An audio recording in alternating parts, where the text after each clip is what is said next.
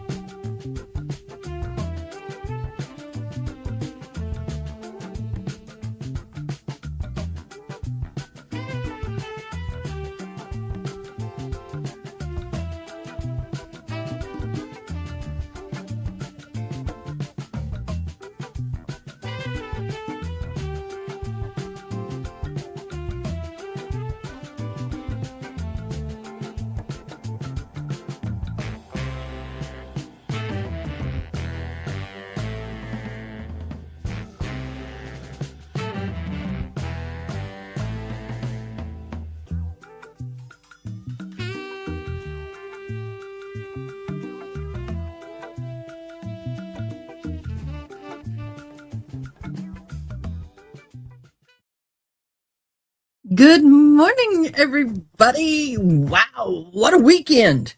Hope you guys had a great weekend. Oh my gosh, y'all. It was a weekend. How many of y'all watched the Super Bowl? How many were totally, utterly disappointed in every aspect of the Super Bowl?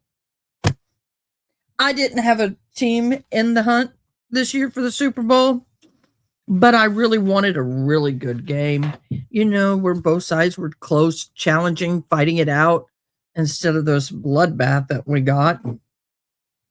Oh, well, what can I say? It is what it is. Halftime show. I was at a football party. Well, not really a football party. I was at a friend's house, and there was a party. And we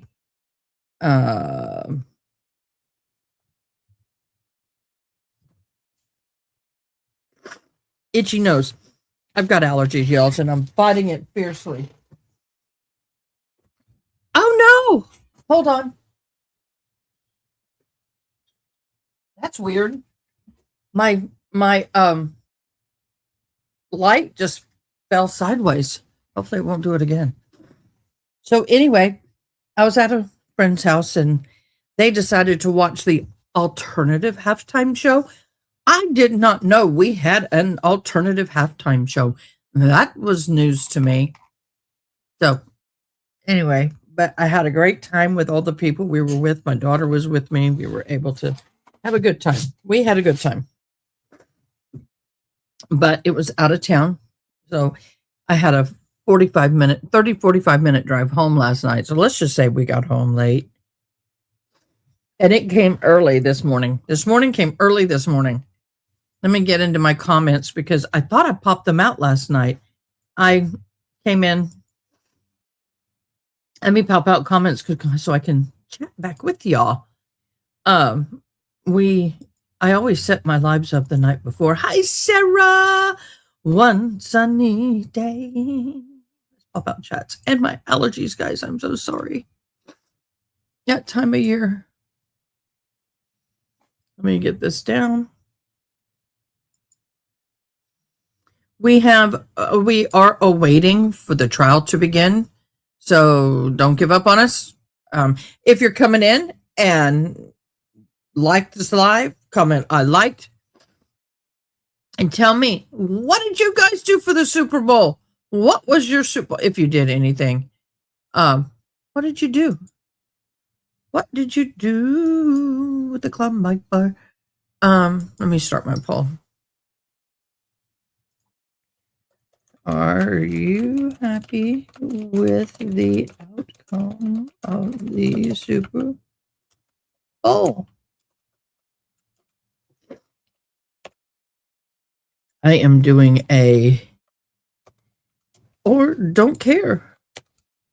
I'm doing my poll for you guys. There we go. I didn't even put don't care. I just put yes or no. So we do have a poll up this morning. Okay. Before we get into trial,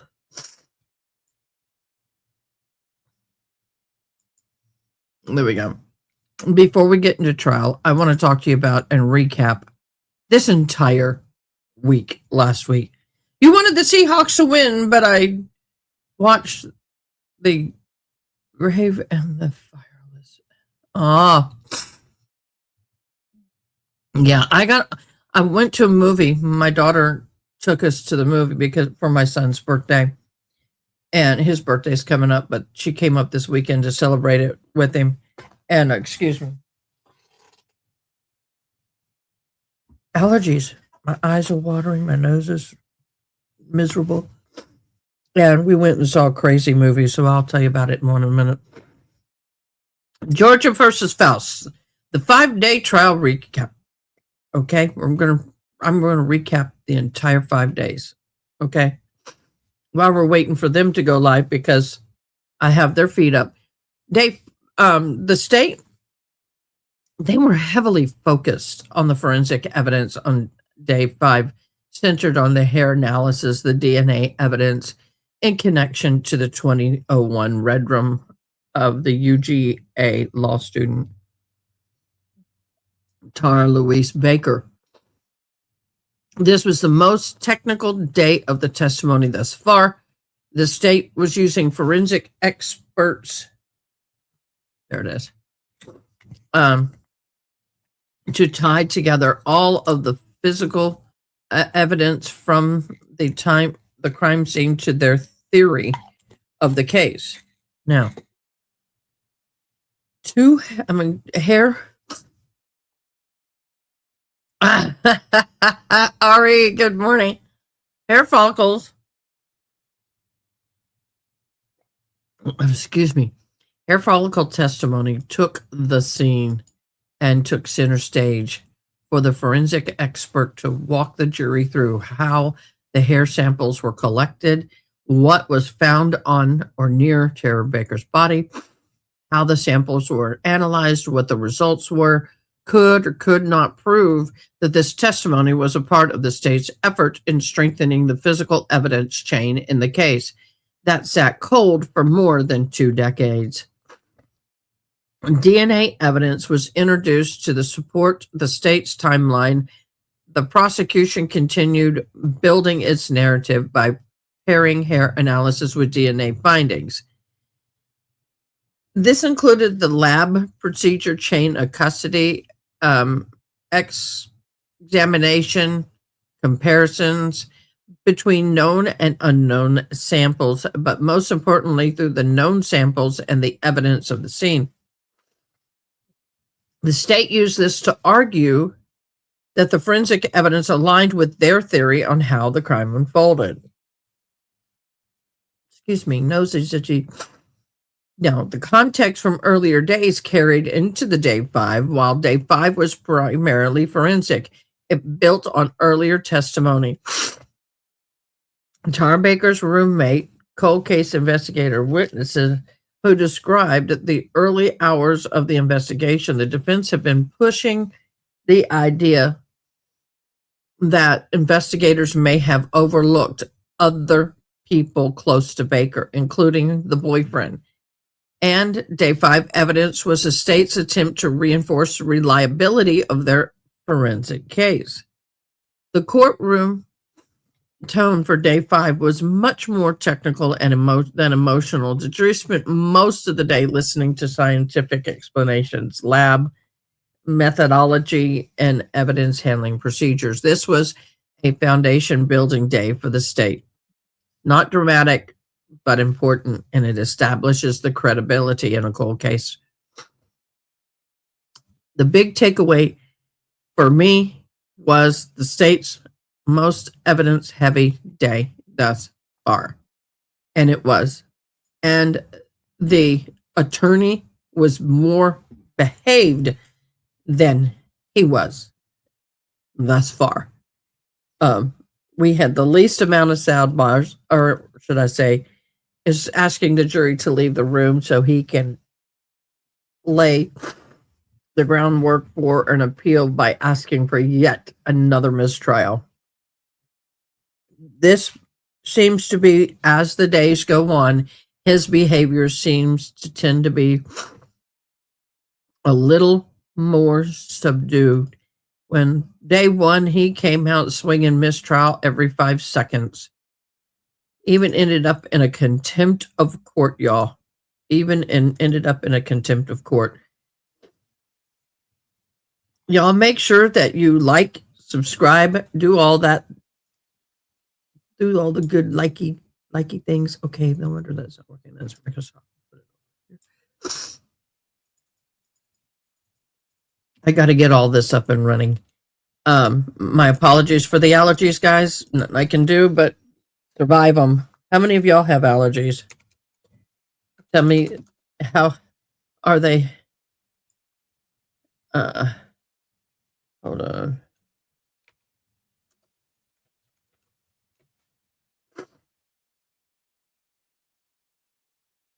Yay.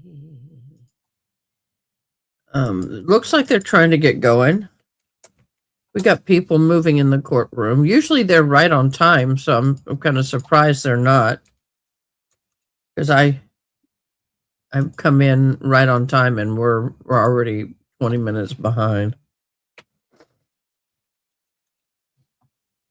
Excuse me, y'all.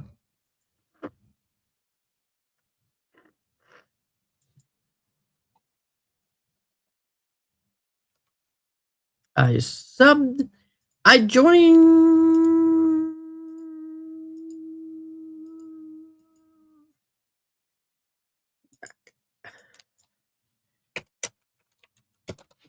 I wonder why all this was down today. I had all this up and going and it just disappeared today. It is so weird, y'all. I have put everything. Has anybody ever done that before? You go in and you have your entire system set up the way you're working on, and you come back the next morning and it's like some gremlins gotten in there and added and deleted whatever they wanted. Hold on, I'm gonna sneeze, I think.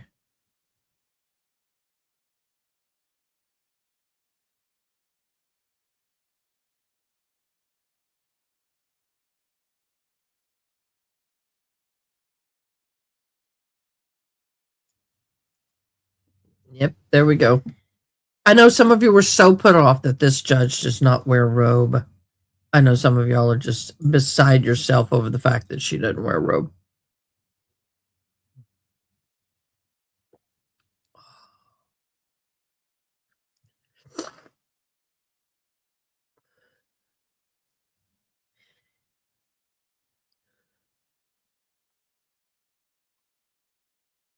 Oh, I learned to play this game. What is it called? Crown?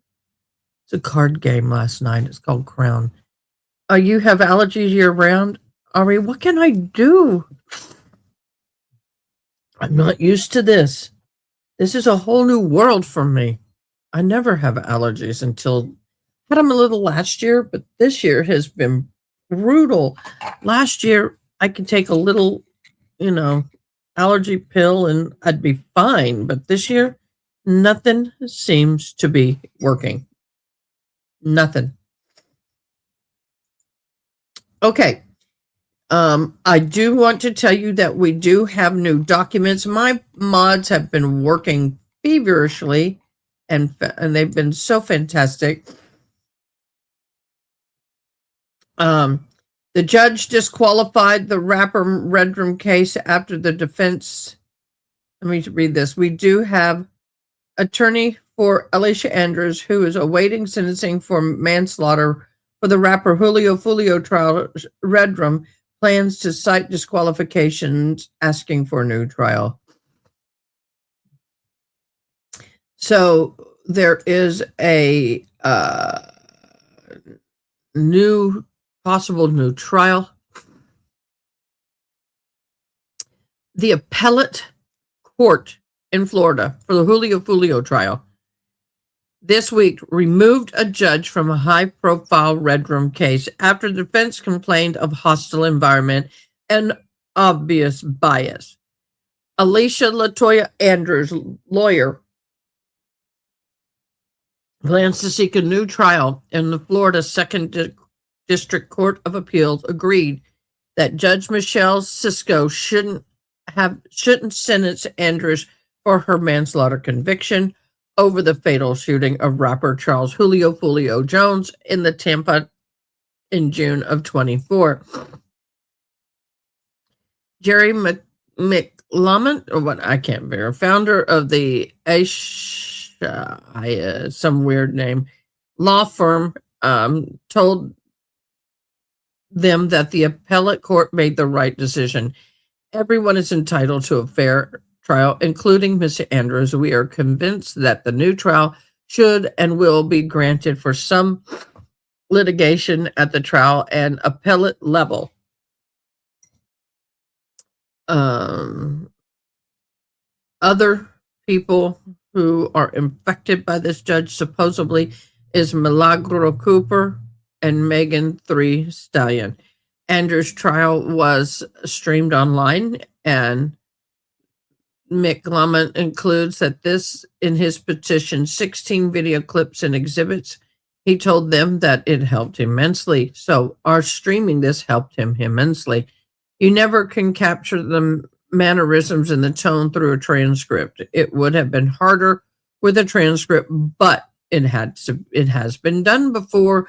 So he's stating that because law channels, especially like Courtroom TV, Law and Crime, some of these bigger channels have covered this along with some of us little people, that by doing so, we are capturing live what's going on, and he can use that to help him. That's cool. That's cool. Cisco, a former assistant Florida state attorney with Hillsborough County office, has been a judge since 2002. She earned her law degree from the University of Florida College in 91.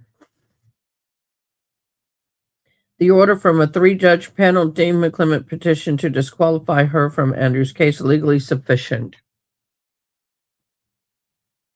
Ordered Christopher Sabella, the chief judge for Florida 13 District Court, where Cisco presides, to appoint a new judge immediately. The 3-sentence order does not explain the judge's reasoning, but McClement's 18-page petition argues the judge abandoned cold neutrality, did everything in its power to ensure that Ms. Andrews was convicted by humiliating defense's counsel in front of the jury, assisting prosecutors, treating the defense witnesses more harshly than the prosecution's witness, and pressuring the defense to hurry up in their case presentation. And that was true, and we knew that was going to be a appellate issue. We knew it was. We all thought that was what? Because she was told them they had a limited time versus the prosecution. You can't do that. You always have tissue in hand. Allergy meds don't really work for me. Not very well anyway. It's not.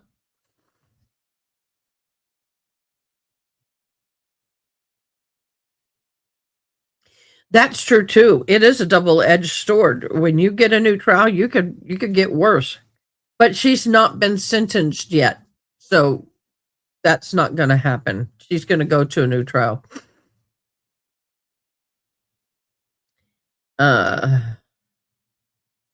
Miss Andrew maintains that she has a reasonable fear that the trial court has abandoned its role for the impartial arbitrator. Andrews, who will be 23 next week, is in the first of 5 defendants tried for Jones Redrum. Her boyfriend, Isaiah Chance, is in the jail waiting trial with co-defendant Sean Gaithright, Rashad Murphy, and Devion Murphy. Prosecutors did not seek the death penalty against her like they are against the men. For the video did show that these 3 gunmen were whom prosecutors alleged are Gaithright Murphy cousins. Ambush Jones with 2 AR style and a Glock 19. He sat in his Dodge Charger outside a hotel near the University of South Florida early on June 23rd, 2024. Chance and Andrews were nearby in the same parking lot. Prosecutors in the trial argue that she helped plan Jones's Redrum, including following him as he celebrated his 26th birthday outside before he died. Jones was prominent in the Jacksonville in drill rap. I don't even understand what the difference of rap and drill rap is. I'll have to look that up. And a subgenre of hip-hop music, and his music videos showed him celebrating the Redrum of rivals by pouring champagne on their graves. He was shot several times in Houston in July of 23, and testimony in Andrews' trial indicated the same firearms that injured him were used in a Redrum to Redrum him later. In January 31, acquitted Andrews of first-degree Redrum conspiracy to commit first-degree Redrum, but convicted her of manslaughter, which was a lesser included. Judge Sisko scheduled her sentencing for December the 8th and declined to stay it before she rejected McClellan's disqualification motion. The appellate court, however, on December 5th, granted McClellan's request to stay the sentencing and gave prosecutor 30 days to show cause for why Sisko should be removed. And she was. So we do have the documents. We do have more on this. We obviously have something going on in the Faust trial because they're not in court. We probably have some kind of motion because this tends to be per par.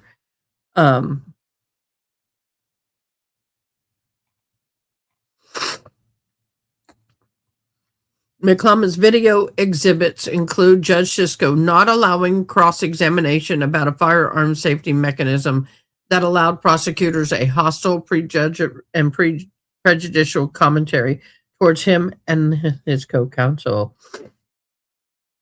In one exhibit, the judge accuses defense counsel of lying and falsely asserting that led to detective watching the case online, and McClellan only had said he wanted to ask the detective if he had. McClellan also cited the judge's response when he inquired in front of the jury about her reason for sustaining an objection.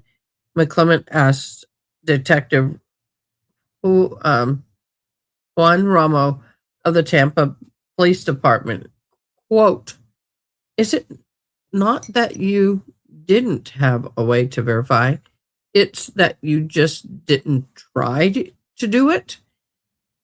And McClellan told Sisko, "I don't even understand the objection for argumentative on cross." And to which was stated she dismissed, quote, "She dismissed counsel outright, looked off her glasses, sat up in her chair, and snarled, 'Well, I understood it, and I sustained the objection.'" Okay. Let me double check my sound to make sure, because I see they're talking, but okay, they just turned it on, I believe. Yeah, we still don't have sound, but it looks like we're getting ready to get ready. So, long story short, this particular judge has been removed from the case, and they're going to be appointing a new one, and she may get a whole new trial. Excuse me a moment.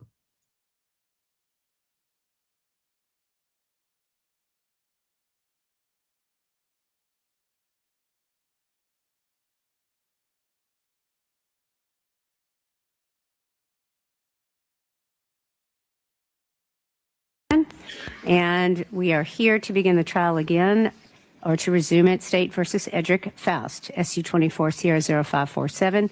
Mr. Yellowman-Chili, Mr. Bolden, are you ready for the jury to come in? They're all here. Your Honor, if we could approach the bench with Mr. Cruz and discussing it. Okay, sure. It's not. All right. When you ask to approach to discuss something and the judge goes, yeah, sure, you just go up there. You don't keep talking. He's already agreed to let you up there. I wonder how happy this man is with his attorney. I personally think if I was in his shoes, I would be screaming ineffective counsel and I would be demanding a whole new trial. I would fire him in the middle of it and demand a new trial. This has been really bad, y'all. It really, really has. I'll be honest with you. It's been insane.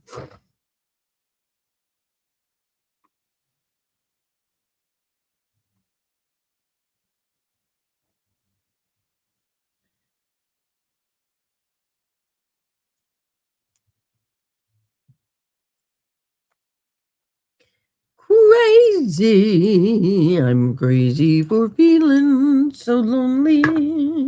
I need more coffee. Yes, I do.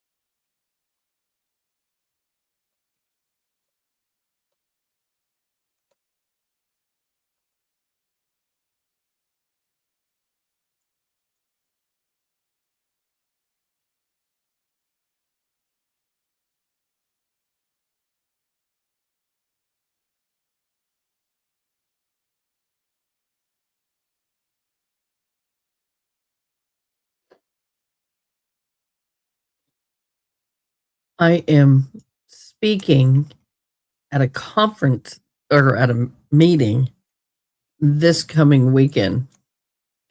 And the topic is Conversation. Thank you. We have some slight adjustments we're going to ask you all.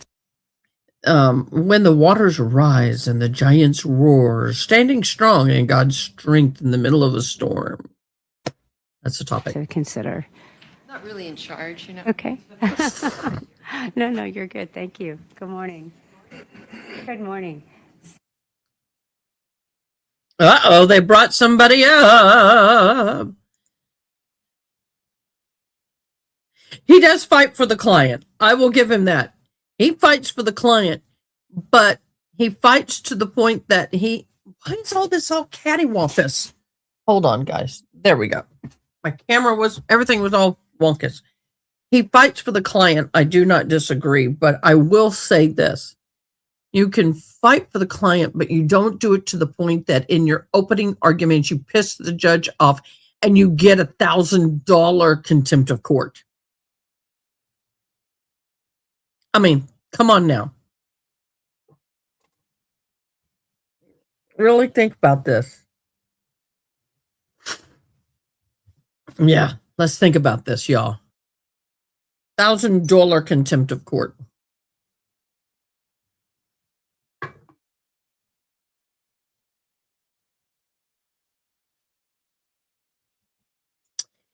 Hello, Miss Crystal. Crystal H from WI, Wisconsin, right? Thank you so much for joining. Don't forget that I sub, I shared. And if you become a member, I joined, because if you become a member, we have 2 different drawings over the weekend, at the end of the month. Our first drawing at the end of the month is going to be for the I liked, shared, and subbed. The second one will be for members. And both of these are sponsored by Red Dog Ranch. You can get a free gift card to Amazon. So don't forget to do the I sub, I like, all of that Don't forget. There you go, Crystal. Have you subbed already? If you've already subbed, then you're good to go. Have you shared? Share this video and you can get a second entry. Oh, I'm hot, I'm cold, I'm hot, I'm cold. Thank you guys, everybody who prayed for my son, who is much better concerning that bad flu. I thought we may have to hospitalize him. It was that bad, but luckily we did not. But it was bad, y'all. Real bad, y'all.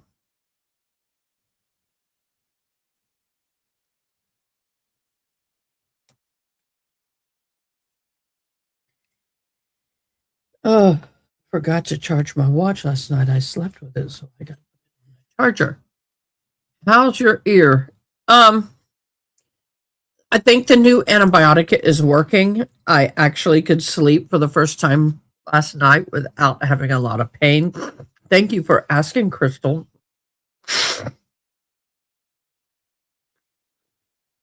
But can we do something about allergies? It's not one thing, it's something else. Hold on.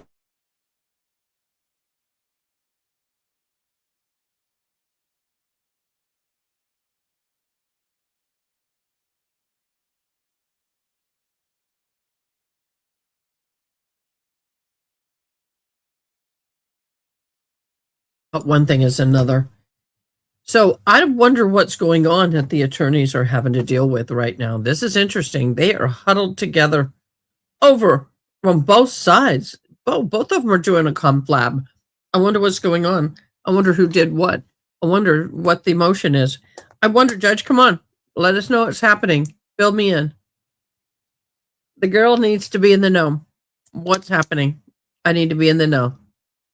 Who did what to whom? How, when, where, why?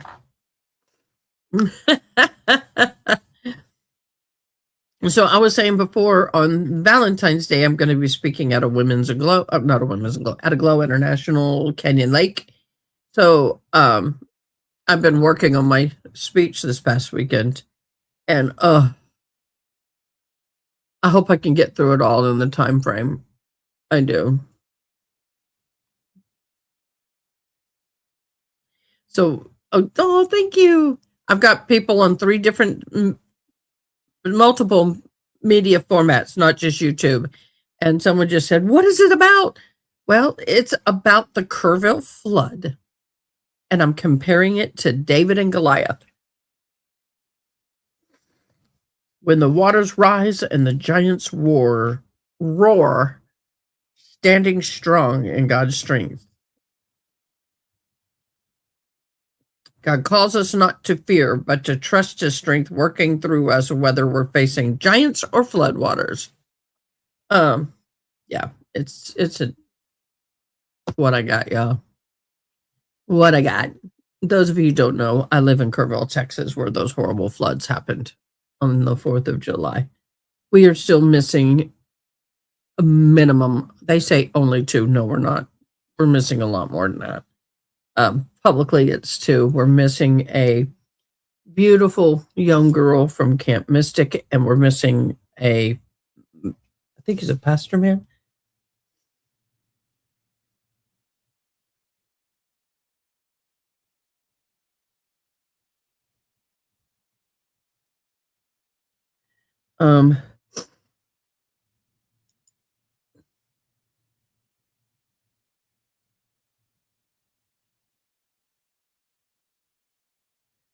What? Oh no.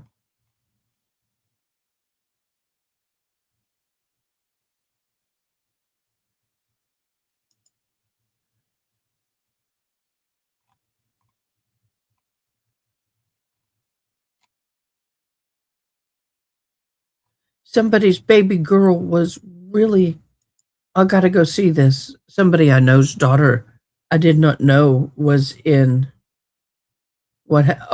she had the flu, and her daughter is now, I can't stress enough how dangerous the flu is, how fast pneumonia can become deadly in hours, and how a body can go through septic shock in seconds, and your whole world becomes completely destroyed. Her 13-year-old daughter started with the flu, running fevers, cough, and fatigue until terrible breathing, color changed.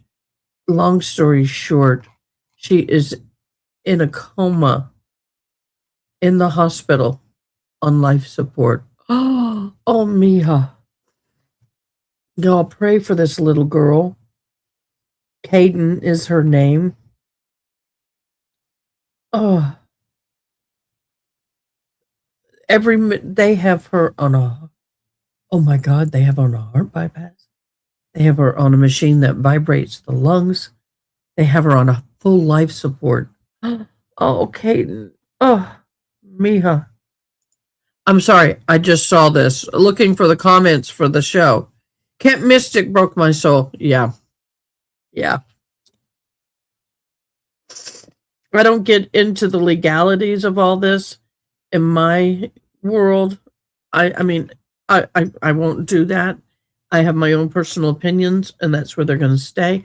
But I can tell you, just the loss of those lives were just devastating.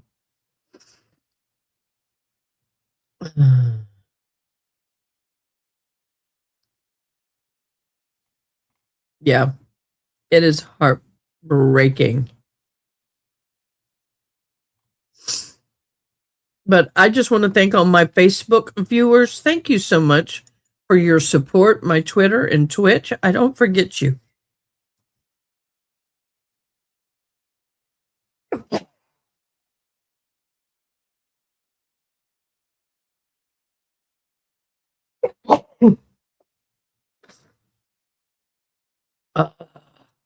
Y'all, no fun.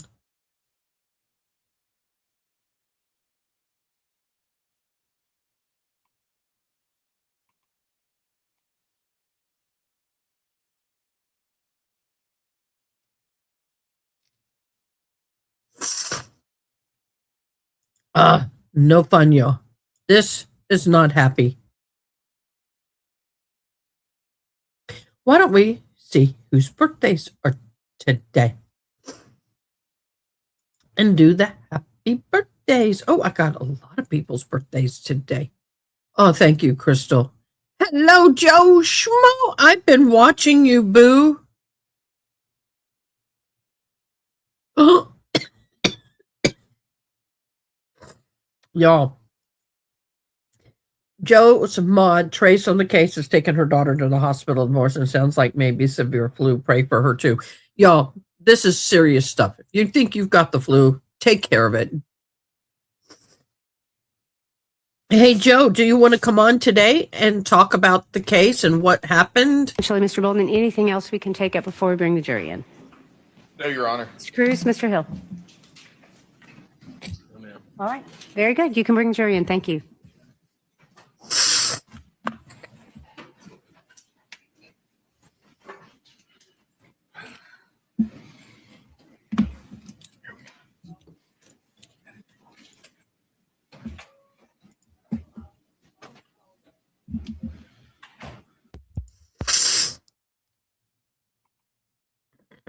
While they bring the jury in, I'm going to do a quick birthday. I'll pause it because if I don't do them now, I'll forget and won't do them later. Happy birthday to you. Happy Happy birthday birthday to you. to you. Happy Happy birthday. Happy birthday. Birthday to you. Happy birthday to Jessica. Clara, oh my gosh, it's your birthday. Happy birthday, boo. Courtney, have a blessed birthday. Juliana, have an awesome birthday. Sister Mim Johnson, oh my God, 72 years old today, and she is a love. I love you, Carla. Happy birthday, Dana. Amelia, happy birthday, Rhonda. Happy birthday, Ann and Peggy. Anita, Crystal, Karen, Christina. Oh, Bobby. Hey, boo. Happy birthday, honey. Kimberly and Taylor. Happy birthday, y'all. Oh my gosh, y'all have an amazing birthday. Day after Super Bowl. Hopefully you're not crying. Hopefully you're happy today. All right, guys, let's get back into court. They bringing in the jury.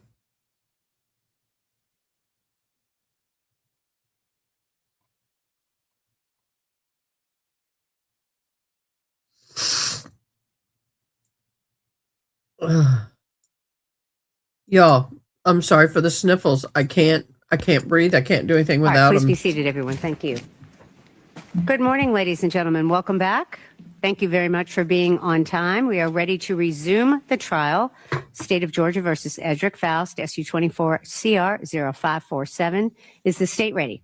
State's ready, Judge. Is the defense ready? You may call your next witness, Mr. Yalamachili. State calls Mr. Chris Melton. Joe, you can just call in on the phone. You don't have to have your avatar. You can talk to us on your way home. You can talk to us on your way home. You know that, right? You get Chris Melton. Thank you. I'm begging. Thanks for listening on your drive home. I appreciate it, Joe, but I would love to get you on and have you go through everything that happened and explain to us what went on, the ins and outs, your experience. I'd love to hear all of it.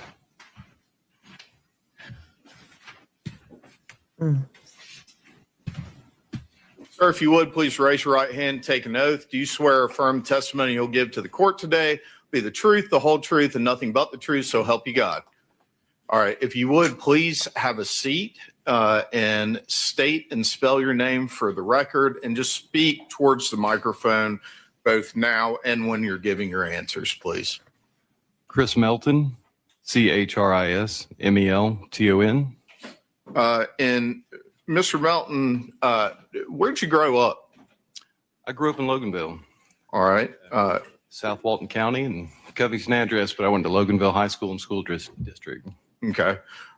And did you graduate from Loganville High School? Yes, sir. What year was it that you graduated from Loganville High School? 1996. After you graduated from Loganville High School, did you go to college anywhere? Yes, sir. Georgia College in Millersville. Okay. Back when you were in high school, did you play any sports? Yes, sir. Football, track, a year of golf. He's always was pretty busy with sports and involved with the school. Once you got to Georgia College, where is Georgia College? It's in Millersville, Georgia. All right. When you got there, did you try to get connected with anything that was sports related? Yes, sir. Once I was there, I wasn't on any type of sporting team, and I kind of missed the interaction. I missed being involved with the school, and I actually had a friend that I had made along the way that had come and introduced me to the cheerleading squad, and I thought that was interesting. So that's where it started there, sir. Had you done any cheerleading before that or anything? No, sir. All right. Did you take to it pretty well? I did. Okay. I was pretty athletic, and with the coaching and so forth and the support, it came pretty easy. Yes, sir. Did you end up finishing your degree at Georgia College or leaving before you finished? I left before I finished. Okay. And so I want to go to your time while you were actually there at Georgia College. Did you ever meet a young lady by the name of Tara Baker? Yes, sir. Okay. How'd you meet Tara? I met Tara through actually one of the cheerleaders I have become friends with, Phil Peavy, and his sister was Ashley Peavy, and that was one of Tara's closest friend, if not best friend, and that was how we had the introduction. And Ashley Peavy, does she have a different name now? Is she married? Yes, I believe it's Ashley Hall. Okay. And if you pardon me for just a minute, I'm going to pour myself a glass of water. Would you like a glass of water? Yes, sir, please.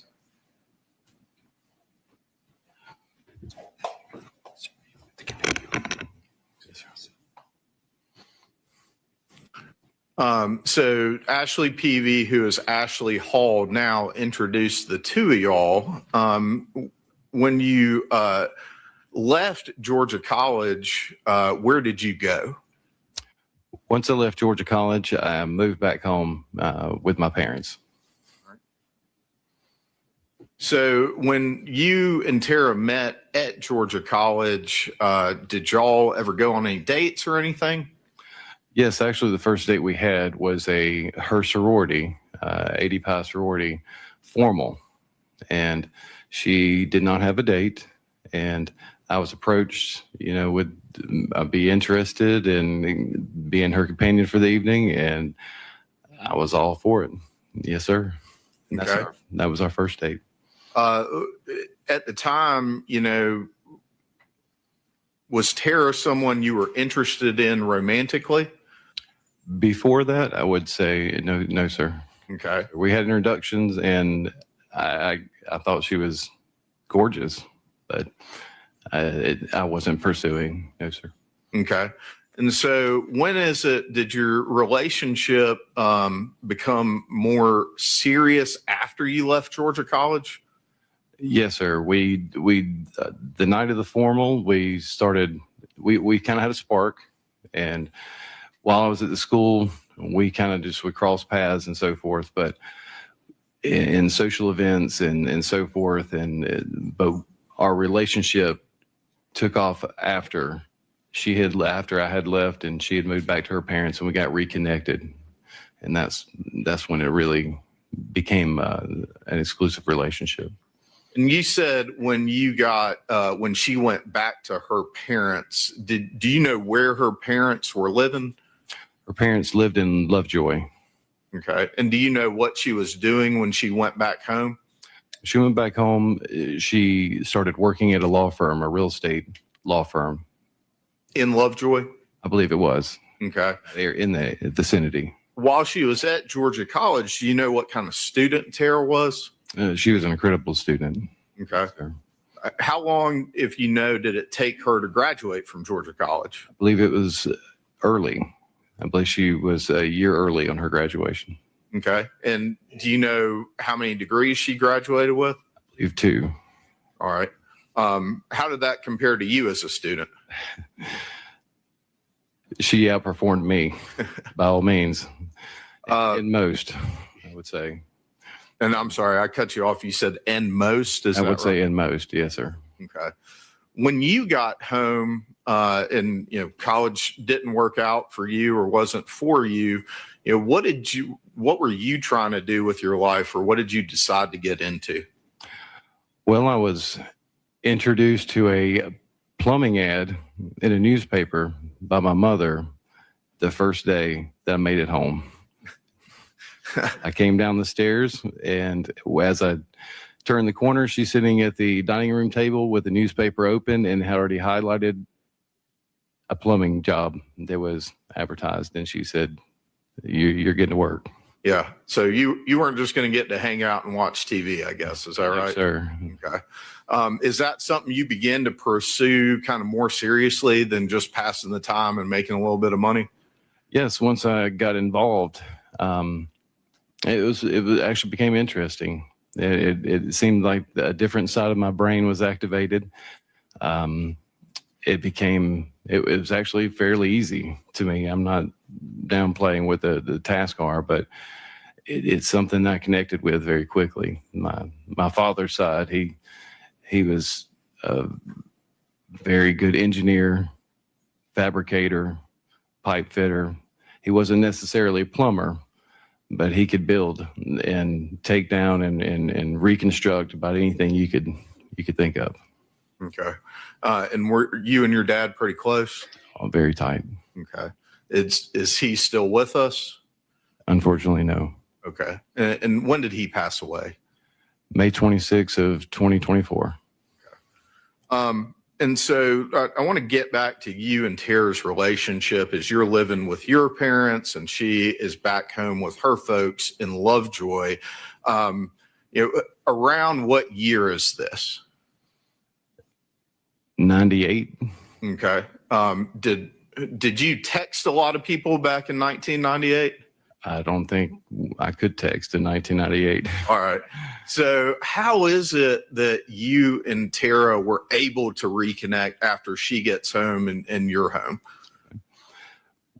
While I was still at Georgia College, we had started having affections for each other. We weren't in a relationship, but each time that we crossed paths, our eyes would lock and we'd smile and spend some extended period of time together.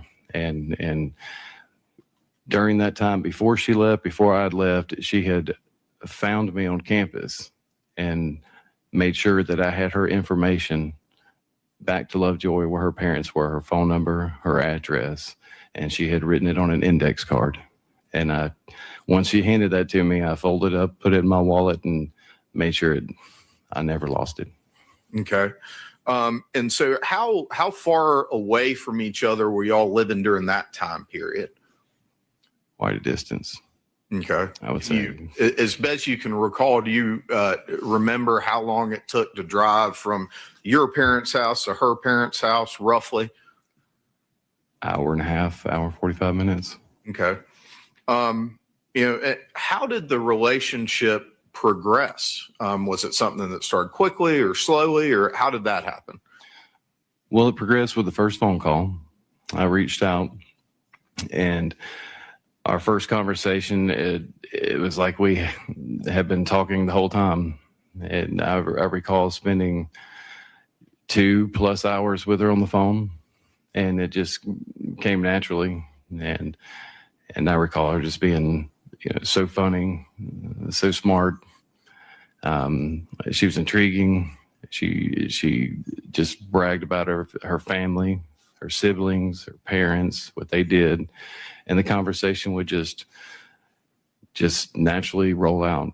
And that made me want to continue to speaking with her and further on. And then we spoke day after day after day. And then I was invited out to her home for our first visit and then pretty much our first date.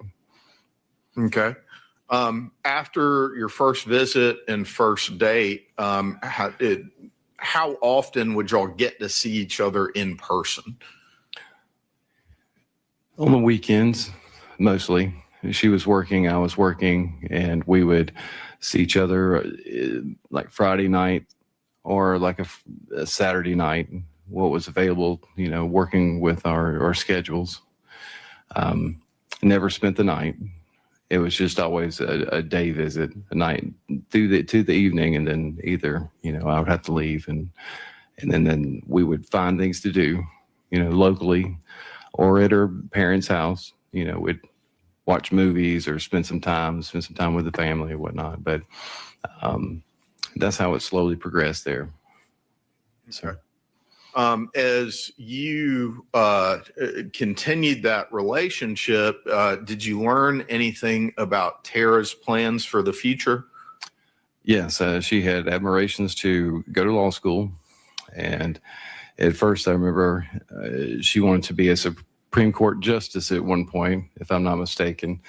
And then she got into, when she was working at the real estate law firm, that sparked her interest. She started getting more involved in that, and I think she liked the, as she would say, happy law, and that kind of fit her and suited her personality better. Okay. And so, did she have plans to go to law school? Yes, sir. Is there anywhere in particular that she wanted to go to law school? UGA. All right. And is that something she was able to accomplish as far as being able to attend UGA Law School? Yes, sir. All right. And do you recall when it is that let me ask it this way. Did Tara end up moving out of her parents' house? Yes, sir. Okay. Where did she move to? Her first apartment was Timothy Woods. Okay. Timothy Woods, where is that? What city? That is in Athens. All right. And when, if you recall, did she move to Timothy Woods?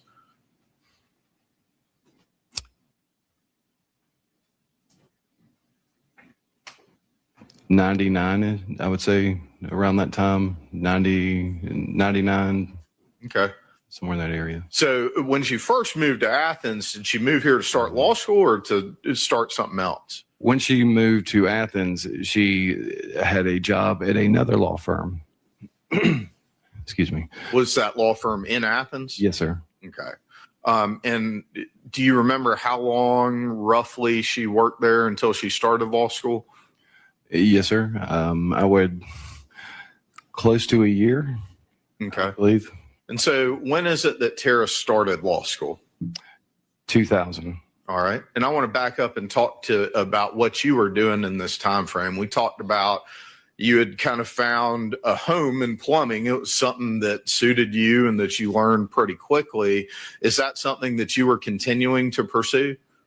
Yes, sir. All right. And so were you working for a company or how were you working as a plumber during that time period? Okay. When I began, I worked for a company named Car Plumbing, and they had great ownership, great superintendents, great instruction, and that made things easier.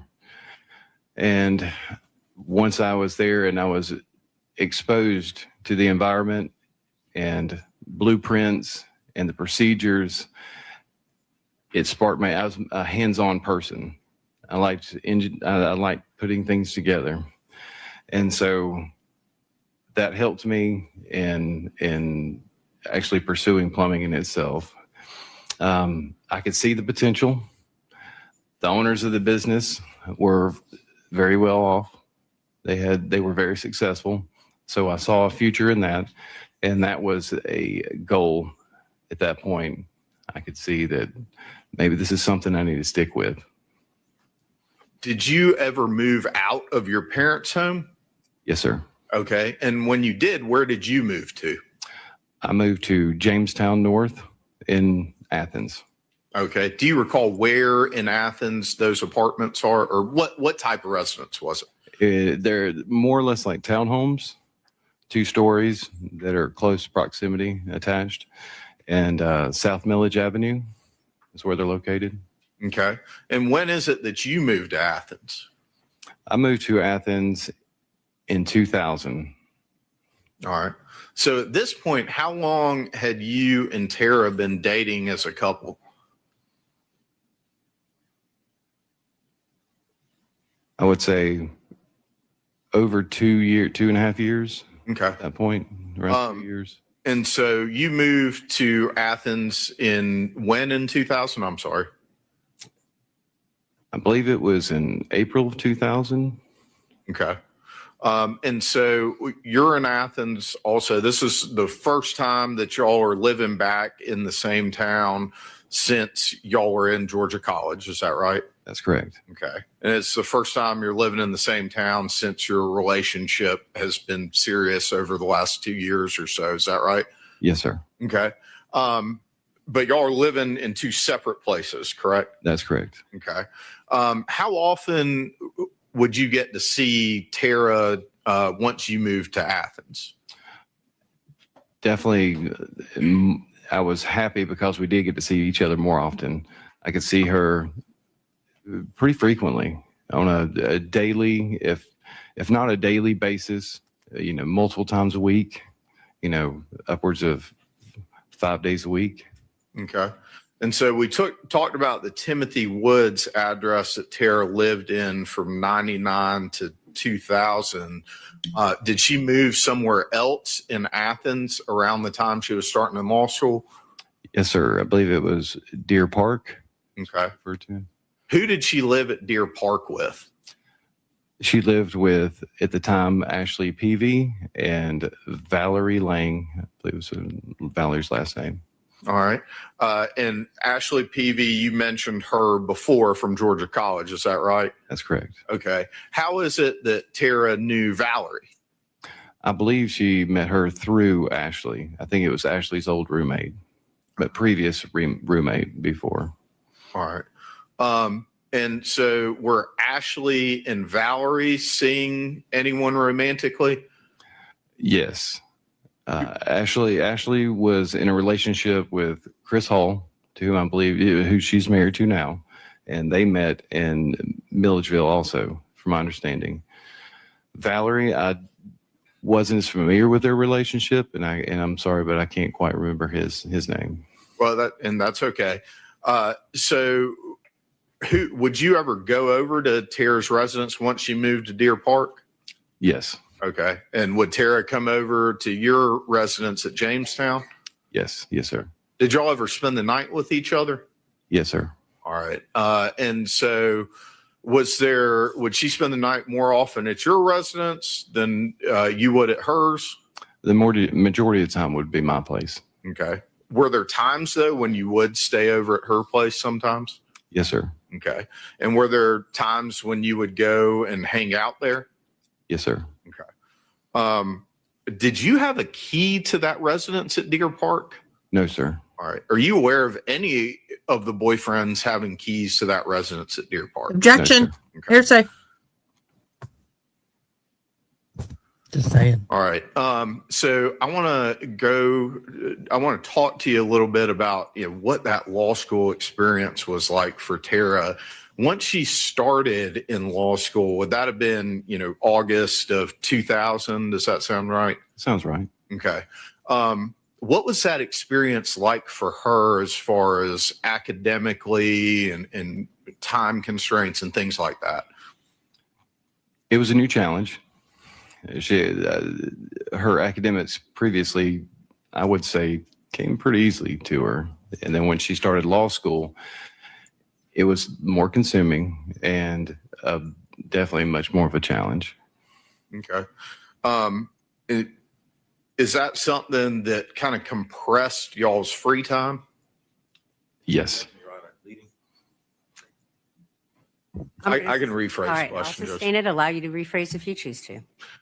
How did law school affect Tara's free time? It definitely consumed more of her free time. Okay. She had to spend more time there. And so at this point, you're in Athens. Where are most of your plumbing jobs happening, though? Walton County, Gwinnett County, some in Rockdale County, and the northern side of Forsyth, and sometimes even in Hall. Okay. So all west of Athens. Correct. Okay. Who were you working for back then? I started with McCart Plumbing, and I worked for them for 2.5 years, I would say.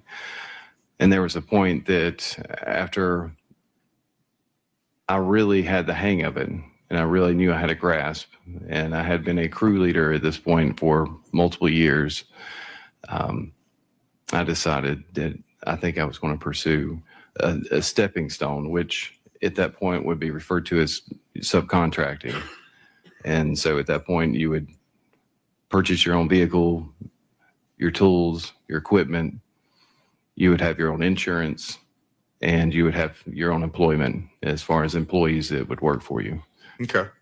And so you're getting ready to try to take this next step that you just described. Is that right?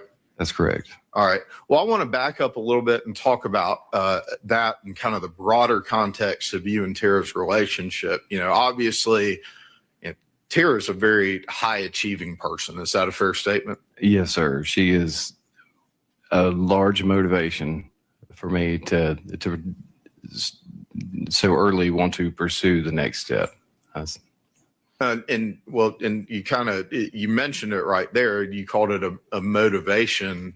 Were you ever intimidated or discouraged or upset by Tara's achievements? Never. Okay. How did you take it? I took it as a good thing. I was supportive. I knew from the beginning her ambitions, and I always try to be supportive in any way I could. And she did the same for me. And so, we talked about when you were at McCart, you mentioned going out on your own subcontract and you got to get all this stuff for yourself. At McCart, were you using your own money to buy gas to go to jobs and fuel, or gas to go to jobs or other supplies or anything like that? Or was that part of what was given to you? No, sir. Once you are a crew leader, you're issued a vehicle, gas card, all your equipment, tools, fittings, and so forth, whatever's needed to complete the job they supply. Okay. So who was paying for gas when you were working for McCart and living in Athens and having to travel for jobs? When I was working for McCart, they paid for everything. Was that the case for you as a subcontractor trying to go out on your own, or was it different? It was different. Yes, sir. And I was responsible fully for everything. All right. And so at this time, where were your folks living? They were living, it's a Covington address, but it's in Walton County. Okay. And so that address, was that closer or further from most of your jobs than where you were living in Athens? Much closer. Okay. Based on that, did you make any decisions about how you were going to spend your time between Athens and other places? Yes, sir. I had just started working for myself maybe a week prior. Okay. And I'm going to stop you just a week prior to what? to Tara's death. Okay. Okay. I was within within a week I had started.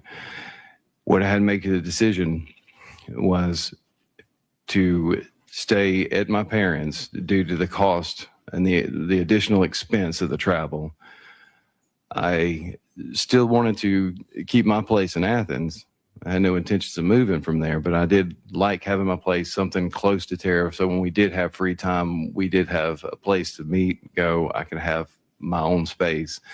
But during the work days, I would stay at my parents'. That way I had a truck, a trailer for hauling equipment. They had the space, and they were roughly in one direction, 50 plus miles closer to most of my jobs. Okay. And so at this point, we're talking about January, within a couple of weeks of Tara's murder. Do you still have your apartment at Jamestown? That's correct. Okay. How was the state of you and Tara's relationship, in those months leading up to her murder? Everything was wonderful. It was difficult for us not to see each other as much as we would have liked, but we were both in the understanding that we were pursuing future paths for us to have a better future together. And so she was supportive of my pursuits, and I would be supportive of her pursuits, but our relationship was strong. And you mentioned in order for us to have a future together, is that something that y'all talked about, a future together?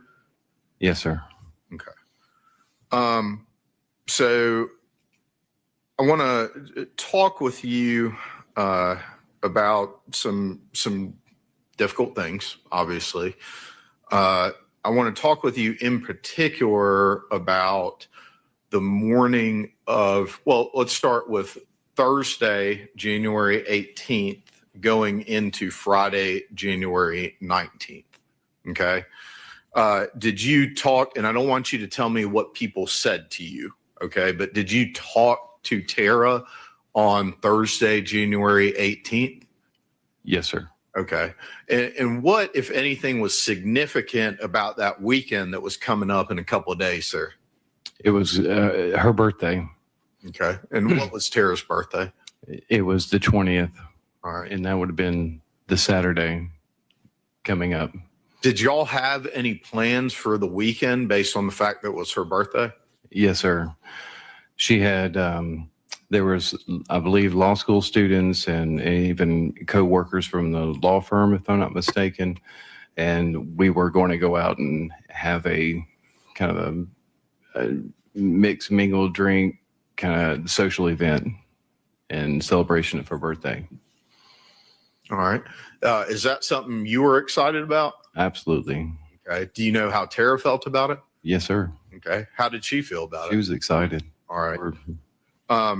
And then, I want to talk about January 19th of 2001.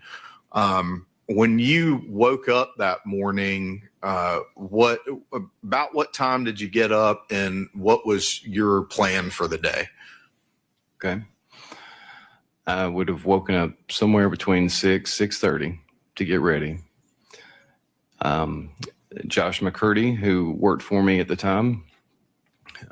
He would arrive at my house around 7:15, and then we would go from my house to Nash Plumbing. Nash Plumbing offered the ability to use my subcontracting abilities. Some companies would only work in-house employees, but Nash Plumbing would allow us to work there. So around 7:15, we went to Nash Plumbing to load up for a task. They would issue me that task that morning. We had just previously completed one. Within just a few days prior to that, we had started and finished it the day before. So at 7:30 to 7:45-ish, we arrived at Nash Plumbing to load up the materials for the next task. And then I want to stop you for just a second there. You're saying you get assigned a task at Nash Plumbing. What do you mean by a task? Okay. Well, Nash Plumbing has the licensing, the contract agreements with developers and contractors. They work the figure sides of things, the overall cost. The bidding? The bidding. Okay. Yes, sir. As a subcontractor, you are paid per fixture. And so there's a per fixture cost being such as something like and I did rough ends before the sheetrock went in the houses and so forth. The houses are studded when the roofing's put on. And so I would get the assignment from them. They would give me the address, the superintendent to whom I would meet. And then I would go to the job sites and I would lay out with them the blueprinting and so forth and what is intended to be installed. And they would supply me in return. Nash would give me the fittings, the pipes, the glue, the adhesives, the fasteners, whatever's needed to be installed. But I've supplied the trucks, the vehicles, the fuel, and the help and insurance. That's the agreement at that point. Okay. And so I just want to back up. You mentioned an individual by the name of Josh McCurdy. Is that right? Correct. And you testified that that's someone who is working for you. Is that right? That's correct. Okay. How did you know Josh? I met Josh when he came on to work for McCart Plumbing. And he actually ended up on my crew that I was in charge of. And when I decided to leave, he and I had a good relationship. We got along very well. I saw potential in him that he could gain in his abilities, and he was always reliable and so forth. I asked him, would you be interested to come work for me as I step out into this next leg? And he agreed, and that's where that started. Okay. And I'm not going to ask you your full date of birth, but can you tell me what year you were born in? 78. Okay. Sorry, I meant to do that at the front end there. And so at this point, sorry, let's go back to January 19th of 2001. Now that we have a little explanation of how the business model worked between you and Nash Plumbing. So on January 19th of 2001, you said you went to Nash Plumbing to get your task. After you get your task, when you're working for Nash Plumbing, is there anything else you have to do while you're there? Once they tell me the amount of fixtures, the size of the house, I have to load up the appropriate fittings, pipe, the linear footage that's needed to be installed. And then we load that onto my vehicle and then we take it to the job site and we do the installation. Typically, on average, how long does that process of determining what you need and then loading it all up, how long does that take? Take anywhere from 45 minutes to even sometimes upwards of an hour and 15 minutes to hour and a half. Is that dependent on the size of the assignment that you've received or the task that you've received? That's correct. Along with, there's other contractors there that hold, we'll say, the same subcontracting title, and they're also loading up. So sometimes you have to kind of move around and wait your turn to speak with the owner and so forth. But we're all kind of, if I'm there without other people, it can go much faster. But if it's a busy busy time like the subway or whatnot, so to speak, in the office, it can take you a little bit longer. And depending on the size of the house, yes, a small house takes less time than a large house to pull your materials. After you did finish getting loaded up, where did you go next? And I mean, I know it's been 25 years, but as best you recall, where did you go next? I went to Wachovia in Loganville. Okay. Is it the Wachovia in Loganville, you know, approximately how far away that is from Athens? From Athens, 50 to 60 miles. Okay. And about what time were you at Wachovia? Right after they, I believe at the time opened, is around 9 o'clock, 9 to 9:10, somewhere in that area when I arrived. And so when you got to Wachovia, did you go inside the bank? I did. All right. And what were you doing inside the bank that day? At that point, I believe I was depositing a check and I was withdrawing money. Okay. After you got done at the bank, did y'all leave? That's correct. All right. And where did you go? From Wachovia, I believe it went to Truck Customs in Loganville, just to talk to Bill, the owner. I had planned to have a ladder rack. We had talked about this and had something ordered in. There was a ladder rack that was going to be installed onto my work truck to help out. And that would be the next place, to my recollection. And I mean, Truck Customs, feel a little silly asking this question. Seems like it's right in the name, but what type of business was Truck Customs? Okay. They would do modifications, all types of modifications, from tires to lift kits to toolboxes to ladder racks, anything that would help with, work or appearance on vehicles. So the first time you got to Truck Customs, you made reference to a pipe rack a few minutes, or probably not even a minute ago in your testimony. Was that ready to be installed when you got there the first time? No, sir, it wasn't ready. Okay. And so what did you do at that point? Josh and I went to a house in Grayson. We had previously completed that, the installation.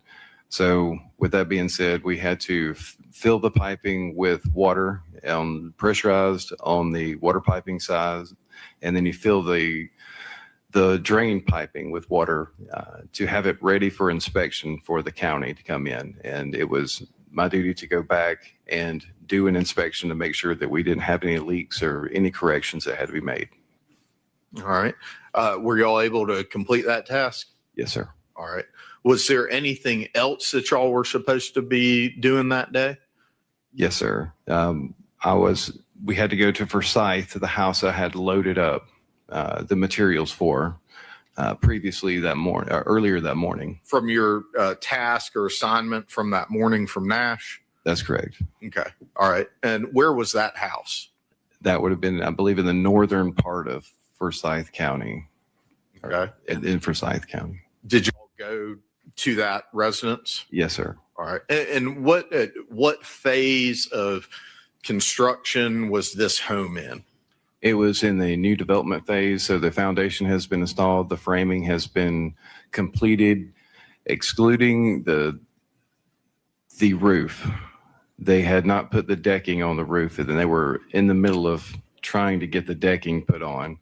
And it was, at that point, it was literally like raining that day, and rain was coming down inside of the house. And so I had the opportunity to meet with Mike, who was the superintendent. I'm not really sure who the contracted company was it was doing, but I met with Mike, who was in charge of doing the layouts, and we got the blueprints, and we completed the layout for the house, and I unloaded the plastic fittings and piping because it wasn't really at risk of being stolen, not like copper piping. So I held on to that where I didn't have to haul that back and forth. And so we left that on the site.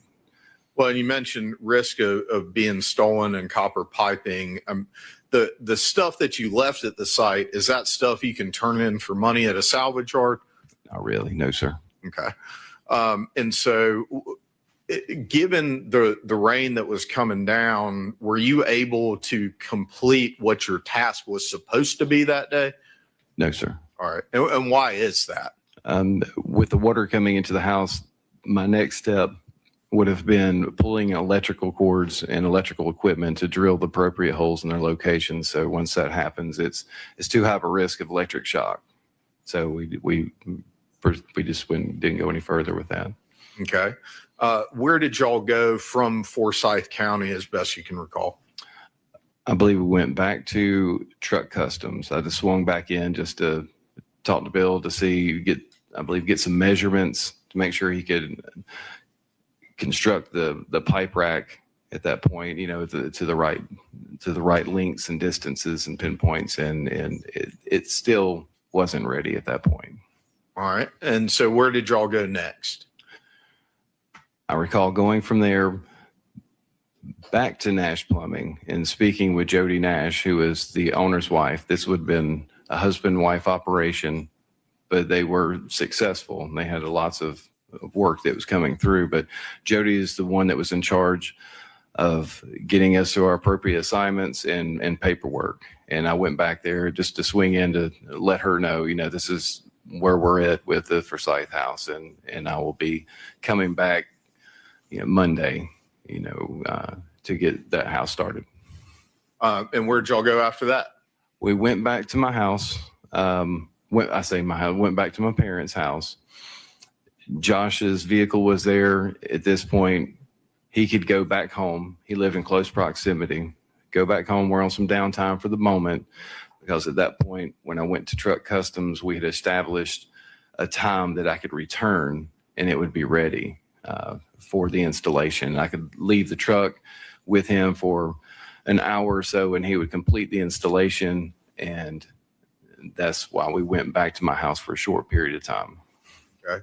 And about what time of day would this have been at this point? Okay. Arriving back at my house, that would have been maybe around 2 o'clock or so. 2 to 2:30ish. I know that we had agreed to meet back up at my house around 3:30 to 3:45 to make the trip back to Truck Customs in Loganville to drop off the vehicle. He followed me in his personal vehicle where we could leave the vehicle and then just kind of run around and do some personal things. And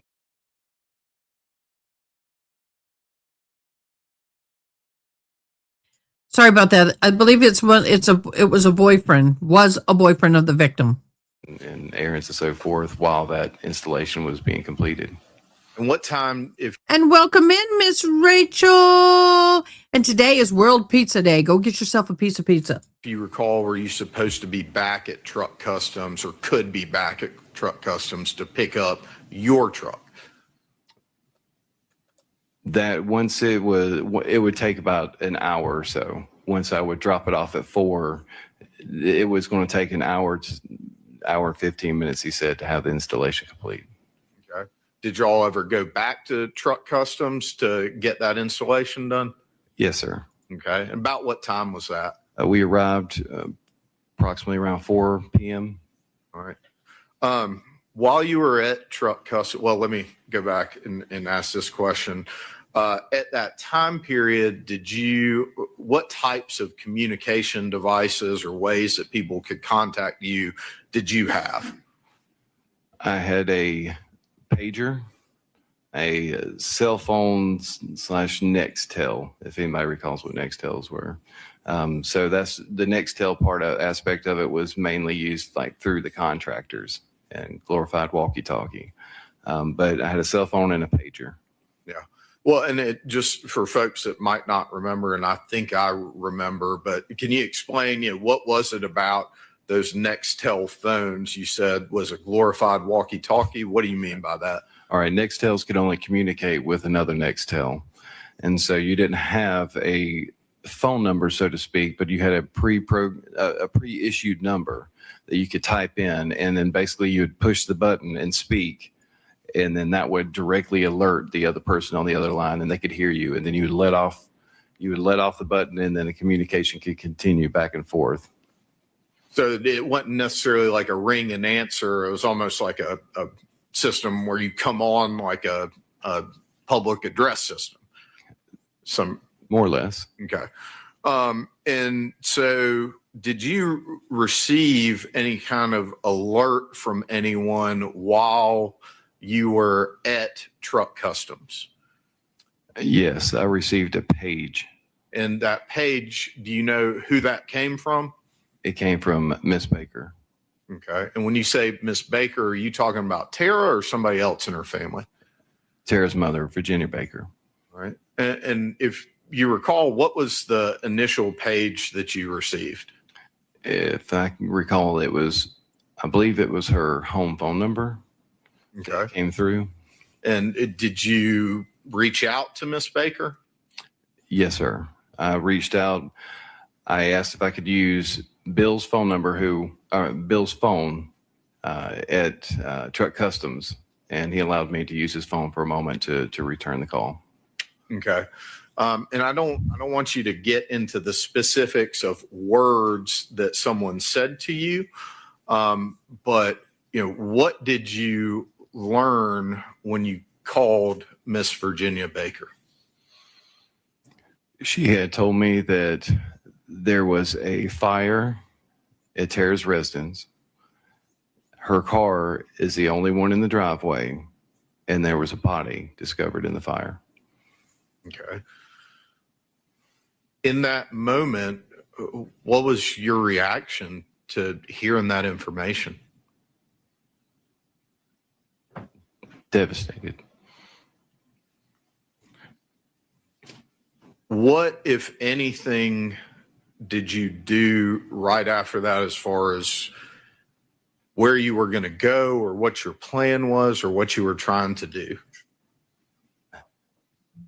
I recall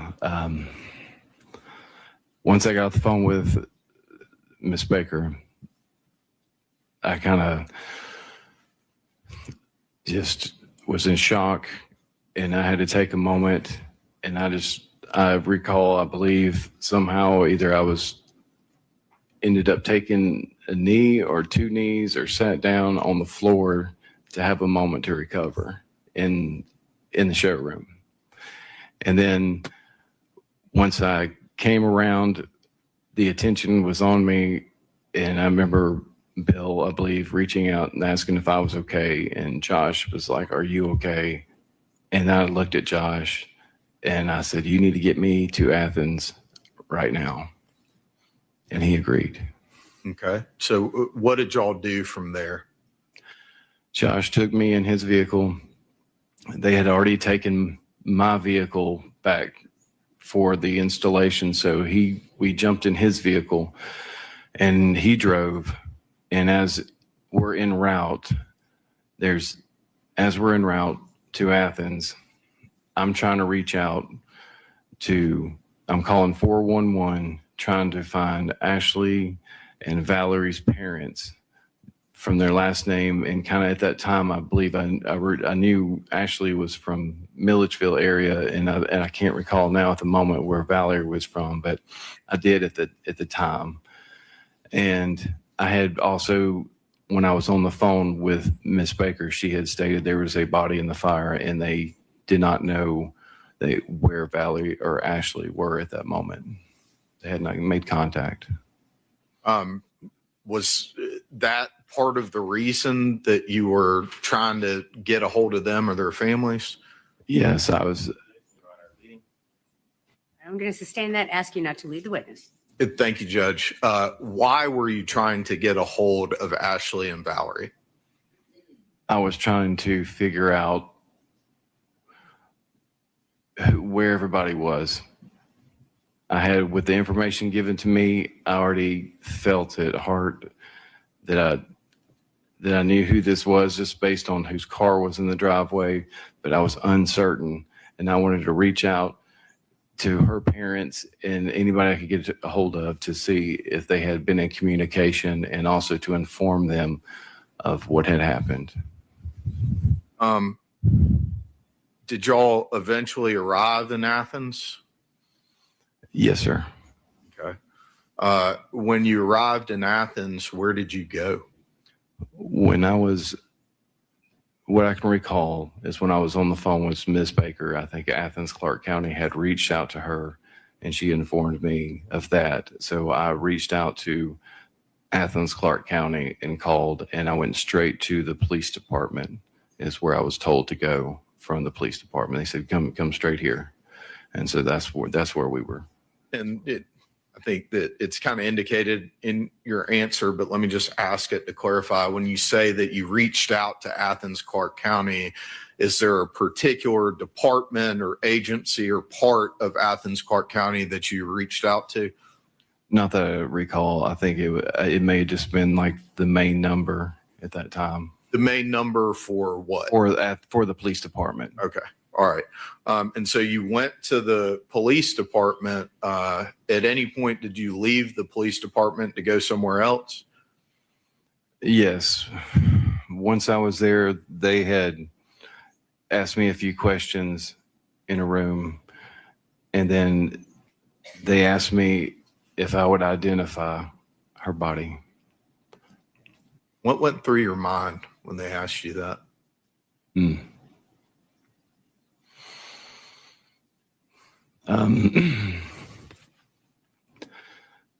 I really did not want to agree at first because I was aware that there was a fire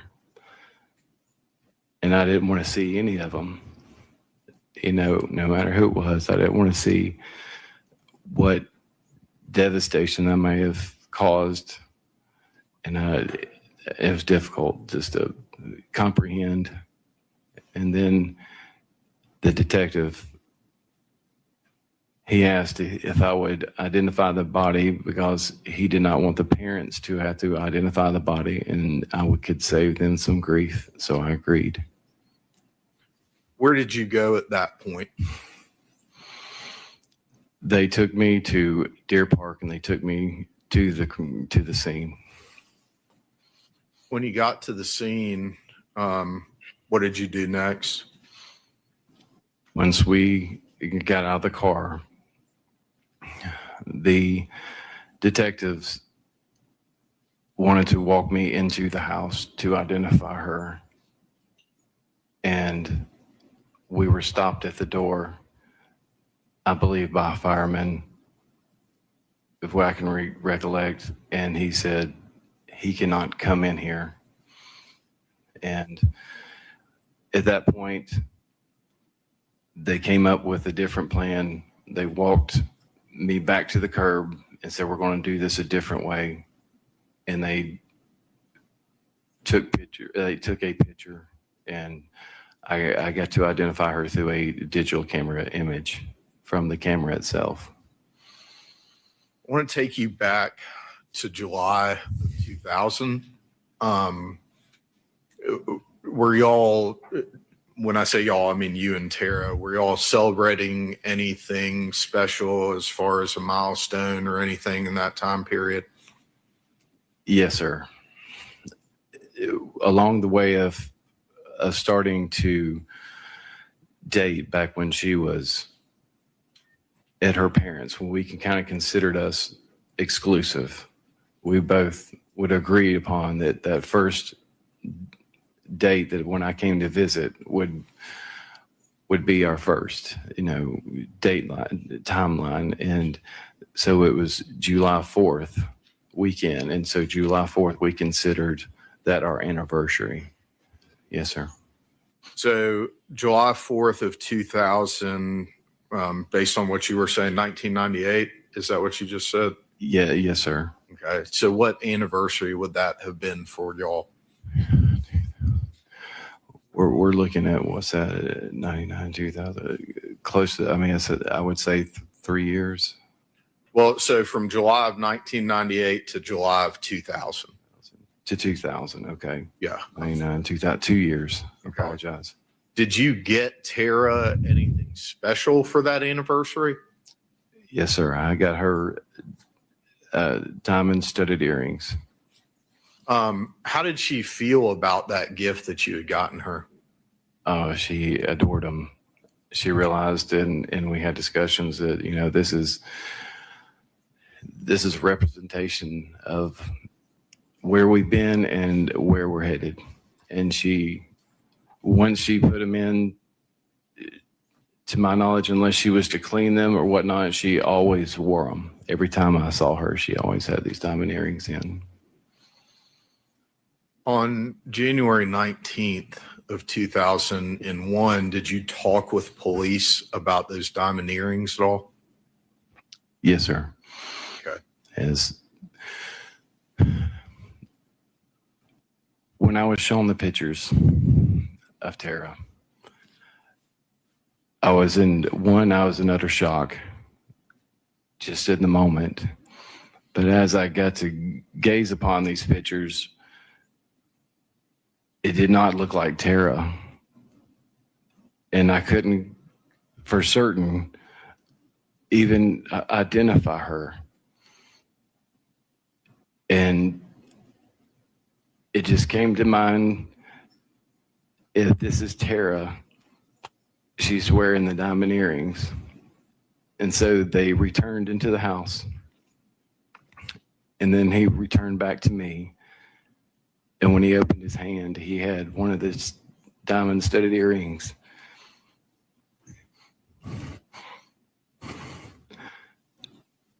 And that's when I knew for certain it was Tara.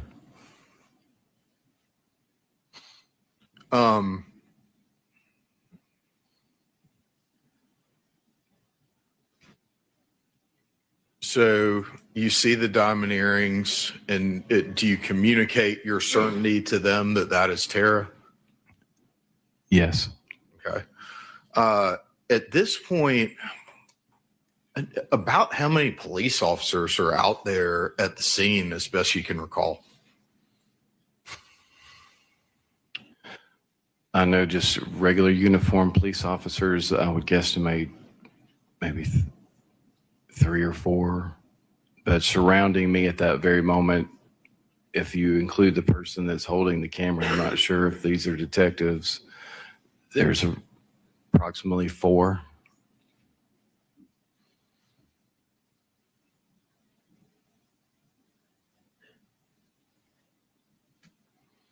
I'm sorry. I thought something was trying to get communicated to the bailiffs, Judge. So I just Does anybody in the jury need something? Oh, okay. Thank you. All right, you may continue, Mr. Yellman-Chili. thank you, Your Honor.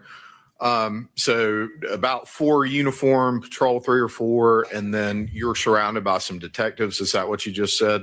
That's correct. Okay.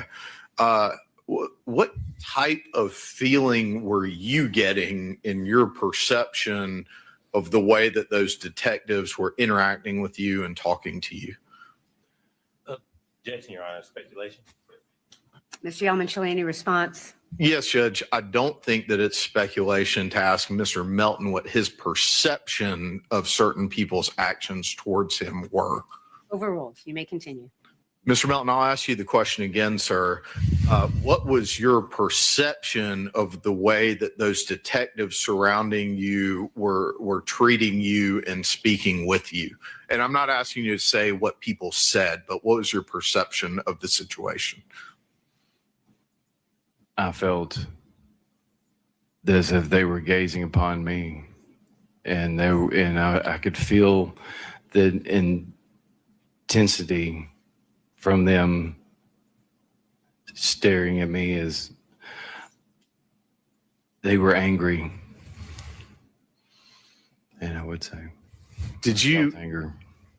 That's all right. And if you could, I know it's difficult. All witnesses do it. Make sure that you speak clearly and loudly towards the microphone so that our court reporter is able to make a record. Okay. Yes, sir. All right. Did you ever leave the scene that evening? Yes, sir. Okay. We went. Yes, I was taken back to the police department at that point. Yes, sir. Okay. That night when you were at the police department, did you speak with law enforcement? Yes, sir. Okay. Did you do so voluntarily? Yes, sir. As there was a point in time that I was taken back to the police department. My parents, I had called to inform them what had happened. They were going to they had difficulty of finding the location.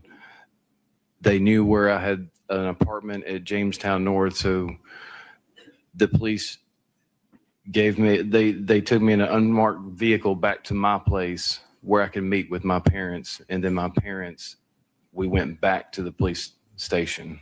Okay. And is that the point at which you talked with police after your parents took you back to the police station? Yes, sir. Okay. Did you have a lawyer with you? No, sir. Did you ask for a lawyer? No, sir. Okay.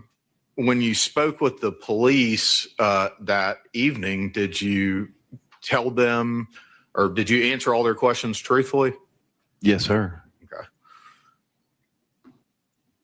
After that interview concluded, where did you go?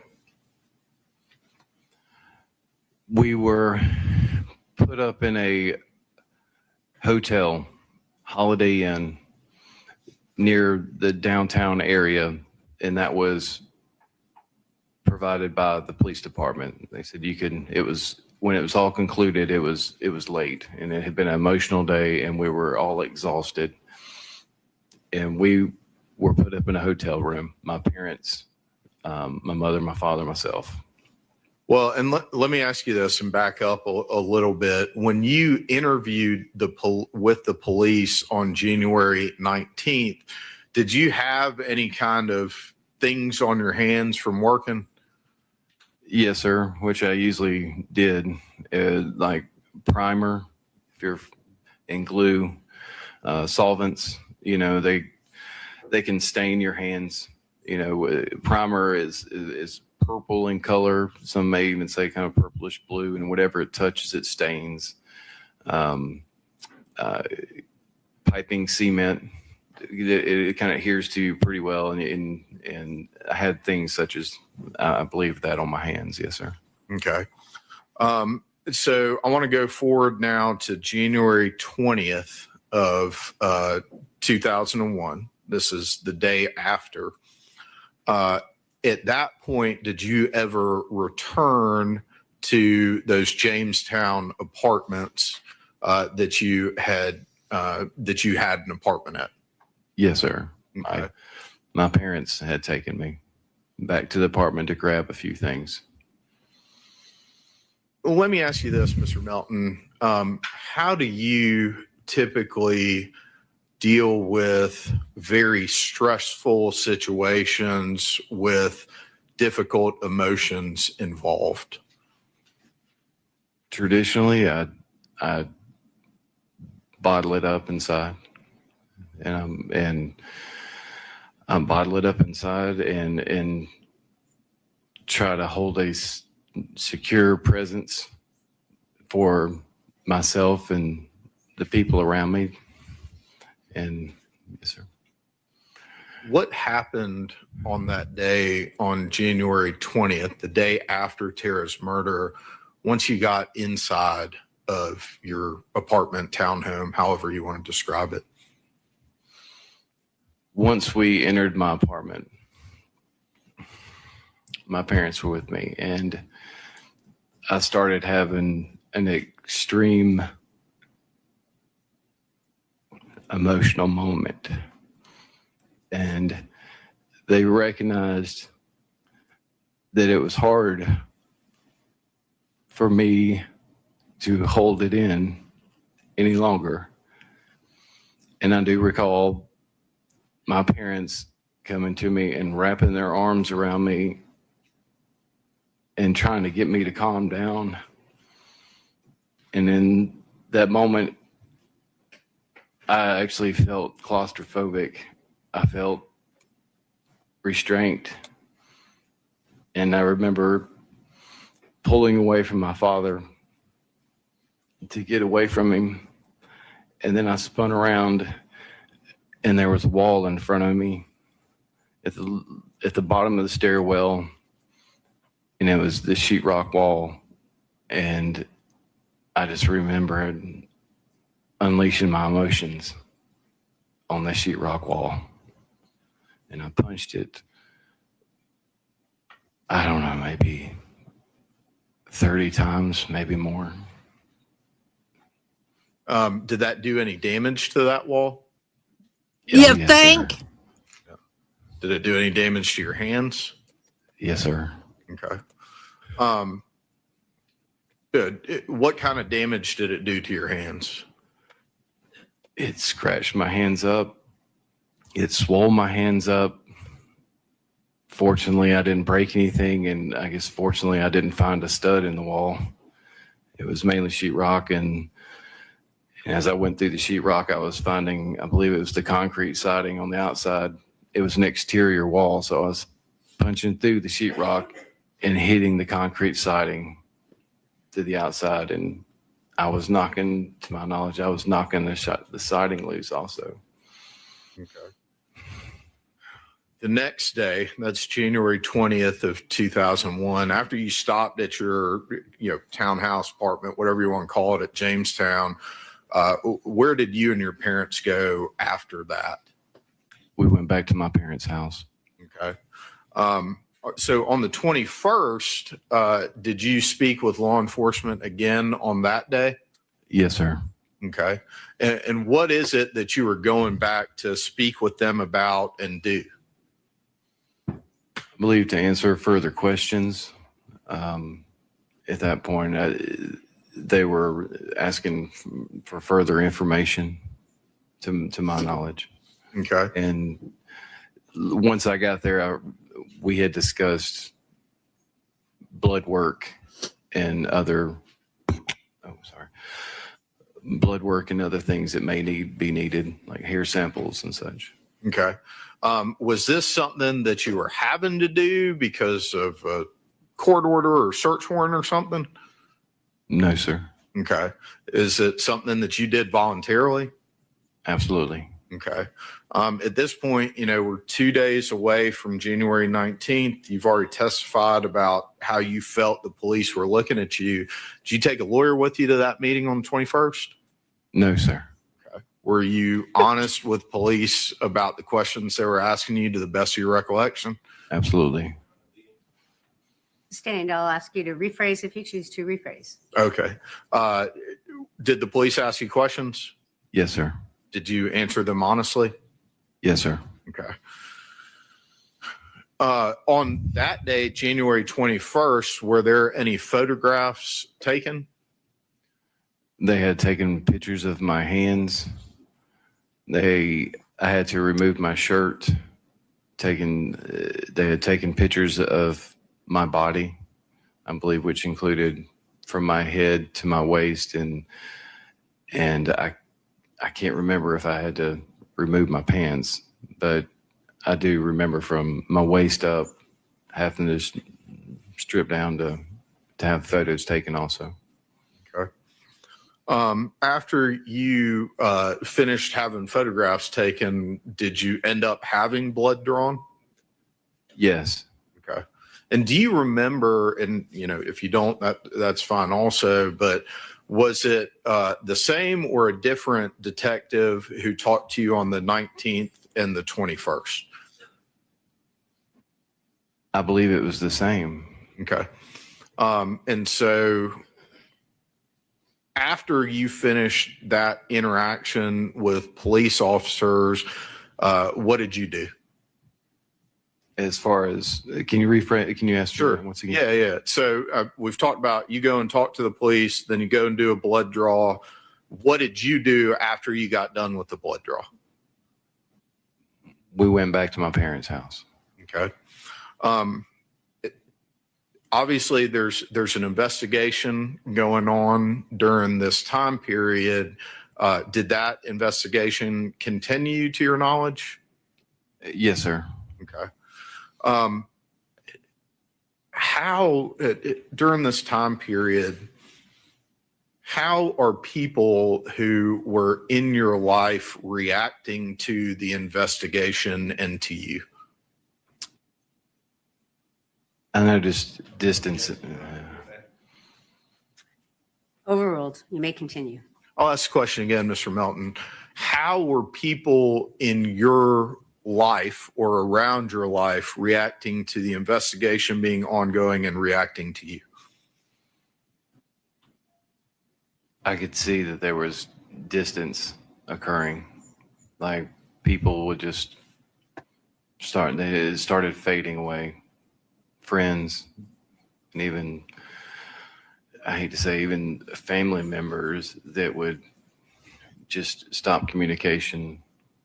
And if it was discussed or brought up, or if I was in an area or a room that people knew of what had happened to Tara, I felt that I was being looked at as the person that would have caused this. And that's the perception I was feeling. That's feelings that I was getting. You testified earlier about having a tendency to bottle up your emotions. How were you doing emotionally during that time period? I'm struggling. I am struggling. Daily, I have to put on the best way I could describe as a facade to make it through the day. I understand that I have to make it through daily, but at night or whenever things stop, such as work or things that can keep me sidetracked, especially the nights were horrible. I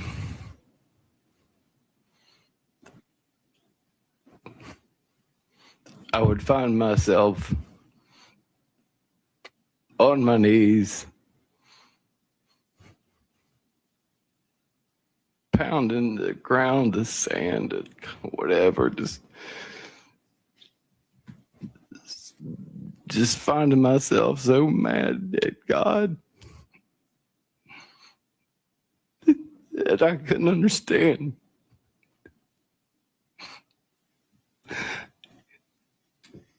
And I would wake up so many times for the longest time in fetal position where I just cried myself to exhaustion.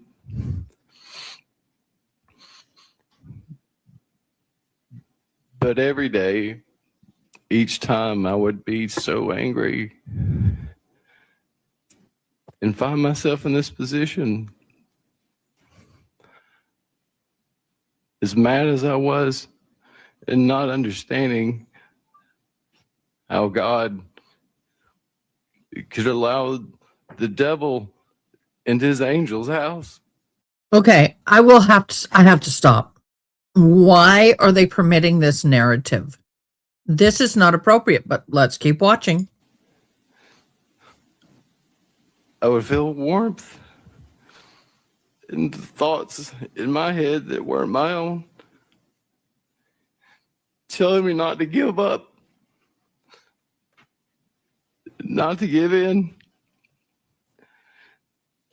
And it gave me the strength to get up each time and strap on my boots and carry on through the day. And this cycle continued for a long time until I just couldn't recall certain things, and it would fade. But through the days, I would just find a way to make it through and keep my mind occupied, and just dread of the next night to come. And it was so difficult. But I found a way. Jesus helped me get through this. and carry forward. Is that, Mr. Melton, yes, sir. Overruled. Overruled. Mr. Melton, I'm going to ask you, sir, did law enforcement continue to reach out to you at certain times during the investigation? Yes, sir. Okay. When they reached out to you, would they ask you for things or ask you questions, or what would they talk to you about?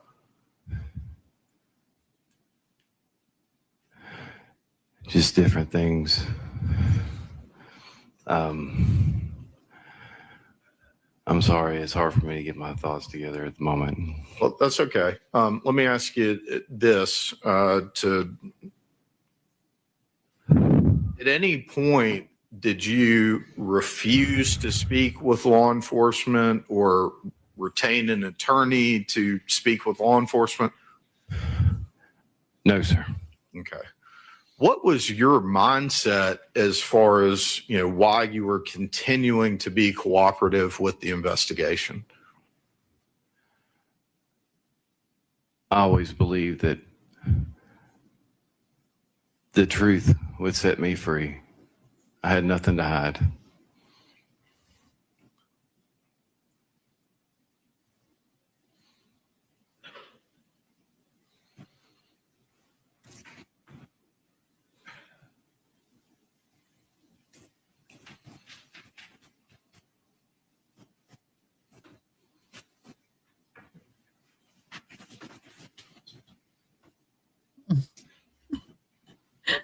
Oh, y'all are Mr. Melton, funny. thank you very much. I don't have any other questions for you right now.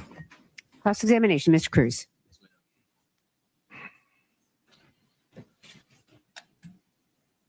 Good morning, Mr. Melton. My name is Attorney Amai Cruz. I have the privilege and honor of representing Mr. Faust. And under the authority of this court, I'm going to ask you some questions, okay? Certainly. Ooh, it's gonna get nasty. Why didn't you cry? When? I'm in Just shock. now. Why didn't any tears fall out of your eyes?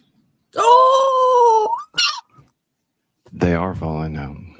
Well, let's talk about January 19th. Would you agree that today you were much more emotional than you were on the day that you learned of Ms. Baker's death? I was holding it together best I could. So your borderline fiance is murdered and you were holding it together on the 19th, but 25 years later, you have emotion about it? In that moment, when I'm finding this out, Mr. Melton, that's a yes or no question. Judge, the witness is allowed to answer Mr. Cruz's question. That's correct. when this tragedy occurred, and I'm taking this information in, I am telling myself inside, do not collapse in this moment. Hold it together. There are other people that are also relying on you. And I had to get through this. And that's where I'm at. Who was relying on you during your initial interview with police? The police, her family, her friends, anyone who loved her. So the police were relying on you to hold it together during the interview. If I'm not holding it together, I can't think things through. Sure. Did you know that your DNA was found in Ms. Baker's anus? I was informed. Who told you that? Liz and Jeremy from the GBI. When did they tell you that? Because in the recorded interview that we have, they didn't mention that to you. That's my recollection. My question is when? When did they tell you? If that's not the correct recollection, I'm not sure at this moment. Let me ask you this. When was the last time you met with the state? This morning, Okay. And they talked to you about your testimony? we went over what the courtroom would be like. Okay. So this is rehearsed. Is that fair to say? I wouldn't say rehearsed. But you went over it not just this morning. You went over it a couple of times last week. Is that right? We have established a process in which would occur in this courtroom as far as steps that are taken once I get here or whatnot. Okay. So the questions that you were asked today, you already knew you were going to be asked those questions, correct? Yes.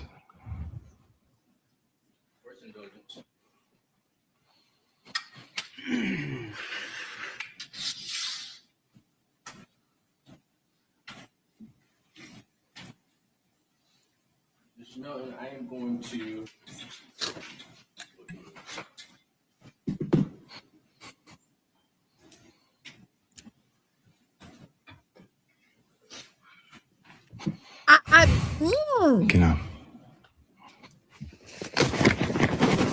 Can I say something to this?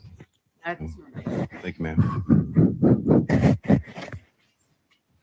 He came out swinging, y'all. Swinging.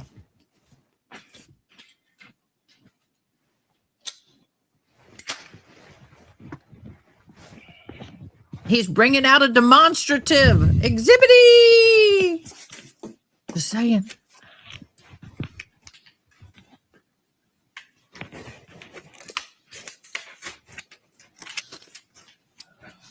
Mr. Melton, would you like a slim marker or a big marker?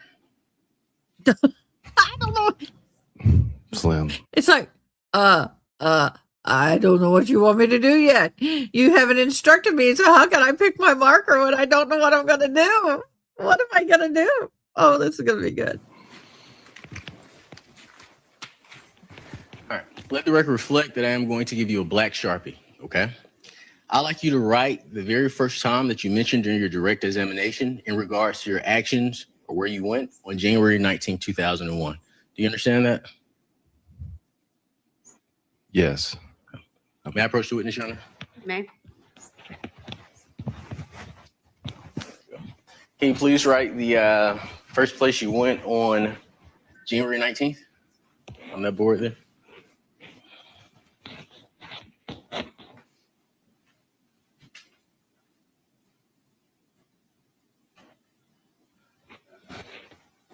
And Your Honor, I would ask that if Mr. Cruz is going to ask the witness to engage in whatever this is, that be repositioned to a place where the jury can actually see it. I can do that. We'll start on page 2. Is he going to draw? Oh, my gosh.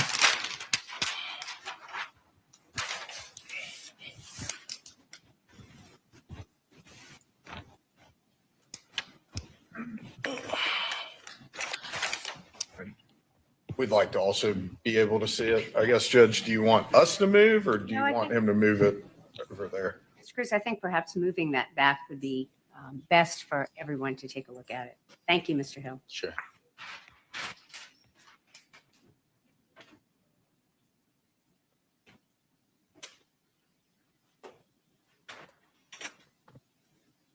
All right, sir. You may proceed. Sure. Can you write the first place you went? Yeah, and the I'm with time, you, Crystal. that you went to that location.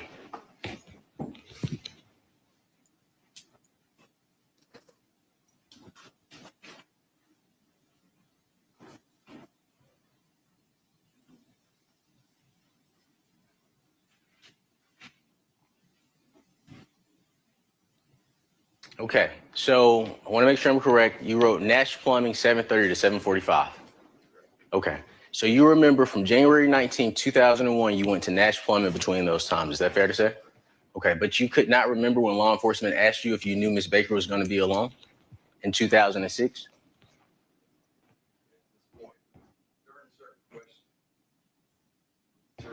You can take a seat, Mr. Miller.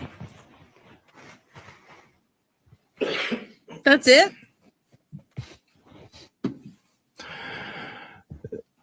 Along the way, I'm questioned about certain things, and I pull up my best recollection. Post this, I've been traumatized. I'm grieving. My mind is certain things and certain times. it's hard to pull from. And in those moments, stress also, in times, it's more difficult than others in certain moments to recollect certain things. And sir. Let me catch up. So it's easier to recollect an alibi than it is to recollect whether or not the girl that you love told you that she was going to be home alone. Under this question, it's argumentative and improper. Sustained. Sure. So it's easy to remember where you went on the 19th. Is that correct? That is correct. Okay. Mr. Melton, so after you left Nash Plumbing, where did you go? After I left Nash Plumbing, I went to the bank. Okay. Can you write the time that you arrived at the bank on the board? You can just put bank and then you can put the time.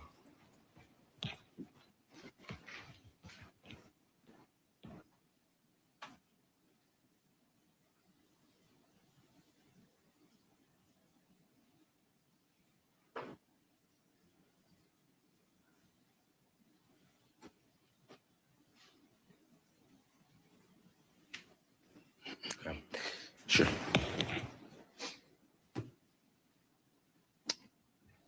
So just to ask you, so you can remember that you went to Nash Plumbing, and then after that, you can remember that you went to the bank from January 19, 2001. That's correct. But you cannot remember from January 18th whether or not Ms. Baker told you she was going to be alone? At that time, it could depend on when the question's asked. It's not, if it's in a stressful moment, I'm going through things and trying to pull from times prior to this, when I'm not trying to, how should I say, lock in on certain things previous to this, it is difficult. Would you agree? Previous to to her death. Go ahead. I didn't hear you. Say that one more time. I should say, it's like certain days, if somebody asks you what you had for breakfast, I couldn't tell you. But if I'm concentrating on after certain times, yes, I can on certain things. But it's hard to describe. So I'll switch gears because I do want to talk about a difficult subject with you. You mentioned that you were told that your DNA was in Miss Baker's anus. Is that right? Yes, there was a point in time. Okay. I found out. And we've agreed that that time didn't occur during your recorded interview. Is that right? I can't recall. That is fair. So let me ask you this, Mr. Melton. You would agree that Ms. Baker did not engage in anal sex with you. Is that correct? That's correct. You would agree that Ms. Baker was sexually assaulted anally. Is that correct? I wouldn't really know if she was sexually assaulted anally. Like, I don't. Well, we can't have it both ways, Mr. Melton. I don't understand You previously stated that Ms. Baker, not Ms. Baker, I'm sorry, Ms. Bigham I see. and Jeremy Howell told you that your DNA was in her anus. Can we agree on that? Is that fair to say? Maybe I'm mistaken on how I found that information out. Maybe I'm going to object to lack of personal knowledge. Mr. Cruz is asking this witness about information relayed to him as hearsay by other witnesses who had the actual information. So I think that's both lack of personal knowledge as well as calling for hearsay. All right. Any response to the objection, Mr. Cruz? Sure. Mr. Melton stated that he was aware that his DNA was found in Ms. Baker's anus. He stated that Ms. Bigham and Jeremy Howell were the individuals that told him, and we're fleshing out his knowledge in regards to what he's aware of, Your Honor. I think as to the form of the question, I'm going to sustain the objection. You may rephrase if you choose to do so. Yes, ma'am. Thank you. Thank you, Your Honor. But there should be no reason that your DNA should be in Ms. Baker's anus. Would you agree? My God. I mean, other than if we have had sex and it has transferred from there and say drained down to that area. I just dipped. That is interesting I that you couldn't say resist. drain, because did you know that's the exact same thing the state is arguing in this case? Well, I mean, it makes sense though. So your DNA It's is in possible. her anus because it drained down in her anus. Is that your position? I would say that would. Again, Your Honor, lack of personal knowledge, lack of foundation. There's been no foundation laid that Mr. Melton's aware of these things. That would all be through GBI crime lab witnesses who do have personal knowledge and scientific information. And so there's no foundation for these questions, and he's asking for things that are outside of Mr. Melton's personal knowledge. He's asking about things. I would object to a speaking objection, Your Honor, and just ask the state to state the ground. Okay, I'm going to overrule that Oh. objection. He was just explaining his objection. I'm going to respond in the same way as the last objection. I'm going to sustain the objection as to the form of the question, allow you to rephrase if you choose to do so. Yes, ma'am. Thank you. Thank you, Your Honor.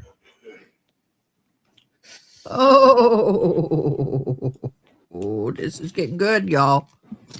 Would you agree that in order for your DNA to drain into Miss Baker's anus, you would have to have sex with her? Can we agree on that point? Agree. Okay. Did you have sex with Miss Baker the day of her death? No, sir. The last time you saw Miss Baker, was it 6 days before or 10 days before? From the beginning, I've said I saw her the weekend prior. From the beginning, you've said that? Yes, sir. That you've seen her the weekend, and that has always been what you said. There was a time that I was confused, Mm-hmm. and it was 20 plus years later. Mm-hmm. And then I made a statement that I felt like maybe it was 10 days prior, and I was confused at that point because I have always said, from even meeting with the detectives from the beginning, that we were together that weekend. And then time had gone by, and I had even spoke out publicly for the first time. Mr. Melton, to my question, is that a yes or a no?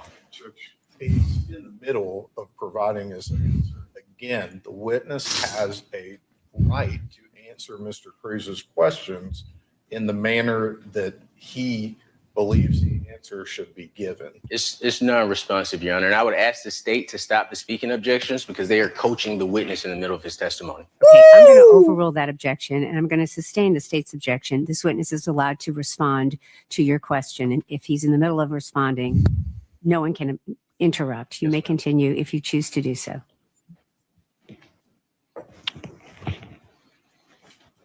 Well, time had gone by. And then I had spoken publicly. At this point, I have stated over and over again that we were together the weekend before. And then there was a point in time that Tara's mother had stated that she was at her house. I'm going to object to hearsay. I am Of going to course. sustain that objection. Your Honor, Yes. I don't want to send the jury out, but I would like to approach to understand the parameters Okay. of which I could.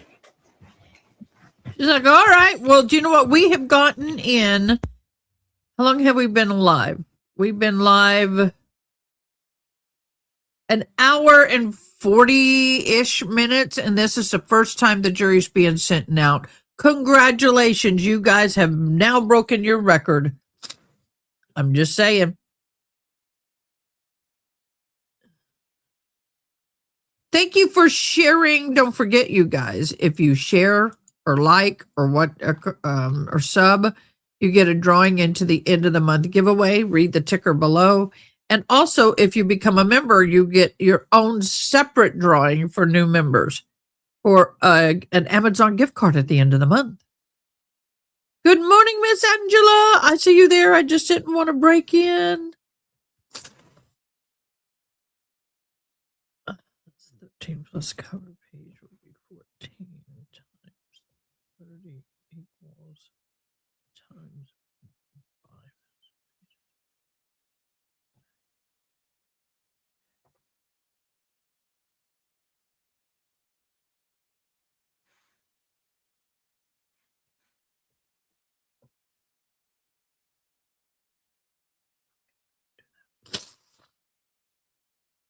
5. Ugh. Ugh. Allergies, can't handle it, getting tired of it. Hopefully the jury is smarter to see this is okay. In my humble opinion, we need to remember, in my humble opinion. No, you can't, Miss Crystal. No, you can't. Don't do that. It really messes up. Just so you know, if you unsub and then sub again quickly, YouTube will it can cause an audit where they take a bunch of subs away. So I'm told, and then they'll look at everybody to make sure they're really subbing and it's not a bot, and then they'll give them back. Don't do that. Please don't do that. Please, please.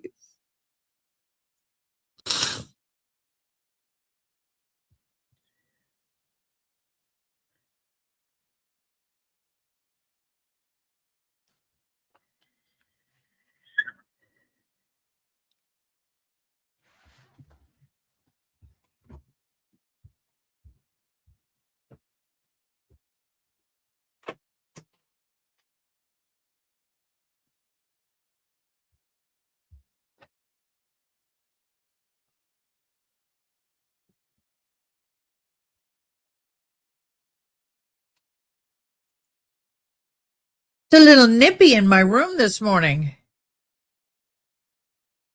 Oh, I know you are a member. Thank you so much, Crystal. Yes, we appreciate all of our members.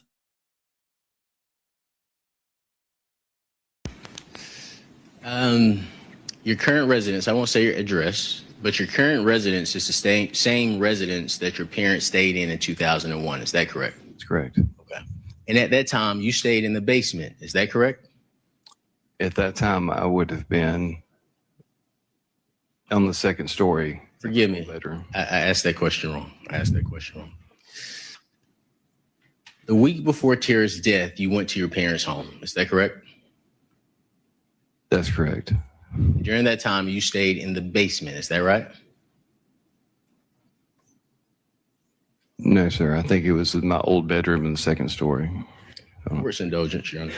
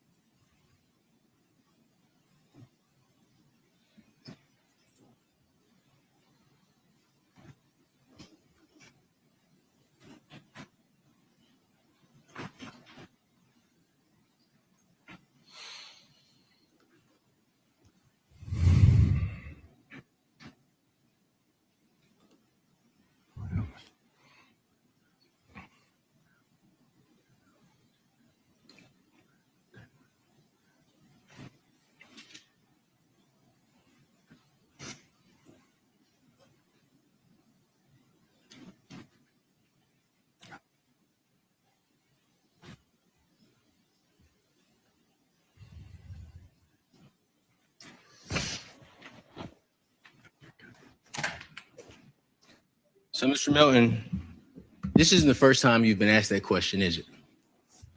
I can't quite remember. Okay.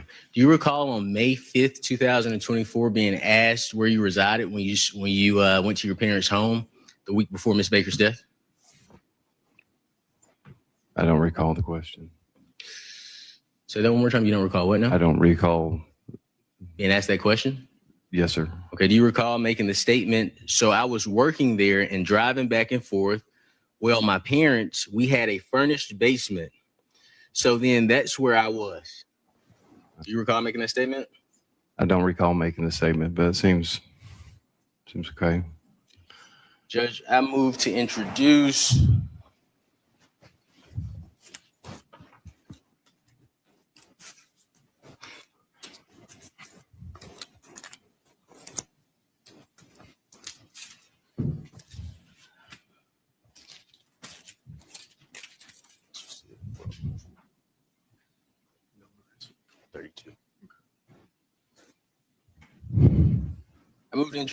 as defense exhibit number 32, Mr. Melton's May 5th, 2024 interview with Miss Elizabeth Bigham. Minute mark is 1442 through 1448. And before I introduce this, you do recall speaking with Ms. Bigham, is that correct? That's correct. Your Honor, I would ask to play minute mark 1442 through 1448 into the record.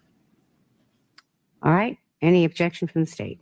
I don't think any of the foundation for proper admission has been laid. However, if this is that interview, the state would stipulate to the foundation for the admissibility. Can you all confer about whether that's accurate since you're offering to stipulate? Yeah, this is correct. Okay, yeah, I don't have a problem. All right. You may proceed. And it is, are you asking to admit it, Mr. Cruz? Yes, ma'am. All right. That portion. Just that portion. Mr. Yalamanchili, are you objecting to what Mr. Cruz has just offered into evidence? That particular disc?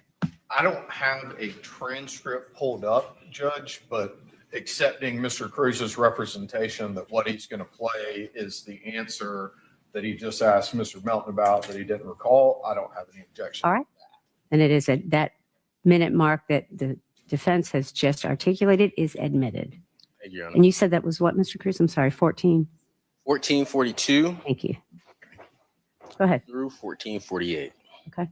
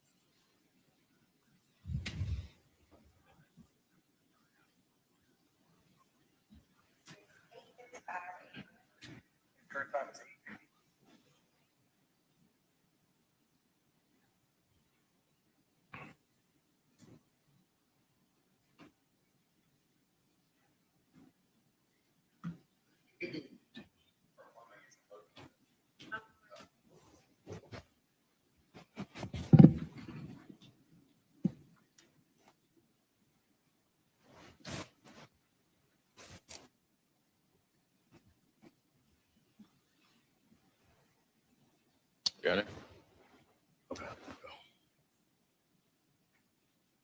Working there and driving back and forth. Well, my parents, that we had a finished basement. So then that's where I was keeping in well, pretty much Jersey.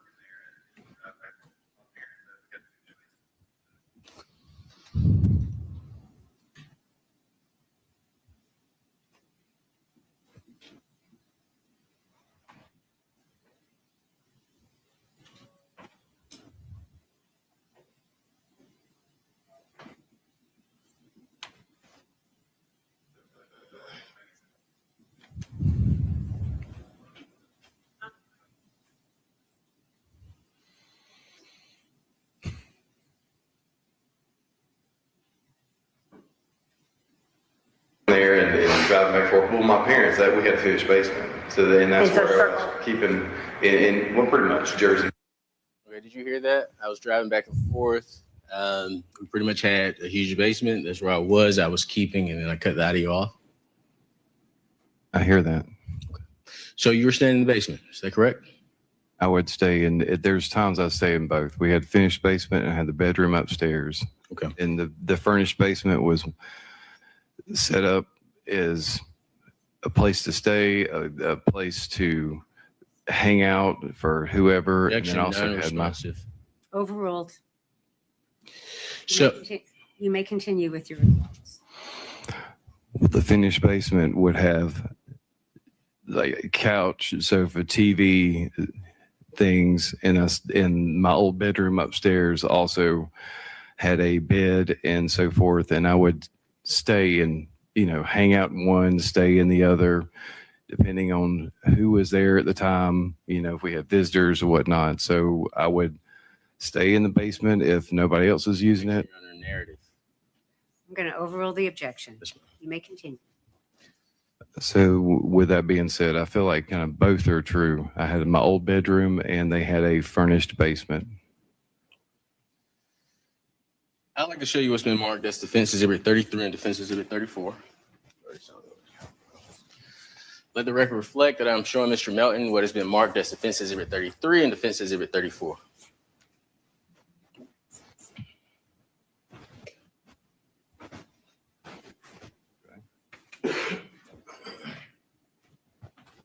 And Mr. Melton, you recognize Defense Exhibit 33 and Defense Exhibit 34 as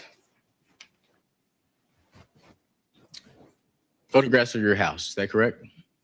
That's correct. Okay, and I believe Defense Exhibit 33 is the side of your house, and Defense Exhibit 34 is the back side of your house. Is that right? That's correct. Your Honor, I would move to, have those photographs been altered in any way? No. And that's a fair and accurate depiction of your home. Is that correct? Correct. Your Honor, I would move to admit Defense Exhibit 33 and Defense Exhibit 34 into evidence. No objection. They are admitted.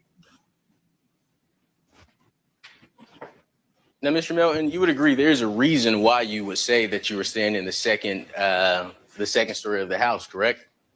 As far as There's a backdoor exit on the basement. I believe that's Defense Exhibit 34, if I'm not mistaken. Is that right? there's a basement exit. Yes, sir. And there's also a side exit from the basement, which was Defense Exhibit 33. Is that correct? There's one exit. There's a door on the backside that goes into like a dead space that's more for access. So Defense Exhibit 34, the backside is a door to enter and exit the basement where you don't have to go in the house. Is that right? The side door would be. The back door is not. But either way, there's an exit there's an exit from the basement and the entrance into the basement. Is that right? That's correct. Now, do you recall your parents talking to law enforcement? They did. And they were one of your alibi witnesses. Is that right? Were you aware of that? I would say yes. They knew I was there. And you're their only child? I am. And by the time law enforcement spoke with them, you had been staying with them for 4 months. Is that correct? I had started staying with them after this incident. Yes. So, yes. After Tara's passing? That's correct. So if any other witness said you moved home months before, that would be untrue. That's correct. I want to talk to you about Miss Baker a little bit, okay? We'll switch gears and come back to some of this stuff. Would it be fair to describe Miss Baker as super friendly? That'd be a fair statement. You would also describe her as down to earth? Correct. She did not have any racial biases? No, sir. And although she was a law student, you would agree that she was not pretentious? I mean, no, sir. Not unless it's for little specialty things like her collections of things, but no. Now, is it fair to describe Miss Baker as a casual dresser, shorts, hiking boots, sweat top type of girl? Yes, sir. She was more of a flats over heels kind of girl. Is that fair to say? Fair to say. Okay. And she had more of on her day-to-day appearance, she had more of a casual appearance that did not include daily makeup. Is that right? I would say, light makeup, if any. I'd like to show you what would be marked as Defense Exhibit 35.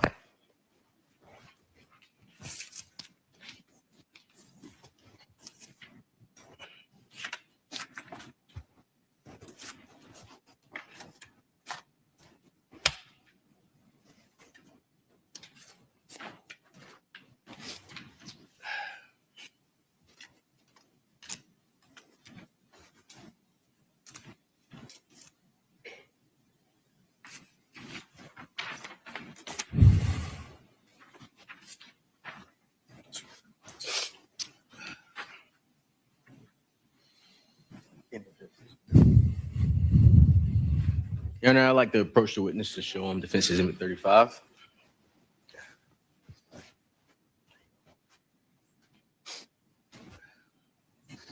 Do you recognize the photo of Miss Baker? It's Miss Baker. Mr. And is that how Miss Baker, makeup-wise, hair-wise, is that how she carried herself mostly on a daily basis? I'd say yes. And that's the fair, accurate depiction of Miss Baker as you would remember her. I'd say yes, sir. Okay. Your Honor, I would move to admit Defense Exhibit 35 into evidence. Any objection? No objection, Judge. It is admitted. Thank you, Your Honor.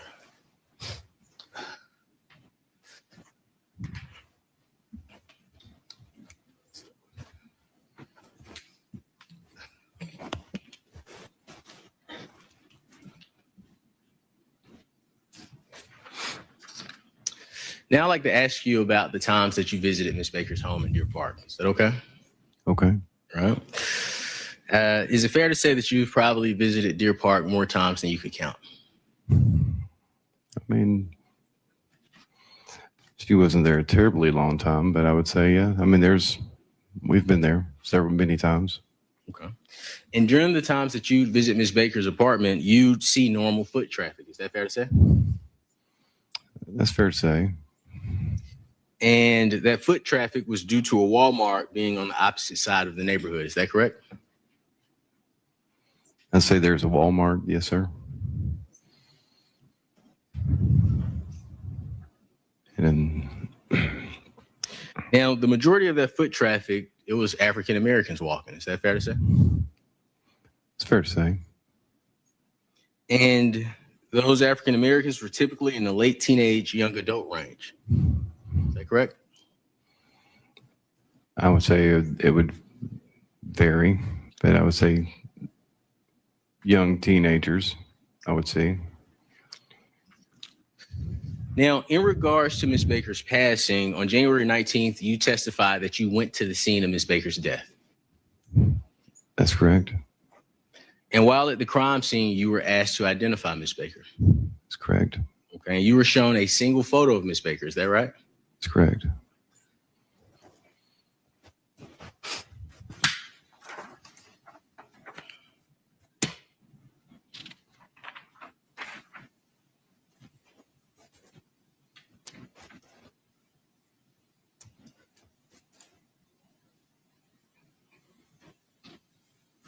And I'll let the record reflect that I'm showing the state what has been marked as Defense Exhibit 36.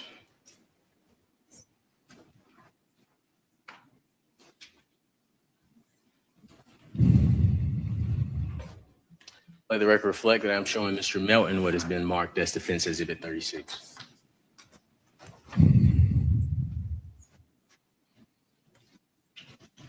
You recognize that photo? I believe it's the photo I saw. This was the photo that you were shown to ask to identify Ms. Baker? No, This was not the I photo. don't believe that was the photo. Okay. Can you describe the photo that you were shown to identify Ms. Baker?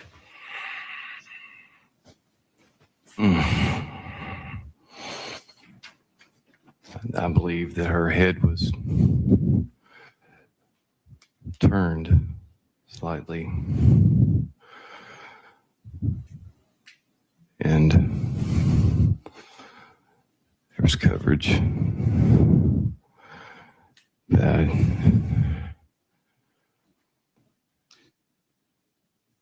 Mr. Melton, you're just shown a photograph of Ms. Baker deceased, and you have not shed a tear. Come on now.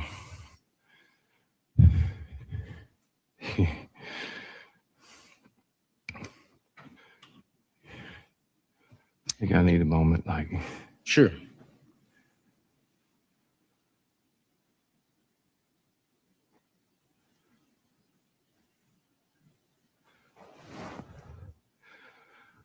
put it all together.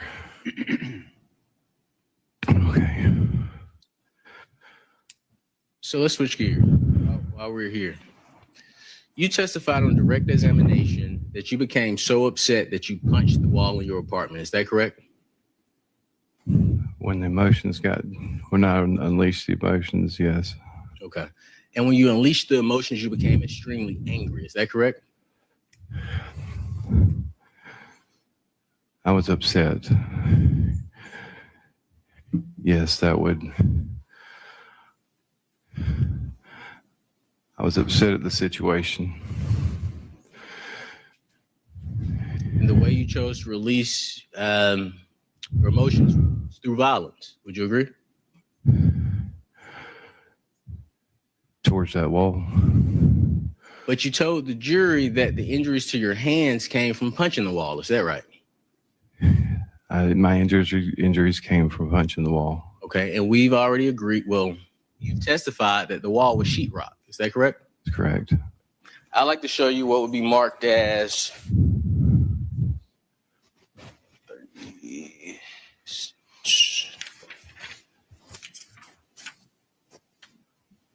Defense Exhibit 37.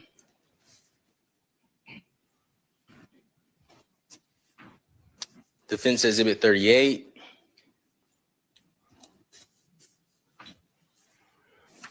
Defense Exhibit 39. And Defense Exhibit 40.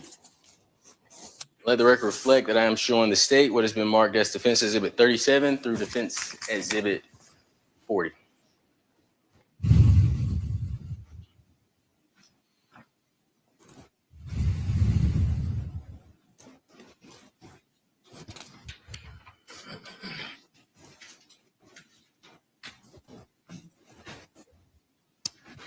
Your Honor, let the record reflect that I'm showing Mr. Melton what has been marked as Defense Exhibit 38 through Defense Exhibit 40. I have 37 on. I'm sorry, 37 through 40. Please forgive me. Is it okay if I approach you, Mr. Melton? Yes. Yes, sir.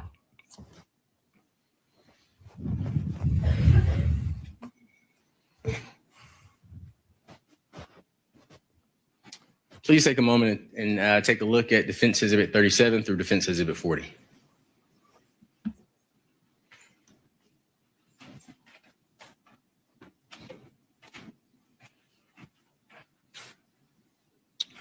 You recognize Defense Exhibit 37 through Defense Exhibit 40 as the wall that you punched. Is that correct? I would say yes. Okay. Is that a fair and accurate depiction of how that wall looked after you punched it? I'd say from what I could recollect. Sure. Has that photograph been altered in any way? I'm not sure. I wouldn't. Well, you have no reason to believe that photograph has been altered in any way. Is that correct? I have no reason to believe.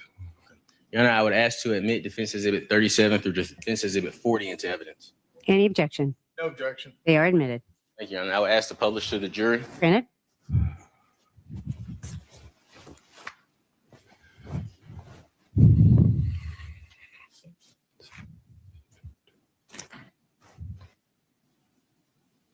Now let's talk about the injuries to your hands, Mr. Melton.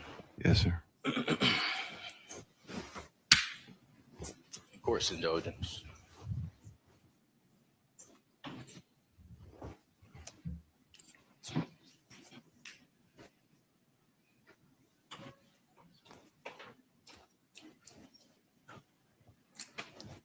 And the photographs of your hands have already been admitted through, as Defense Exhibit 29. Elected. Your Honor, I just asked to republish the photographs of the hands to the jury. Granted.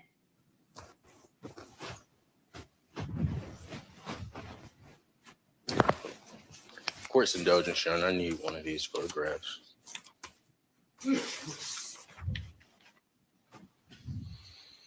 Mr. Melton, I am going to show you one of the photos from Defense Exhibit 29, and we're going to talk about some of these injuries.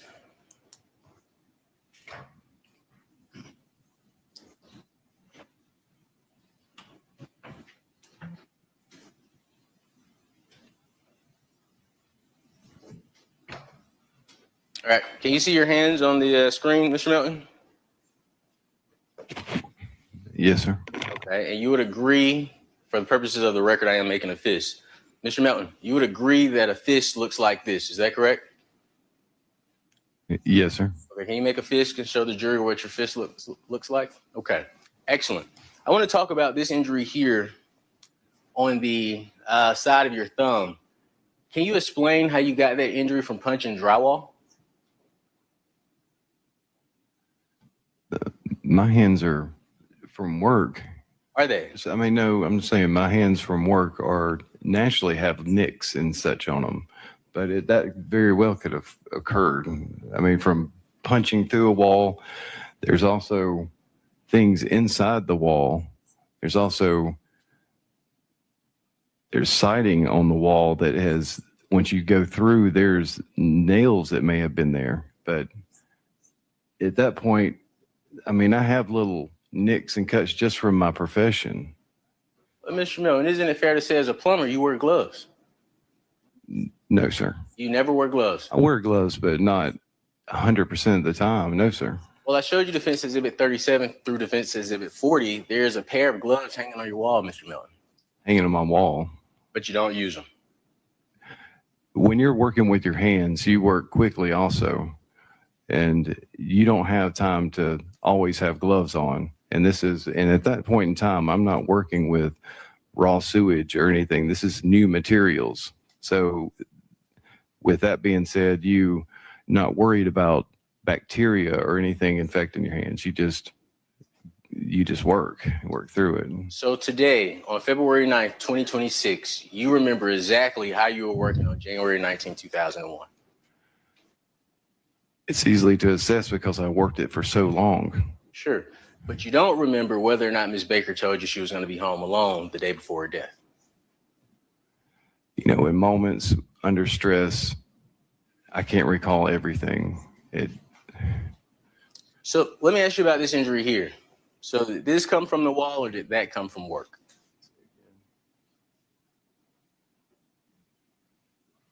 Is that an injury? Right here.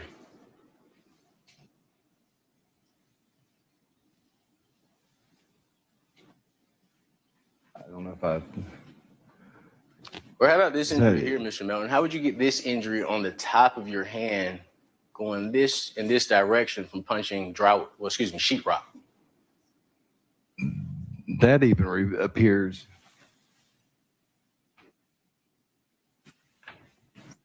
Oh, yes. Even when you punch through walls, you got to pull your hand back. I'm punching into a wall, pulling my hand back, punching through a wall.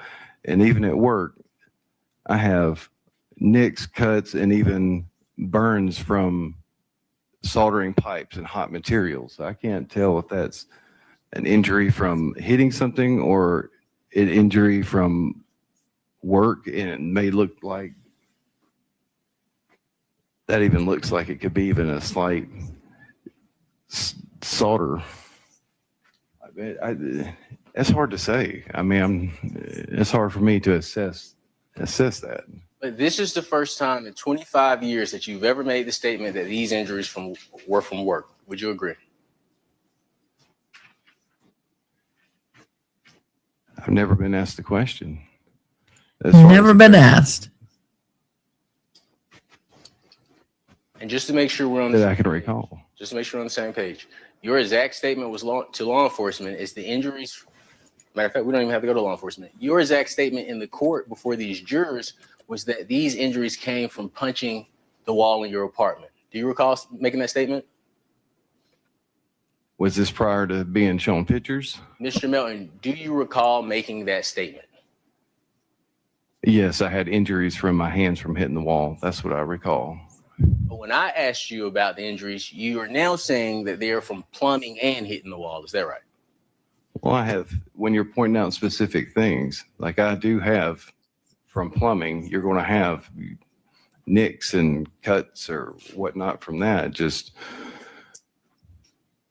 My question is, during my examination of you, this is your first time saying that these injuries are from plumbing. That's a yes or no question, if you can. Since you just asked that question, I guess I would have to say yes. And once the jurors finish looking at the photos, we'll go over some other photos as well. Now, on the day of Tyra's death, you voluntarily went to the Athens-Clarke County Police Department. That's correct. And I believe the state asked you a couple of times, did you hire a lawyer or did you refuse to speak to him? When you agree as the boyfriend, if you refuse to speak to him, you would look even more guilty? Restate the question. Sure. The state asked you on direct examination multiple times about whether or not you got a lawyer or whether or not you refused to talk to him. Do you recall being asked that question? Yes. Okay. When you agree as Miss Baker's boyfriend, you would look more suspicious if you refuse to talk to law enforcement. If I refused. Okay. Yeah, okay. So we agree on that. Is that right? Of course. I mean, I'm always wanting to be cooperative. Sure. But that was a yes to my question, right? Yes. Okay. You would also agree you would look more suspicious if you refuse to give blood. Is that correct? Correct. Okay. You will look more suspicious if you refuse to give hair. Is that right? Correct. You will look suspicious if you refuse to talk to him. Is that correct? Correct. Now, you conducted an interview with Officer Bill Ricketts on the 19th. Do you recall that interview?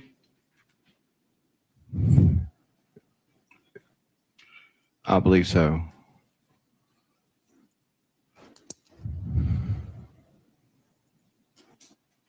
And you state you believe so.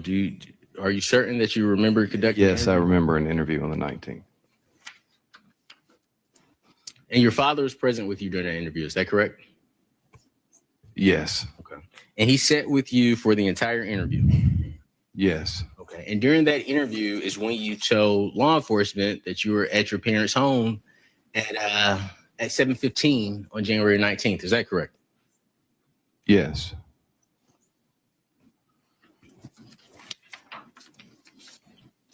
Do you recall during the interview being asked how would you describe you and Miss Baker's relationship?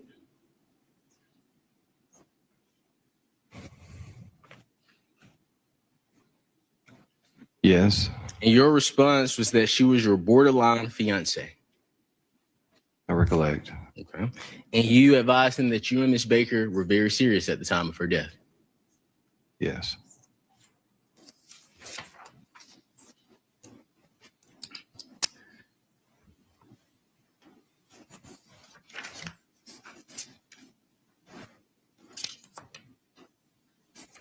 I believe you established with the state that the truck you used for work at the time of Miss Baker's death was your own work truck, the truck you purchased. Is that right? Correct. Now let's talk about Josh McCourty. The state asked you about your relationship with Josh, and you stated that he was just a coworker that you met at McCart Plumbing. Is that correct? Correct. Okay. Josh stays less than a mile away from your home. Is that correct? Correct. Josh knew where you lived. Is that right? Yes, he worked for me. Okay. You knew where he lived? Once we became coworkers. And you two attended the same high school? That I'm unsure of. You're unsure if you attended the same high school with someone you stated was your employee, Mr. Melton? That's correct.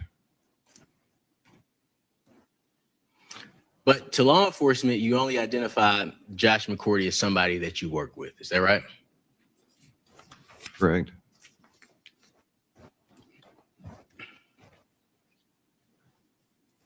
Now, you stated on direct examination that while at Nash Plumbing, you loaded up supplies. Is that fair to say? Correct. Okay. But at no time did you provide law enforcement with any documents related to your employment at Nash Plumbing. Is that right? That's correct. So in regards to your alibi that you were at Nash Plumbing at 7:30 through 7:45, we just have to take your word for it. Is that correct? I would say so at that point. And law enforcement did, in fact, just take your word for it. Is that right? I'm not sure. I would say to my knowledge. Sure. Now, you stated after leaving, today you stated after leaving Nash Plumbing, you went to the bank. Correct. And did you go over that with the state when you all met? I knew when I had gone to the bank, but yes. Okay. And you all discussed your timeline before you came to testify here today? I had gone over it, a refresher. However, on January 19th, 2001, you told law enforcement after leaving Nash Plumbing you went to Truck Customs. Is that right? I'm sorry, I may have not heard you all the way. Say it again. Sure. On January 19th, 2001, when law enforcement asked you what were you doing that day, you told law enforcement that after leaving Nash Plumbing, you went to Truck Customs. On the 19th, yes, I did say that. And you advised law enforcement that you arrived at Truck Customs around 9:30 or maybe earlier. Is that right? Not earlier, probably 9:30ish, 10. Mr. Melton, this isn't the first time that you've had the opportunity to discuss your whereabouts on January 19, 2001. Is that correct? I have been questioned in the past, Okay. And several times. do you recall making the statement, Truck Customs spelled with the K, TRUK, KUSTOM, and you were asked, okay, and do you know about what time it was? You made the statement, first time was about early 9:30, maybe earlier. Do you recall making that statement? It seems fair.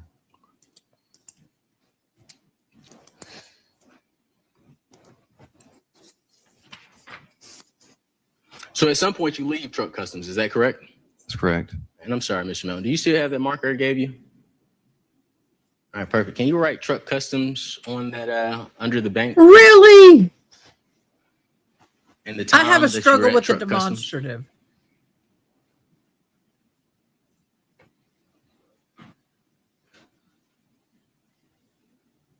All right, and you can say right there, Mr. Melton, if you're comfortable. You can write the time next to Truck Customs.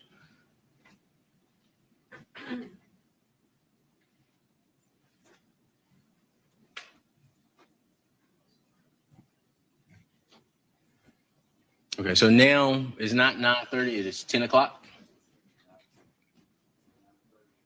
Okay, let's do 9:30 through 10, just to make sure that's accurate for the jury. And Judge, I would ask that if there are going to be questions asked, that the witness be allowed to return to the witness stand so he can speak into the microphone. I think that makes sense so everyone can hear, including Ms. Satterfield. So you may have a seat and answer any questions in front of the microphone. Go ahead. So at some point you would agree that you leave Truck Customs, is that fair? That's correct. Okay. And when you leave Truck Customs, you go to Grayson, Georgia, correct? Correct. I go to Grayson.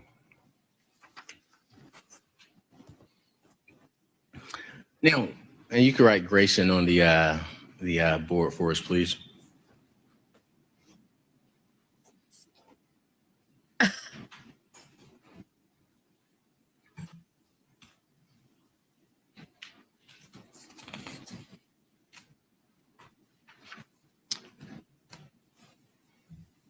All right. So do you recall speaking with Detective Ricketts 2 days later on January 21st, 2001? Yes. And would you have any reason to disagree that January 21st, 2001 was a Sunday? No. During your second interview, you advised Detective Ricketts that you stopped by the bank. Is that correct?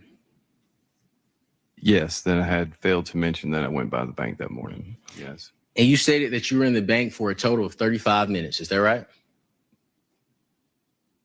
Sounds about right. Okay. Next to bank, can you put 35 MIN and circle it? Just you put it there. That's fine.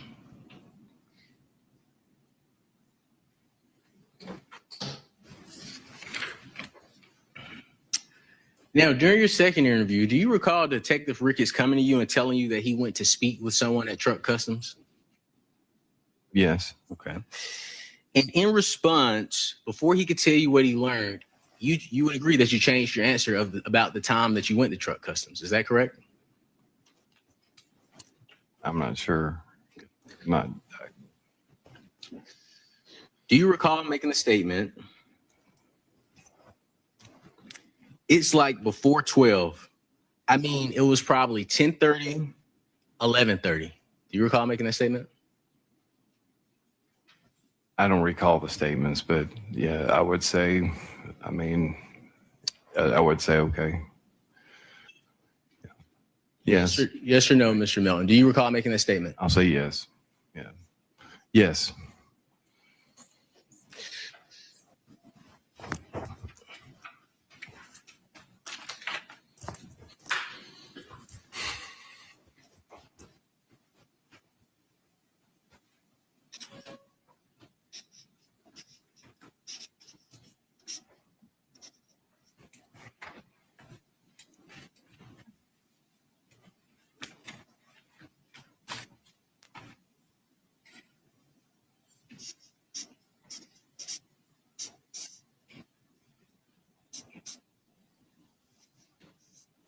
So is it fair to say that the actual time is between 10 a.m. and 11:30 on the 19th?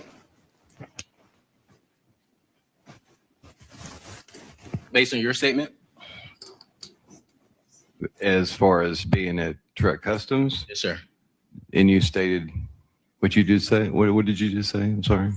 Would it be fair to say that the actual time of being at Truck Customs is sometime between 10 a.m. and 11:30 a.m.? That's pretty broad, but yeah, I would say, okay, it would fit in there.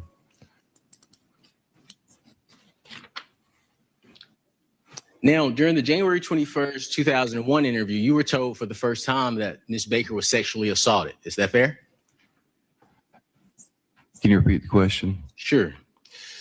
During the January 21st, 2001 interview, you were told that Tara was probably sexually assaulted. I don't recall being told at that point. I had been told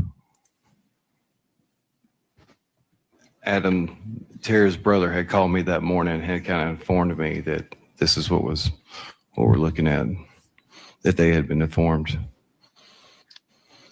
So let me ask the question again. On January 21st, 2001, you knew that Tara had been sexually assaulted. Is that right? At that day, yes, I had been informed that day. Now, law enforcement also informed you of that. Do you recall? I don't recall. Would hearing the recording refresh your recollection? I would say if I heard it, it would help reflect. Yes. Your Honor, I'd ask to refresh this witness's recollection outside the presence of the jury. Right, and this is a good time for a restroom break, so I'm going to send you all into the jury room. This will be a good restroom break, so we'll take a little bit of time. Please don't discuss the case.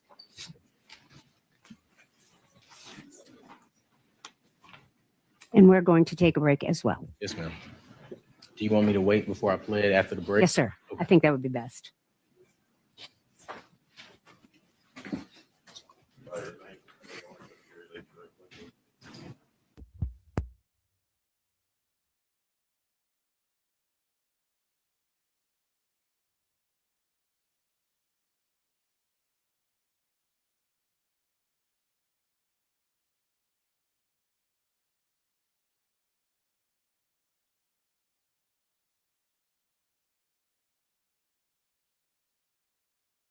"15 minutes. This will be a good restroom break. We'll be back on the record at 5 minutes after 12. Thank you."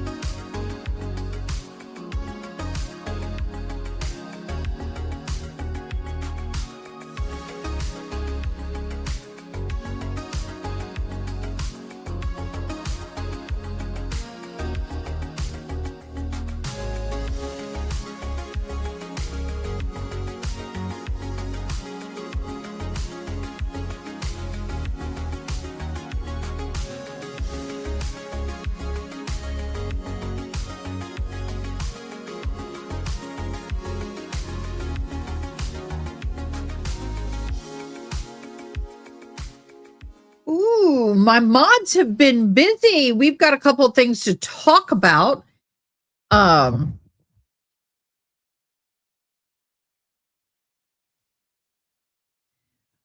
Murdaugh, Redrum appeal, will be on 2/11/26, where they're going to be, thank you so much for this. We'll keep it right here. They are going to be, he is doing an appeal and we'll be following that. We also got the appeal for the Julio Fulio trial that's going on.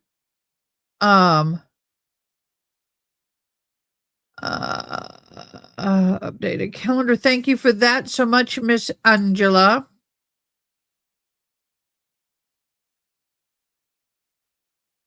Wonderful. I got your unavailable. Thank you so much, you guys, for all of that information. Excuse me. We have no breaking news. I'm trying to figure out, I need to find out the update on Miss Guthrie.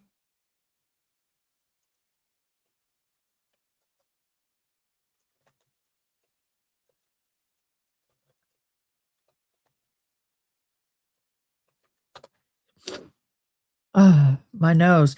As of today, the search for the 84-year-old Nancy Guthrie, mother of NBC news anchor Savannah Guthrie, continues with no suspect identified. The family has been pleading for her return. They stated that they'll pay for her return amid reports of a ransom note and now past deadline for her safe return. The investigation and her disappearance from Tucson home in Arizona after signs of forced entries found trails of blood and disconnected doorbell cameras. There was a ransom note, multiple actually written, demanding Bitcoin have been received by the media and authorities and are testing their authenticity. The FBI is offering a $50,000 reward or information. Law enforcement has conducted multiple searches of her home. She was last seen January 31st of 2026. This situation still remains active. Poor baby, poor family. My heart goes out to every single one of you. It really, really, really does. Oh, I'm looking through my files. So, I got the poll up there. I need to probably take it down now that y'all have all hopped in. Let me look at the results. Are you happy with the outcome of the Super Bowl? 82% of you said yes, 18% said no. So we're going to end that poll. So how was the Super Bowl for y'all? Oh, here's a poll for you. Let me do a poll. Let me do this poll.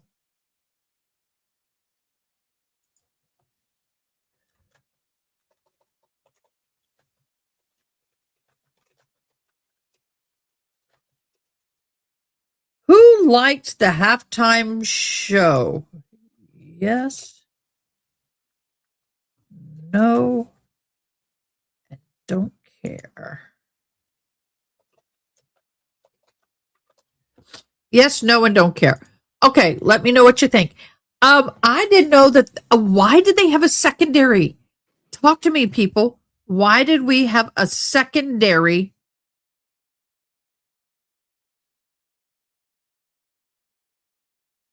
Thank you so much. Yes, put that up there for the Alicia Andrews. Thank you so much. We got a hearing. We got a Zoom hearing for Alicia Andrews tomorrow. So we'll be watching that.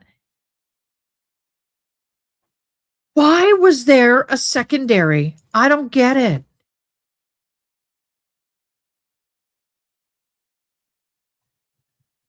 You have a halftime show. Why do you have one that they put on at the football stadium, and then there was another one. So the people I were with, they watched the secondary. I didn't even see the original halftime show. Don't forget to like, guys. It's free. Like you see ticking below here.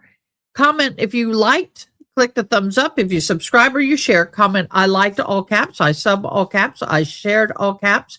to be entered into the end of the month giveaway because Mr. Red Dog Ranch is blessing us with 2 Amazon gift cards. And then if you become a member this month, if you join for this month and comment new member, I joined, and you will be able to be entered into the drawing as well.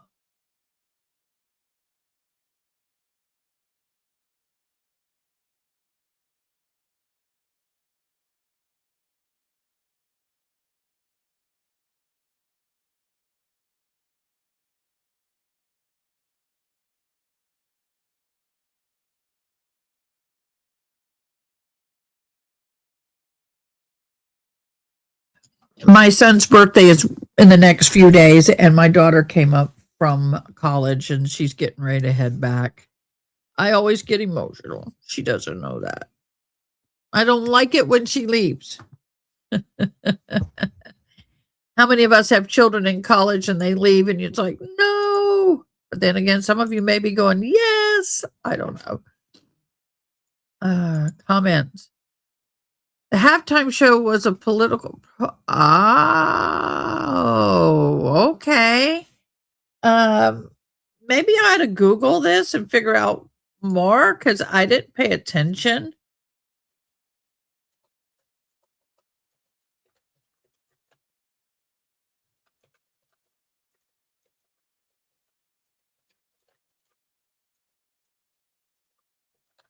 I need someone to educate me on this.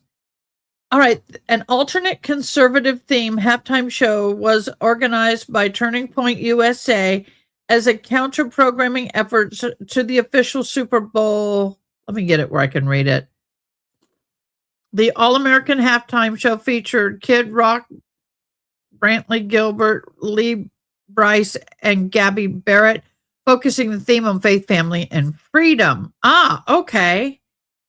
The key reasons for the alternate show was backlash to the headliner. The event was created in response to the conservative criticism regarding the NFL's choice of Brad Bunny, a Puerto Rican artist who sings primarily in Spanish and has been critical of immigration policies. The cultural content supporters aimed at providing a pro-American alternative viewing.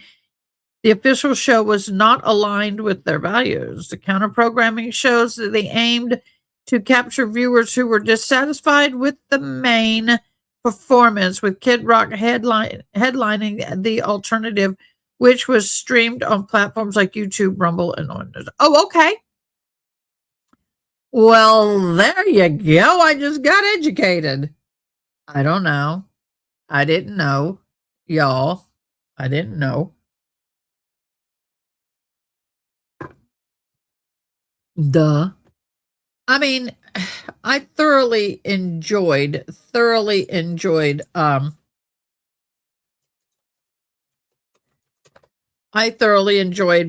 time I had with these new friends and people, and it was wonderful. Wonderful. Wonderful. I had a great time with them. I don't get to go out and do that kind of thing a whole lot. So it was wonderful. Wonderful. Sir, do you need more of that? I've got bunches. Okay. Why is my phone going off?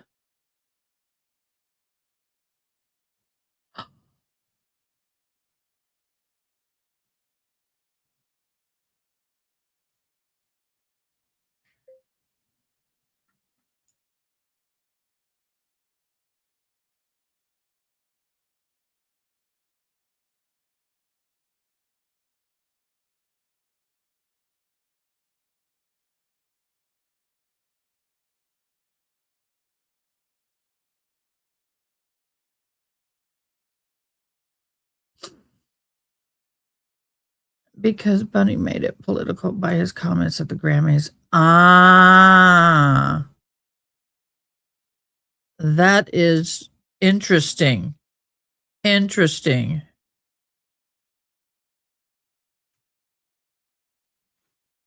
Very interesting in that I didn't know about all.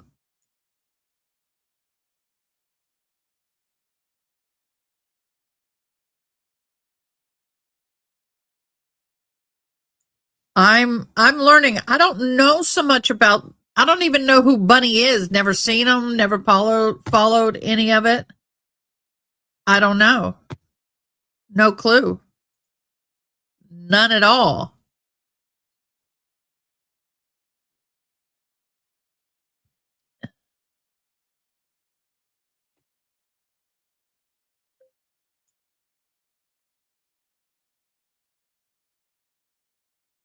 Huh. See, I didn't even watch the Grammys. I know, I'm bad. I didn't even watch Grammys. No idea.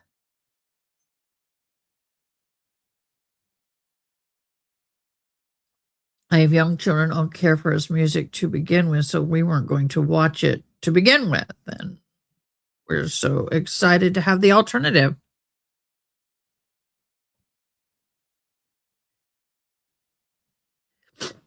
All right, we're going to change polls now. Let me see what you put. We have, okay. No, 50% of you said no. Oh my gosh. Y'all. Y'all. That's interesting.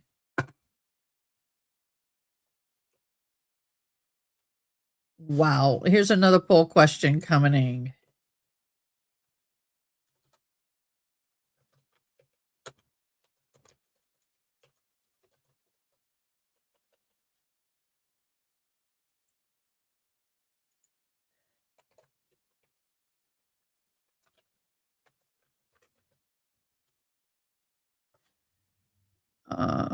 Gotta fix it. Spell correct.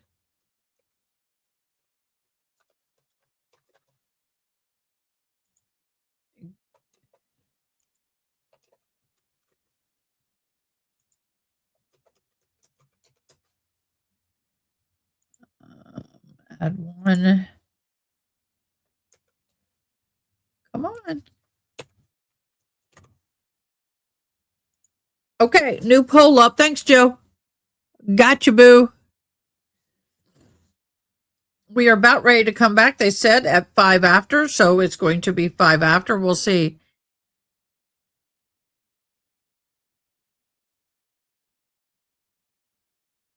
I mean, I've listened to some, the music's not bad. I don't understand it. We had a huge Super Bowl party and everyone was glued to the TV for halftime. LOL. I think we walked away shaking our heads. There were 2 halftime shows. One was. So which one did you watch, Angela? Which one? Oh, I think that would have been great. Yes. Yep. Well, there you go. Maybe Jelly Roll had a conflicting event. They didn't ask him. Jelly Roll is looking good as Jelly Roll can look. He's lost a lot of weight.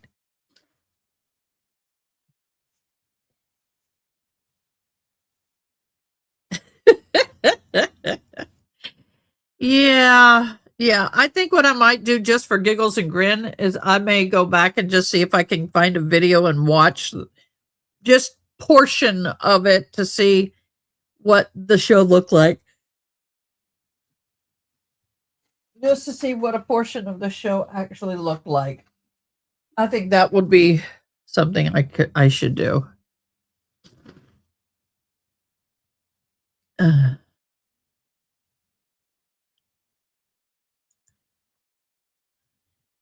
Well, it's kind of interesting because I want Dolly Parton again. She did such a great job at the halftime for Thanksgiving. Put her back in that cheerleader's uniform, but just cup up the bottom of it a little bit. Those pants just didn't look like they fit all that great. But yeah, I get you guys. I get it. Each to his own on their music, but I think that we need to stay away from politics.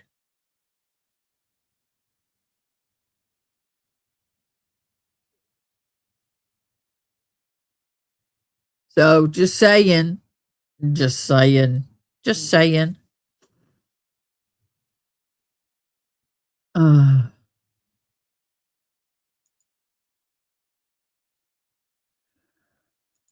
this down here where I need it to be. To go and save. Update later. There we go. We are waiting. You guys, this guy, I mean, his testimony to me has been interesting. Definitely sounds a little bit more like he's helping the defense by y'all's votes. 60, how many have voted? 8 people voted. 62% say he's helping the defense, and 38 say he's neither the defense or the state. 0% believe he's helping the state, and he's a state witness. This is not good for the state. I got to be honest, I could not convict this guy right now if we went to jury and I was on the jury. There would be no conviction, in my humble opinion, at all. They have not proven beyond a reasonable doubt, and this is a 25-year-old cold case. They really have to come out with their guns ablazing with this DNA and nail it, and they have not done so, in my humble opinion. And I do understand that there's going to be inconsistencies, and there's going to be a little bit of, there will be differences and consistencies in people's testimony back then versus today, because a lot of time has passed. Do I believe that the guy could have had a lot of those scratches and marks and stuff on his hands from plumbing work? Absolutely. My father was an industrial technology teacher, and he taught plumbing, he taught woodworking, he taught metal shop, he taught all of that. And in high school, and it was nothing for him to come home one day from school with all these scratches and things on his hands. We'd work on the car, just working on a Volkswagen, getting underneath and putting our hands up. We'd bust our knuckles all up. I mean, he'd pull his hands out and they were all busted up, hitting parts of it, trying to get a bolt out that was stuck. My twin brother one time got real mad and he put his fist through a wall, and it was like drywall, no insulation, and a concrete wall behind it. I'm not saying he did it. I'm just saying it's plausible, in my humble opinion, and my own personal experiences in life. But whether or not that is actually what happened here, I can't tell you. This case, I got to say right now, is for the prosecution to lose, and they're losing it. They're losing the case. We don't have very many cases that I will sit here and say at this point what I feel or what I believe. But I got to say, right now, I don't see them winning this case. That is true. That is true. And controversy, good or bad, gets views. Look at us. I mean, to be honest with you, bad controversy really gets far more views than any feel-good story you can find. So, am I surprised? No. Do I like it? No. So, I'm just glad we didn't watch it. And in all honesty, they watch the music. I could feel the beat, but I can't hear music. So for me, let me go get a piece of cake. Guys, I took this huge chocolate cake. Everybody brought chocolate cake. The host provided the meat, the main deal. She asked us to bring dessert. My God, everybody but one. Someone brought little football cookies. Somebody brought a football cake. I brought a chocolate cake, and somebody brought a chocolate tres leche cake. It was like everybody is like Lessie cake. It was all about the cake.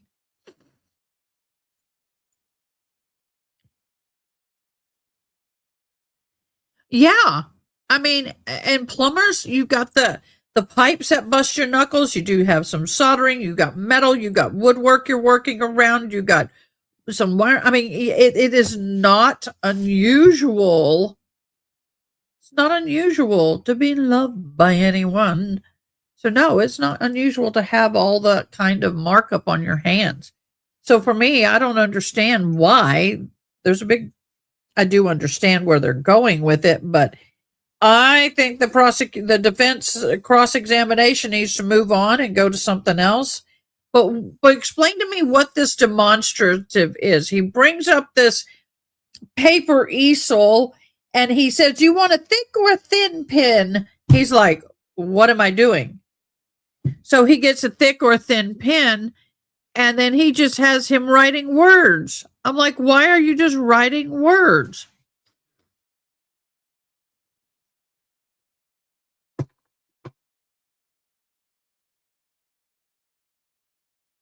Cut on a saw? Yes. My dad, oh my God, teaching kids, he had a saw blade go up like this.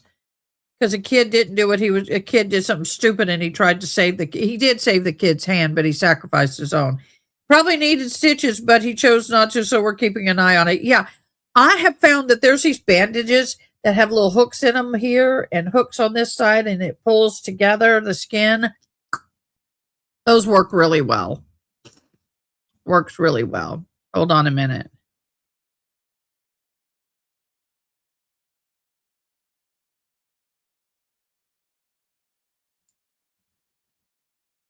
Yep.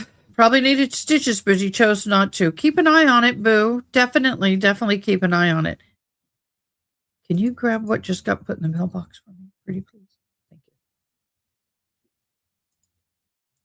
you. Dermaband, yep. Yep.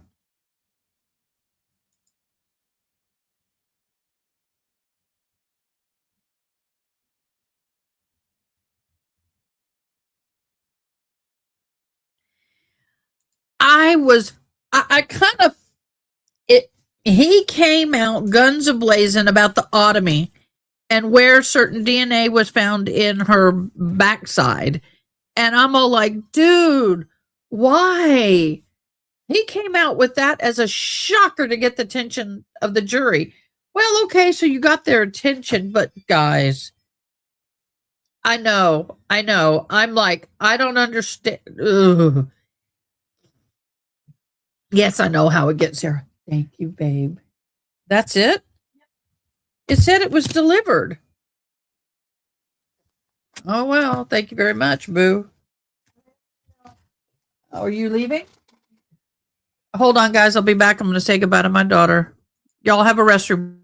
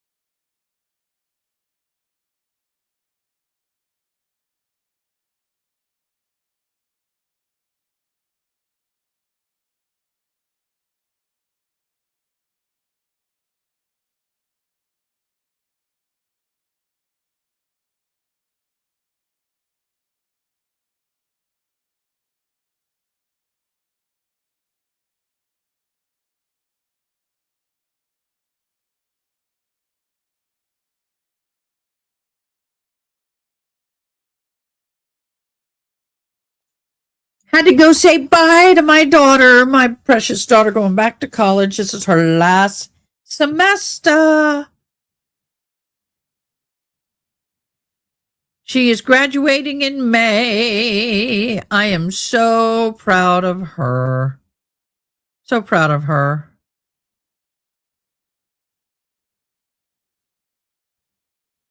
How was it delivered? Oh, well.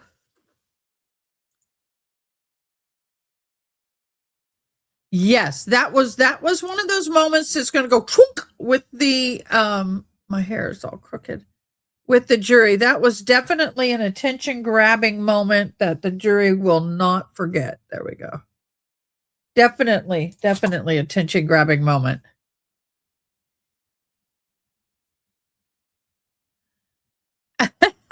Yeah.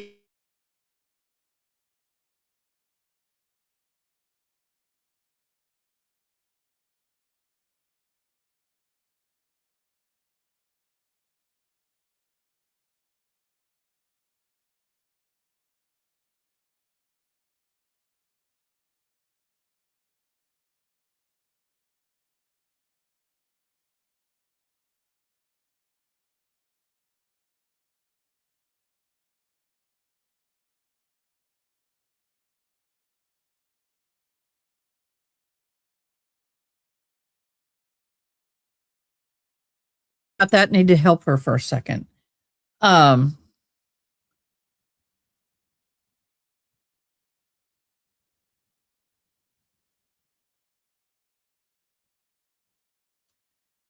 So we are.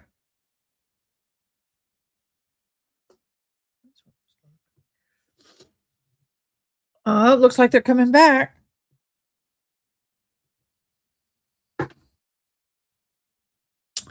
Looks like they're coming back.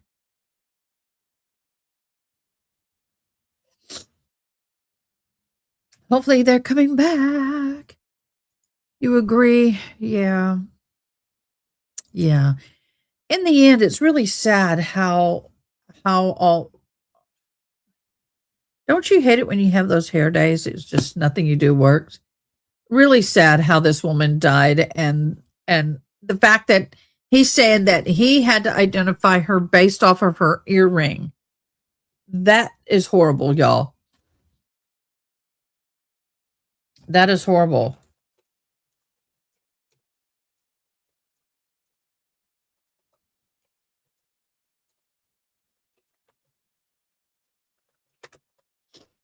Ugh.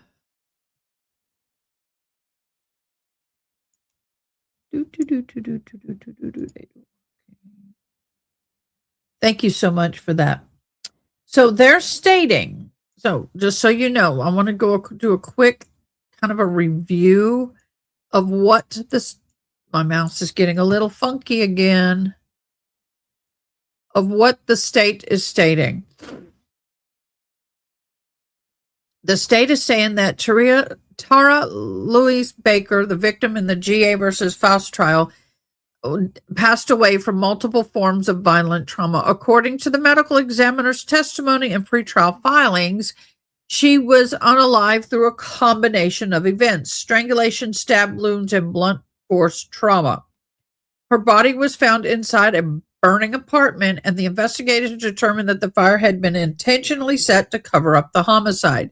She was discovered January 19th of 2001, one day before her 24th birthday. The firefighters responded to the apartment fire and found her inside. The fire was ruled an arson, not accidental. The combination of the injuries made the death unmistakably a homicide, not the fire-related fatality. Okay, so that is an explanation. This totally disconnects from his testimony that he hadn't seen her in a week. And the drainage, please, that's not how gravity. I thought he had an oopsie slipsy. I was trying. I don't know if we really want to go there. Yeah, I'm not too sure. I really want to go there. Angela, thank you so much for all your hard work today. Appreciate you. And honey, you're rocking it. Thank you so much. Appreciate y'all. We do. We do. I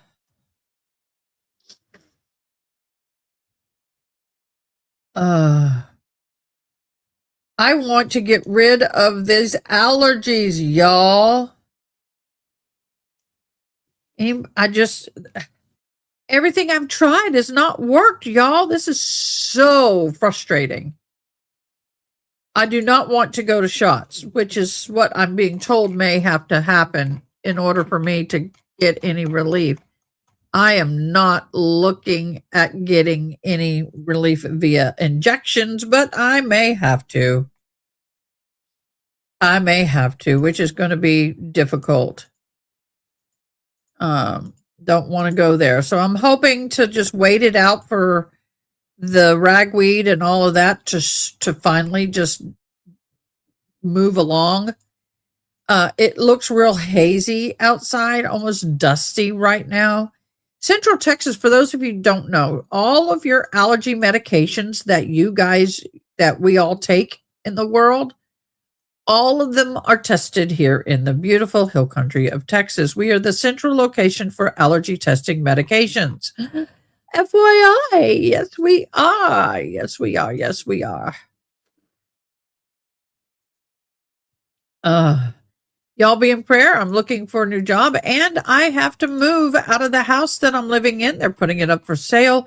So there will be some alternate viewing situations happening in the near future for a short period of time because I am going to have to move. And so I think we have allocated a place. I'm not sure, but I am working on it. So I will need patience, please. But I mean, there's things that happen in life that are not in our control. And when you rent a house and they have to sell it, it's not in my control.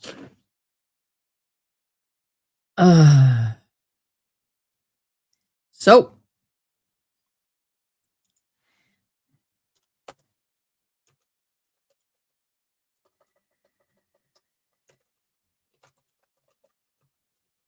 I wish my sister was here, Tracy. She was a moving queen, man. Moving with Tracy was easy. I wish I could do that. I can't. I'm not my sister in that aspect. You wouldn't talk about a queen of organization and moving. Oh my gosh, she was phenomenal. She was phenomenal.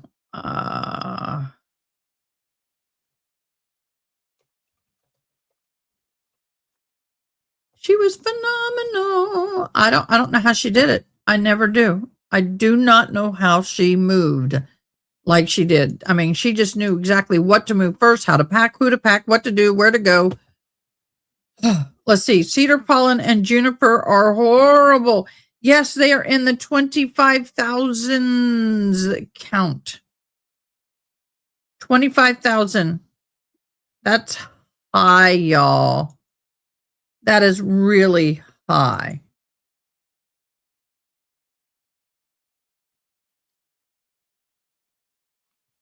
Really high. And I am, gosh, I don't know.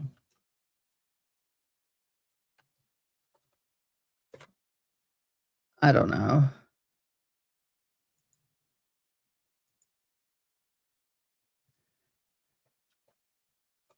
What do you, how bad is it where y'all are?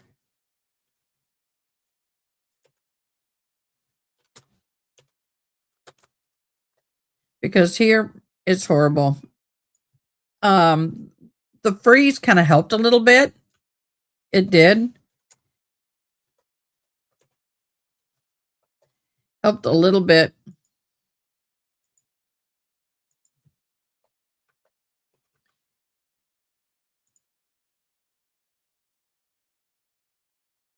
Use that. Create account.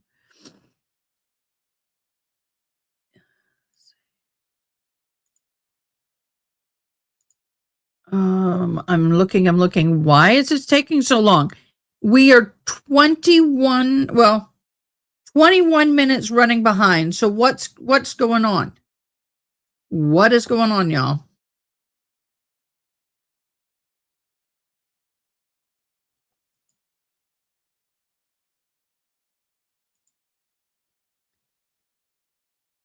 I gotta fix something.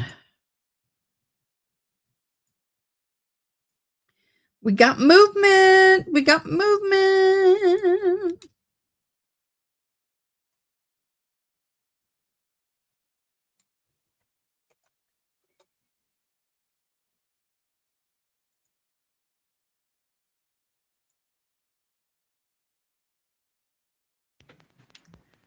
Anybody have moving advice for this lady? I haven't moved in over 10 years. Chief Judge duty, so I apologize for the delay, but we'll go back on the record. Mr. Cruz, are you ready for the jury to come in? Okay. Oh, that's right. Of course. All right. Are you ready to begin that? All right, Are you very ready good, for sir. some Go ahead. football? Sorry, couldn't resist. Could not resist it. Couldn't resist. My apologies. Here we go, guys.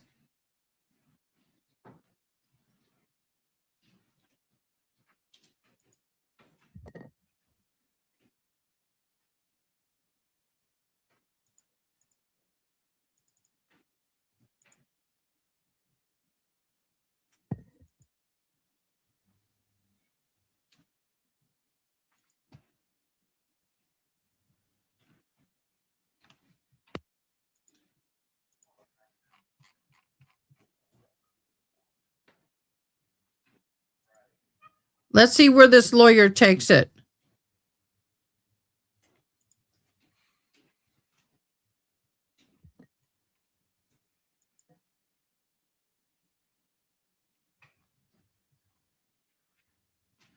All right, just for purposes of the record, let the record reflect that the last question asked to Mr. Melton was during the January 21, 2001 interview. I'm going to state it as said it. You were told that Tara was probably sexually assaulted. At this time, we were refreshing his recollection. We were playing Chris Melton's January 21st, 2001 recorded interview. Minute mark 11:51 to 12:02 for purposes of refreshing Mr. Melton's recollection.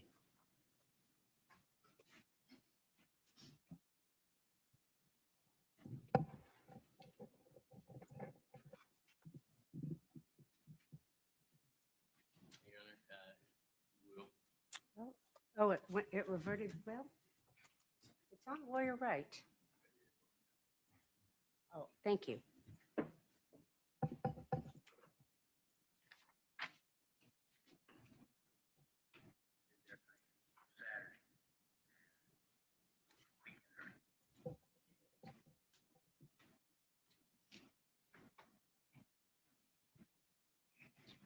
Mr. Melton, I'd like you to listen to this and let me know if your memory is refreshed. If you need to hear any other portions of it, I don't mind playing. Okay. Phlebotomists and that kind of blood people there, they take it, store it, put in evidence, and then on Monday morning, we've got a good working relationship. They'll start right away for us and tell us exactly what we've got.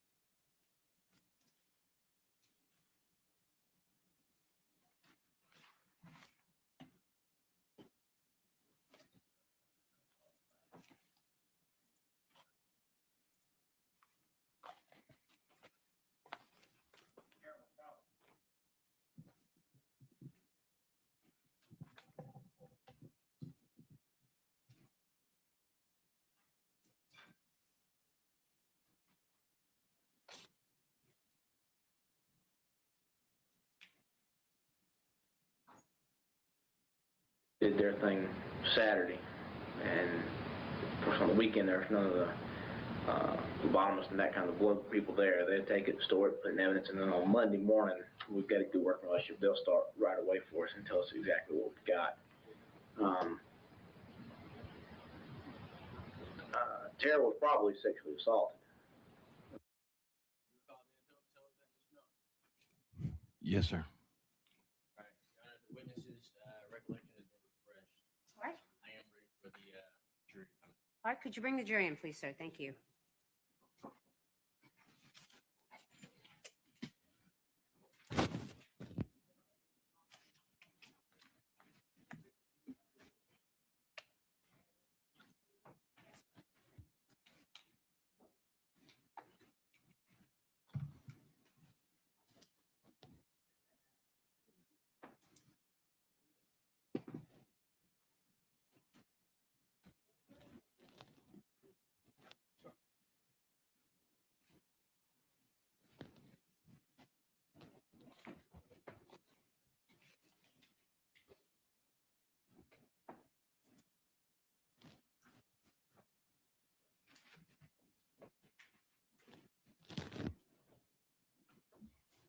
You all may be seated.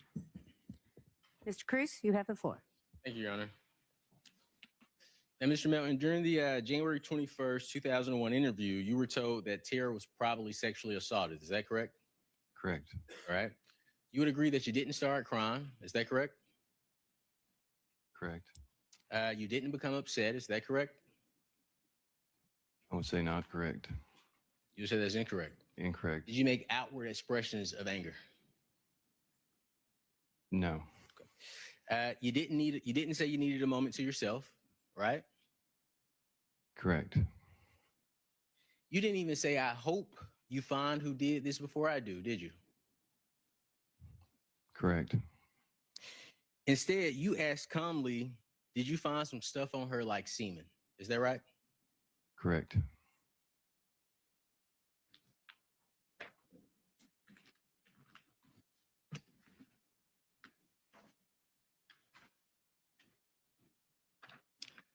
Now, at the conclusion of the January 21st, 2001 interview, and I believe you've seen the photographs of your hands, pictures were taken of your hands. Is that right?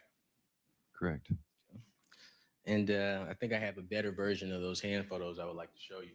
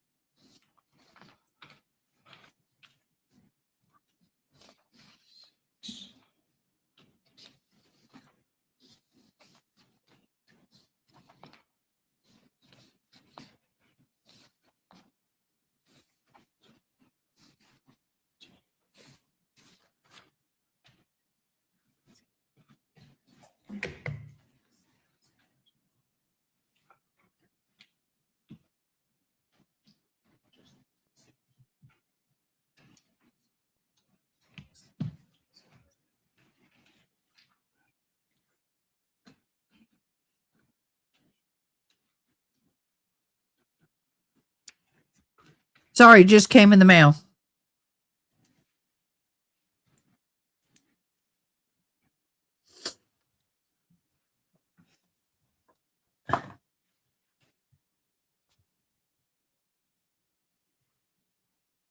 This is going to be marked as Defense Exhibit 41. There are 13 photos in Defense Exhibit 31. It will be a omnibus exhibit, photos or better quality photos of Mr. Melton's hands.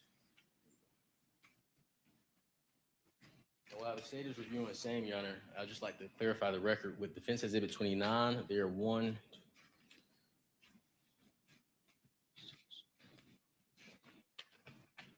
there are 9 photos in Defense Exhibit 29. Sorry, say that again. Just for purposes of clarifying the record, for Defense Exhibit 29, there are 9 photos collected in Defense Exhibit 29.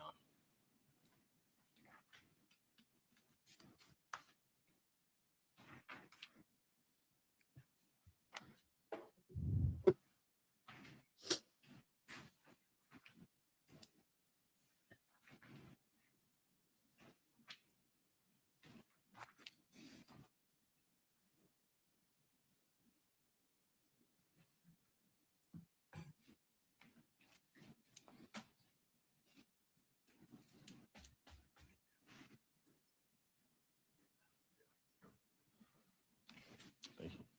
Let the record reflect that I'm showing Mr. Melton the 13 photos of his hands marked as Defense Exhibit 41.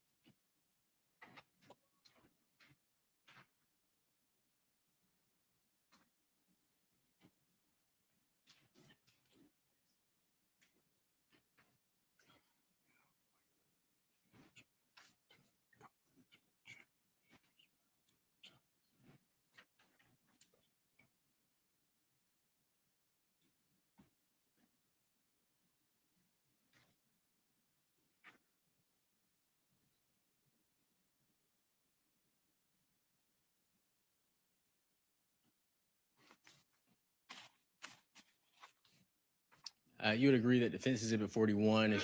You would agree that Defense Exhibit 41 is the same thing you saw in Defense Exhibit 29. Let me change that. Please forgive me. You'd agree that Defense Exhibit 41 are photographs of your hands. Is that correct? Correct. Okay, and a little bit better quality than Defense Exhibit 29. Would you agree? I would agree. Okay, and those photos are a fair, accurate depiction of your hands as they were on January 21st, 2001. Is that right? Correct. Correct. Okay, Your Honor, I would move to introduce Defense Exhibit 41 and the 13 photos included in same into evidence. Any objection? No objection, Judge. They are admitted. Okay, thank you, Your Honor.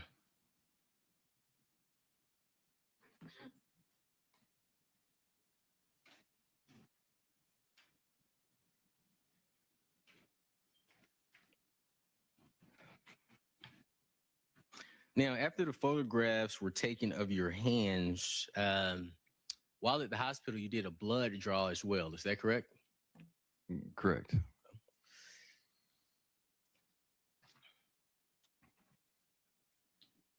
And you remember giving that blood draw. Is that right? Correct. Okay, and that's January 21st, 2001. Correct. Okay. After you were asked for hair and blood in January, your parents told you they're going after you, Chris. Do you recall them making that statement to you? Yes.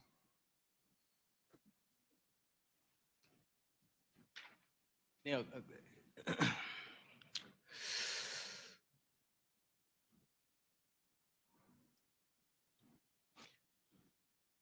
you discussed with the state the photograph you were shown of Miss Baker to identify her body. Do you recall us talking about that? Earlier? Hmm? When you showed me? Correct. Unfortunately, yes. Okay. And you stated that that was not the photo that was shown to you to identify her body. Is that right? I don't believe so. Okay. I Go ahead, Mr. Melton. was looking through a digital camera with a small frame, and it was fuzzy, and it's hard to. Anyway, it's not as high quality as what you're showing here, but no. But we could agree she had a sheet over her body. Is that right? I believe she had something draped across her. It was at the bottom frame of the digital image. All right. So I asked you this question. Do you remember telling law enforcement that the photo shown of you, of Miss Baker, had a blanket covering her from the neck down? So I saw her face and her hair. Correct. And the photo I showed you was a photo of Miss Baker with a sheet covering her from the face down, the neck down, and you saw her face and her hair. Is that right? Correct. Okay, Correct. But we can agree you did not see a black cord wrapped around Miss Baker's neck. Is that fair to say? That's fair to say.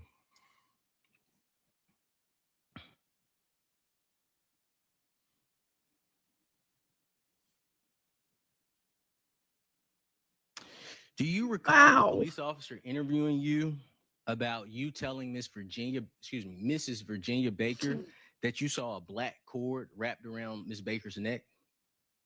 Not a black cord wrapped around her neck. No, I don't recall that.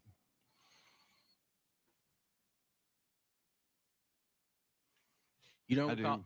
I do recall in the original photo that I saw, there was something draped over her, and I could recall seeing something black. I didn't know what it was. But like I say, I don't think that's even the image I saw. So, Mr. Melton, we're speaking, the specific question I'm asking you, and you might have answered, I just want to make sure I'm clear. In the photograph you saw of Miss Baker, it was her with a sheet from the neck down. Do we agree on that? The one you showed me, yes. Okay, not the one I showed you, the one you described to law enforcement. I believe I stated there was something from, I don't know if I said sheet, but in the digital camera at the bottom section of the frame, it kind of stopped. You could kind of see something laying there. Sure, Your Honor. Mark, I move to Mark.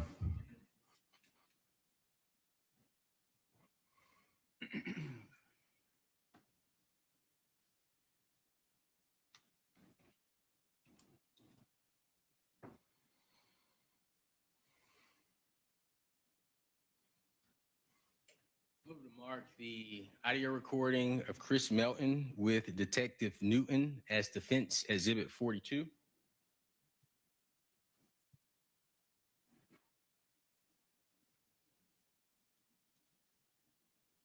Mr. Cruz. Yes, sir. Hey, love, how are you? Good. How are you?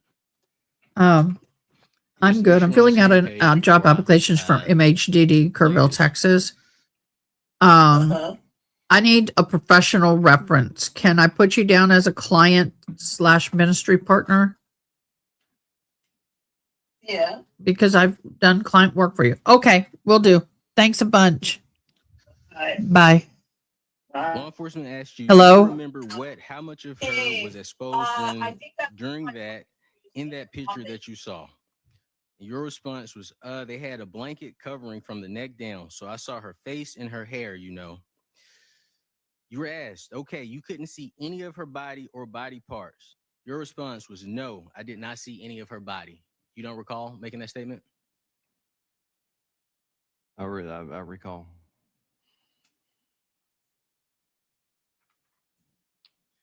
Now, you testified on direct that this was just a terrible experience for you. It destroyed you. Is that fair to say? Yes, sir. And you and I both could agree Miss Baker's death is a true tragedy. Yes, sir. Okay. On Thursday, January 25th, 2001, you went to Miss Ashley Peavy's house. Is that correct? What's the dates? January 25th, 2001. Yes, sir. Okay. And this is 6 days after Miss Baker's death. Okay. Yes, sir. Okay. And while at Miss Peavy's home on the 25th, which we've agreed is 6 days after Miss Baker's death, you called Miss Leah Tucker. Is that right? Yes, sir. Okay. And it was after 8:15 p.m. It was nighttime. Is that fair to say? I can recall the time. That's fair. But you set up a dinner with Miss Tucker at 5:30 p.m. the next day. Do you recall that? I don't recall that, but it sounds, she was a close past friend. Yes. All right. And then on January 26th, despite your future fiance being brutally murdered, you called Holly Hufford. Would you agree with that? I don't remember Holly Hufford, but I do recall someone that was hurting, like as in anguish, but I don't recall who Holly Hufford is. You remember somebody else hurting and being in anguish? Everybody around us. But you set up a lunch with Holly Hufford for Friday the 26th. I don't recall.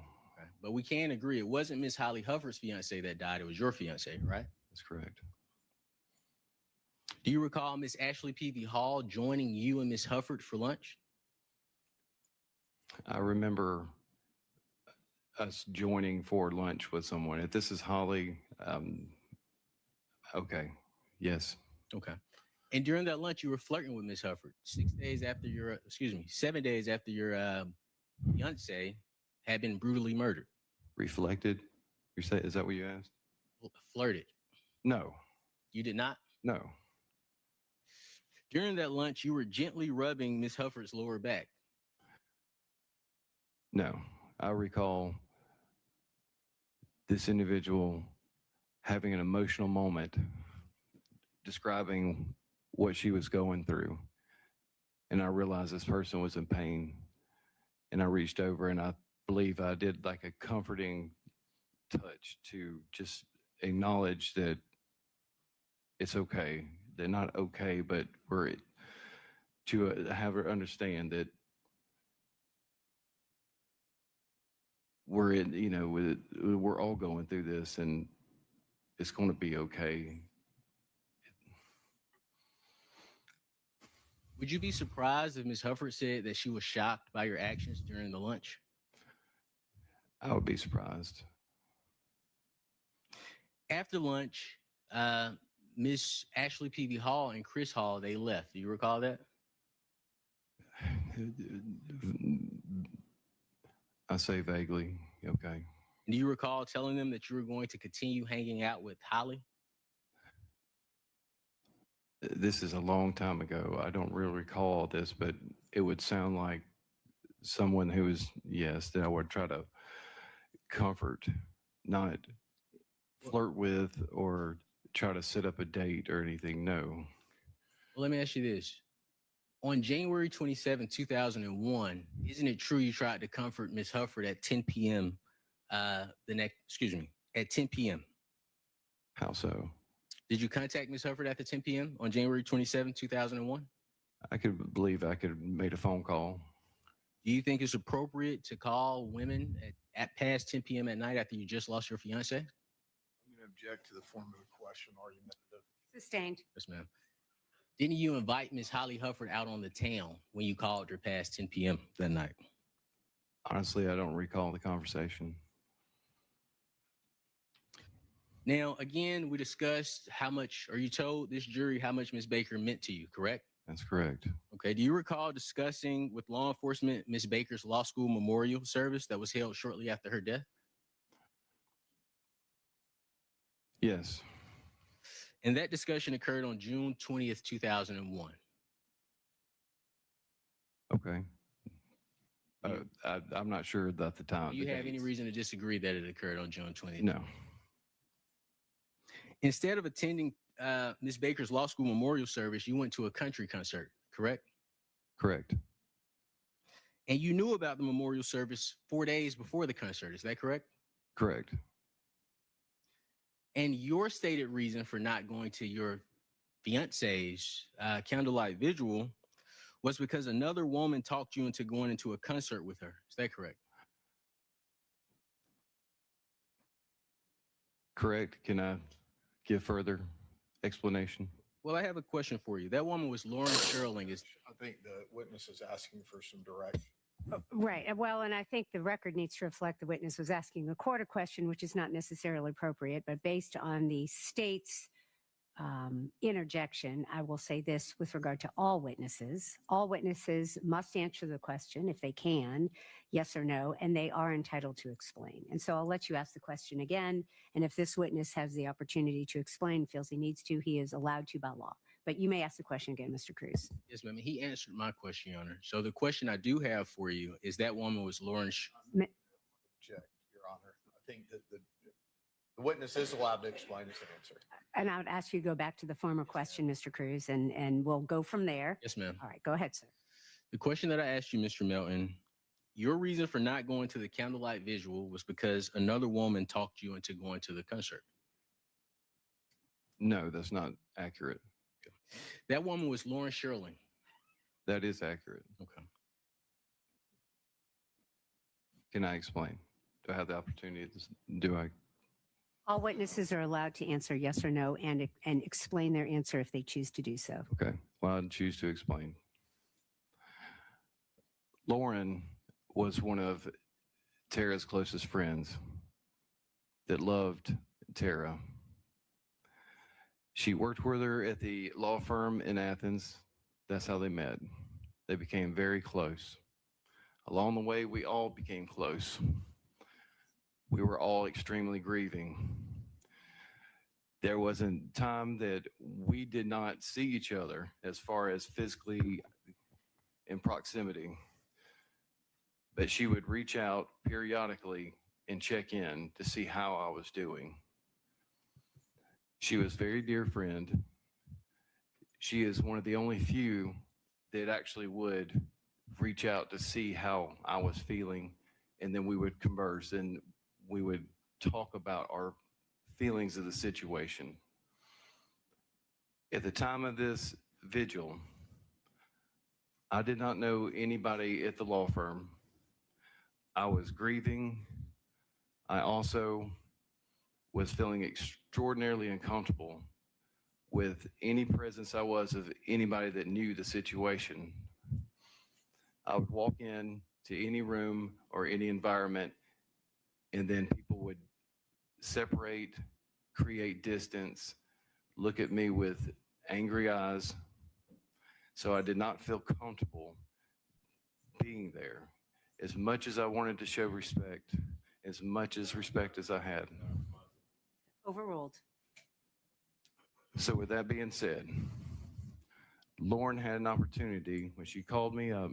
She had an opportunity to create in a different environment for myself. She said, maybe you need a different headspace. Come out and try to enjoy something. And so she invited me along with her group of friends, and she had these tickets for an extended period of time. And she had one, and she says, if you want to join us and try to get a different headspace, maybe this environment will make you feel better. And so I accepted. And genuinely, it did make me feel better. Okay. So to my question in regards to, and your reason for not going to the candlelight visual was because another woman talked you into going into a concert with her. Your answer was no. Is that right? You stated that she talked me into going. She didn't. She heard me through, and I believe that it's more of she gave me permission to accept that it's okay, Chris. It's okay that you can try to do something to feel better about your situation. Let me ask you this, Mr. Melton. I think you and I could agree you're a very charismatic person. Have you heard that before? Yes. Okay. Is this the way you were talking with law enforcement when they were interviewing you? I wasn't aware if I was. I mean, this is my demeanor. Sure. When the state and yourself was going over your testimony, is this how you were talking with the state as well? I'm unaware. I mean, this is who I am. But I would like you to answer my question with a yes or a no. Okay. I'll try my best. The reason you didn't go to the candlelight visual is because Miss Sherling told you you shouldn't go. Is that a better way to put it? No. Mr. Melton, this isn't your first time discussing the candlelight visual, is it? It's been discussed with a detective. Okay. And your statement was, or do you recall making the statement, and which even Lauren didn't go to that when she was part of that. Even the people she worked with were going to be speaking there at the memorial service. And they suggested to her that she shouldn't come. And I talked to her about it. And she's like, it's not something you want to be at, Chris. It's just not trying to talk me out of it, just trying to tell me how the situation is going to be. But I didn't go to that. Is that accurate? If that's on a recording and you have it verbatim, but I don't. My question is that accurate? Yes or no? I don't think it's completely accurate.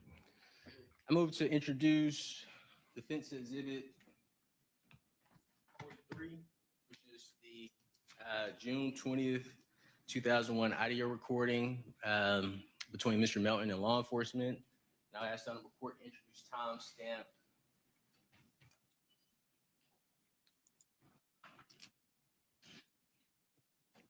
They're not objecting. There's nothing that can be done.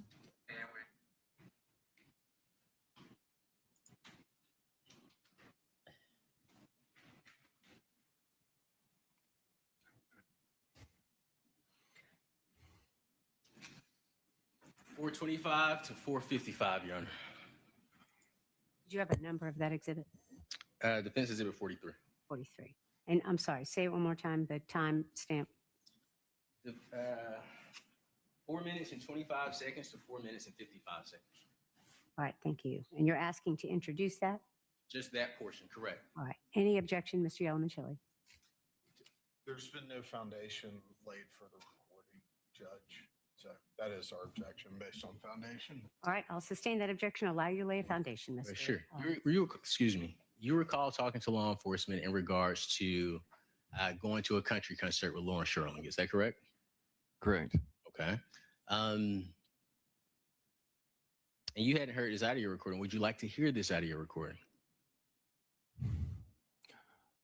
In the section that you're referring to, I would say yes. Okay, perfect. So, Your Honor, this is what I would ask. I would ask if I could allow the witness outside the presence of the jury to listen to that portion of the recording to determine if he recognizes that recording, Your Honor. All right, any objection, Mr. Yellowman-Chili? No, Judge. All right, ladies and gentlemen, I'll have you leave for a moment. Don't discuss the case. This is another break, and we will take a lunch break. Don't worry. We'll be back with you shortly. Thank you.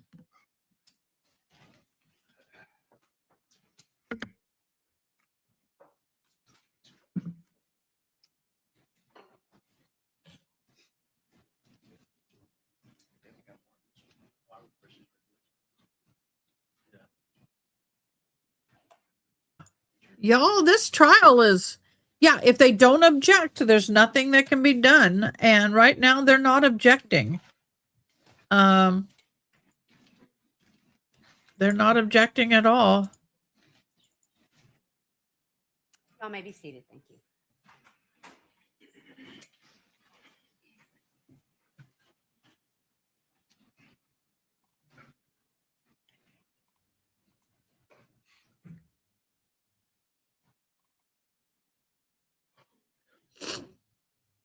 This guy has had, I mean, look at him. This is taxing. This is difficult. This is not an easy thing to do.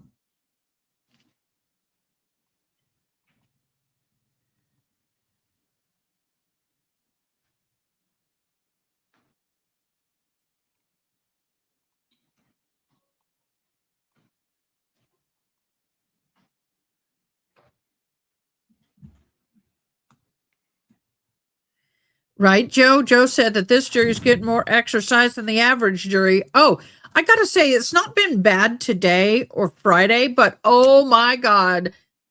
Monday, Tuesday, Wednesday, Thursday, they were up and down, up and down, up and down. And I'm glad to see that they are no longer, they're no longer doing the jack in the box, as I call it. Doing the jack in the box.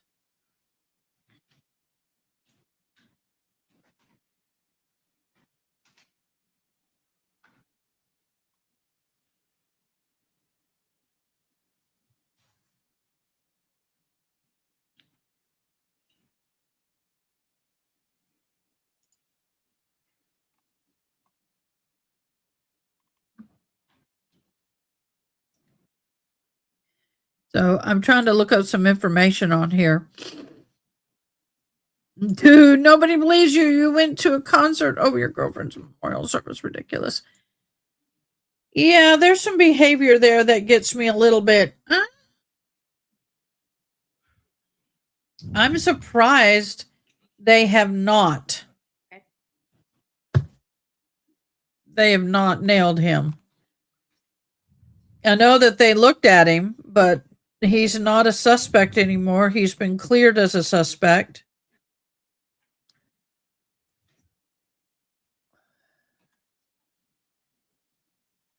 So y'all saw me pop it up. Look what came in the mail today.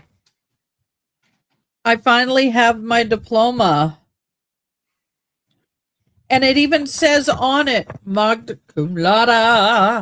I did not know they would do that. So yay. So I'm going to put it back in the tube. I had to take a picture of it because I had to take a picture of it. Should I order, hey, for those of you who graduated college and got diplomas, should I order a second diploma just in case? Just in case? Should I order another one just in case something happens to this one?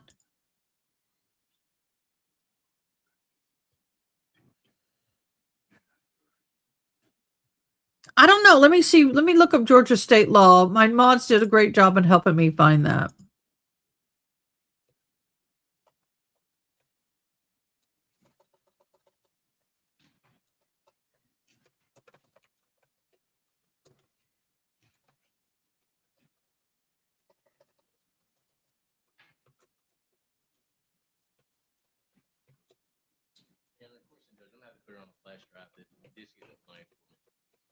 All right. Are you able to do that? I mean, Oh, I know. I agree with you. No, that was sarcasm. Oh, great. Okay. No, they cannot, but the judge is allowing it.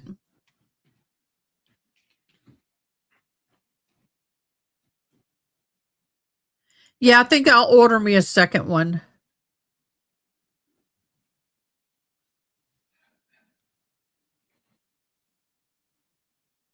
Yeah, I think I'll order a second one just to be safe. Just to be safe.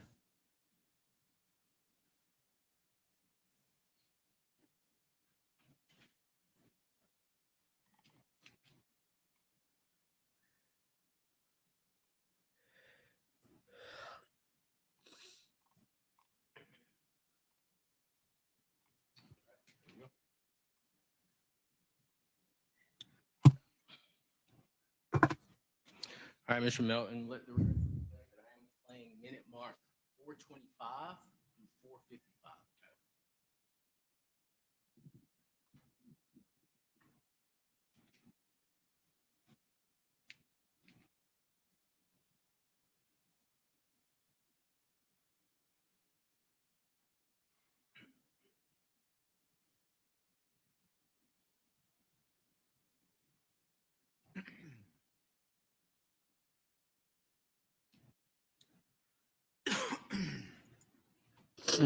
Days probably before the concert, in which even Lauren didn't go to that when she was part of that. Even the people she worked with were going to be speaking there at the memorial service, and they suggested to her that she shouldn't come. And I talked to her about it, and she's like, "It's not something that you want to be at, Chris. It's just going to not trying to talk me out of it, just trying to tell me how the situation's going to be." But I didn't go to that, and we discussed. I even talked to Lauren about it the night before, just discussed if I should go to that instead of the concert.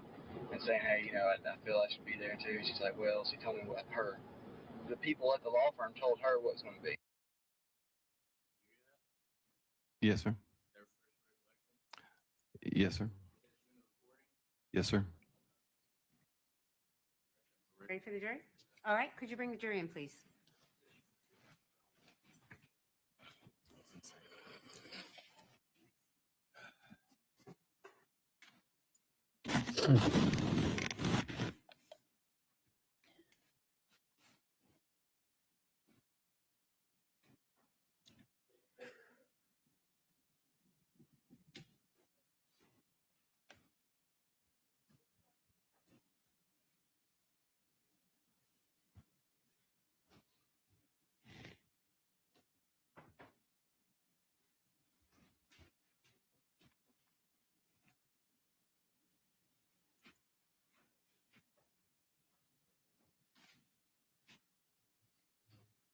You all may be seated. Thank you. Yes, ma'am. Thank you. You would agree that you and Ms. Sherling agreed to go to the country concert over going to Miss Baker's candlelight visual. Is that correct? Correct.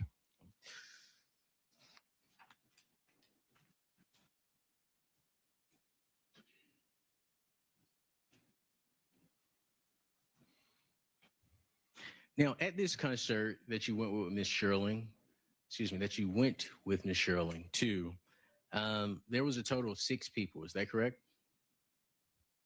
Sounds accurate. Okay. It was Miss Sherling's mother and father. Is that right? Yes, sir. Okay. It was her neighbors, which was a guy and a girl couple. Yes, sir. Okay. And this was a country concert at Turner Field. Correct. Okay. So you and Miss Sherling left Athens when Miss Baker is having a candlelight visual to travel to Atlanta to go to a country concert. I don't remember where we left from. I don't recall that. But I do recall going to a concert, and it was in an open stadium, and you get to walk around and listen to country music. You remember that, but you don't remember whether Miss Baker told you she was going to be alone the day before she died. Sustained. Chris, the week before Tara died, there was an incident between you and her that jeopardized your relationship with her. Do you remember that? I remember being asked about the question. Do you remember the incident? I remember nothing happening the week before, but I had answered a question to a detective. And I remember telling, there was an incident that always stayed in the forefront of my mind that I realized that I had hurt her feelings, but I didn't realize at that time the question was the week before, because the incident that I explained happened months before. All right, so your testimony today, Mr. Melton, is the incident that occurred before Miss Baker died was actually an incident that occurred months before Miss Baker died. Where he had asked, he goes, has there ever been a time that you felt that something you had done jeopardized your relationship? I think that's close to accurate, but my answer that I gave was off the forefront of my mind that it had always stayed there, but it did not happen the week before. I had stated that in questioning, but it was not the week before.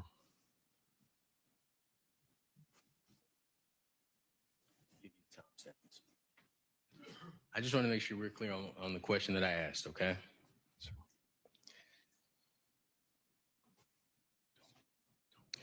The week before Miss Baker's death, there was an incident between you and her that jeopardized you two's relationship. No, sir. This isn't the first time you've been asked that question, is it? No, sir. On June 20th, 2001, law enforcement asked you that question. Is that correct? That's correct. And your statement to law enforcement was, yes, I remember that incident. Is that correct? No, I remember I started telling about an incident. Any objection, Mr. Yeoman? 43 in evidence? Correct. Well, we did this. We did the times. The timestamp is, That one time, well, and forgive me if I didn't move to it's it. not in evidence. Please forgive me. It is not in evidence. So is there an objection to, and we can talk about that later. Let's talk about the request that Mr. Cruz has just made. Do you have an objection to what he has just requested?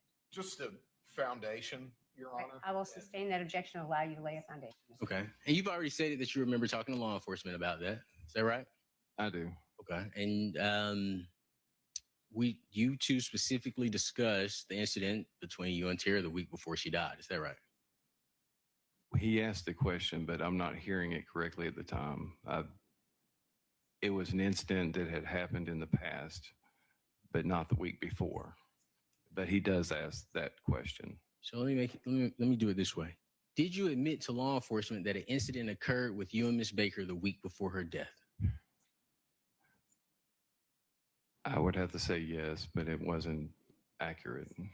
Well, we can't have it both ways. First, you said it was months ago. I'm going to object about editorializing about the witness's answers. I'm going to sustain that objection. Sure. Mr. Cruz, just stick to your question. Yes, ma'am. Your original answer was that this incident was months ago. Is that right? Yes. Okay. But your answer now is you do remember the incident the week before she passed away. I remember the question he asked, but the and what I had described did not happen the week before.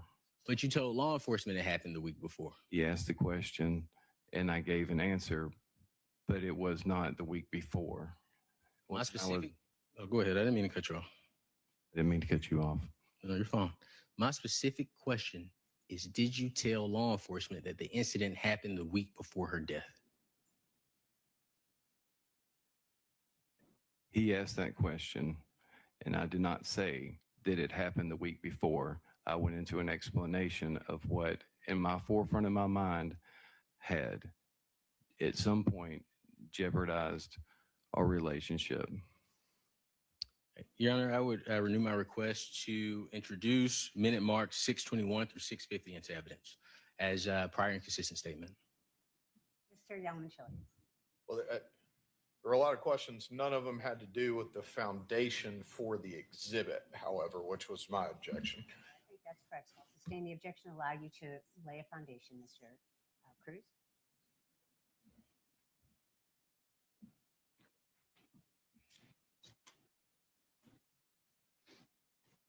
You haven't heard what's on this flash drive, have you? On the flash drive? Right. You haven't heard what's on this flash drive, correct?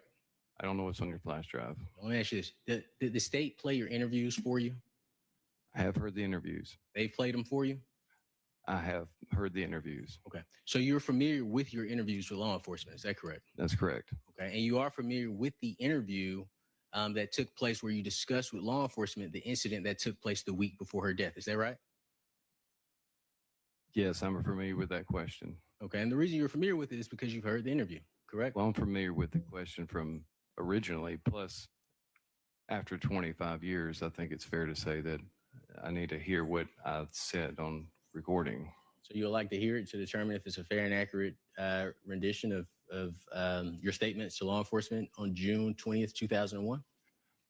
I'd like to hear to see if it's accurately depicting your question, because you say, did I state, and in my explanation, that it actually happened the week before. The question he asked was, did it happen? He goes, what happened? Or is there anything Was there anything the week before that could have jeopardized your relationship? And then I go into an explanation of something that was always on the forefront of my mind because I hurt her feelings, and it did not happen the week before. But I did not explain to them it did not happen the week before. I just went into an explanation of something that I was recollecting. Okay, I'm going to allow you to hear what's on this flash drive, Defense Exhibit 43. Do we have headphones? We don't. Headphones. Your Honor, I would ask, and I apologize to everybody, I would ask that I have the opportunity to lay the proper foundation for this flash drive with Mr. Melton outside the presence of the jury. All right, we will do that. Ladies and gentlemen, if you'll go into the jury room, don't discuss the case. We'll be with you shortly.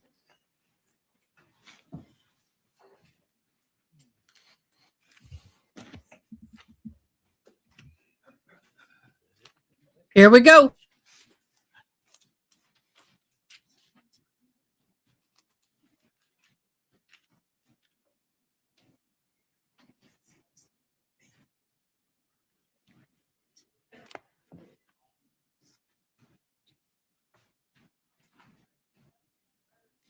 You all may be seated. Thank you.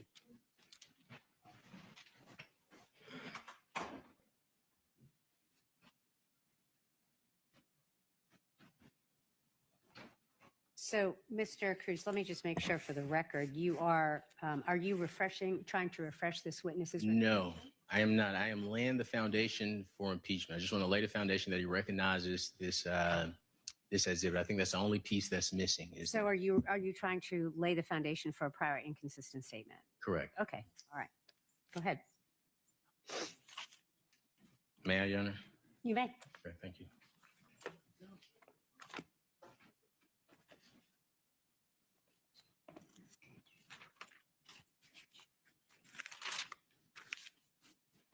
Let the record reflect that I'm playing for Mr. Melton.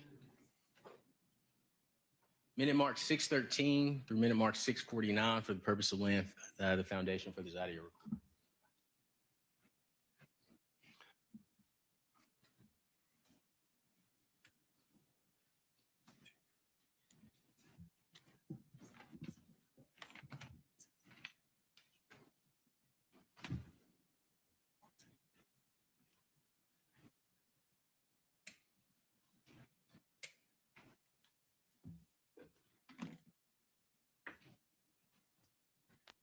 Anybody now? No, even if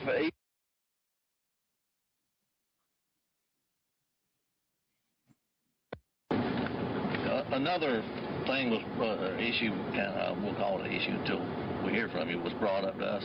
Something to the effect that like a week prior to Tara's death, Tara had found out some information and could have maybe jeopardized y'all's relationship. Do you remember having a discussion? I think something that she might have found at your apartment in Athens. I think she went there to leave you a note or something. And, Yeah, I know it was. okay. How about? Do you have an opportunity to hear that, Mr. Melton? Yes, it did. Okay, is that you on the audio recording? Yes, it is. Okay, is the minute 6 minutes and 13 seconds to 6 minutes and 49 seconds? Is that an accurate? Is that an accurate portion of your conversation with law enforcement? Yes. Okay, you recognize this audio recording as the conversation you had with law enforcement on June 20th, 2001. Is that fair? Yes. Does it sound like it's been altered in any way? No. Your Honor, I believe the proper foundation has been laid for the audio recording. I'd ask that the jury be allowed to come back in. All right. Thank you. Mr. Yelmanchili, do you have an objection? I think at this point, the foundation has been laid. However, I did not hear a prior inconsistent statement. It's exactly what Mr. Melton said, which is that he got asked the question and then he launched into an explanation of what happened without correcting the date. So there may be something beyond this that Mr. Cruz wants to play that shows the inconsistency, but I believe as far as what I heard, Judge, it was exactly what Mr. Melton testified to, which is that, yes, in response to that question about a date certain, I started to launch into an explanation about the only incident that I could think of, but it is not actually from that date. I didn't clarify that for law enforcement, which seems to be what happens on the recording, but obviously the court heard the recording as well and can draw its own conclusions. Mr. Cruz, any response That's- to Limoncelli's comments? Absolutely. That's a misrepresentation. Law enforcement clearly asked him if he was aware of an incident that occurred the week before Tara's death. And Mr. Melton, before I cut the recording off, said, yes, I'm aware of that incident. My specific question to him was, Mr. Melton, was there incident? Well, my specific question to Mr. Melton was, Chris, the week before Tara died, there was an incident that upset her and jeopardized your relationship with her. Do you remember that? His first answer was no. It was months ago that it happened. And eventually we got to him saying, well, I just told law enforcement that it was. I confronted him with the statement, Your Honor, I would ask that I'm allowed to impeach Mr. Melton with a prior inconsistent statement, because Mr. Melton danced around the answer. He wouldn't give me a clean yes or no. I'm going to ask you to play it again because I did not hear what you're articulating. Yes, so ma'am. I'd like to hear it again, please. Yes, ma'am. Thank you.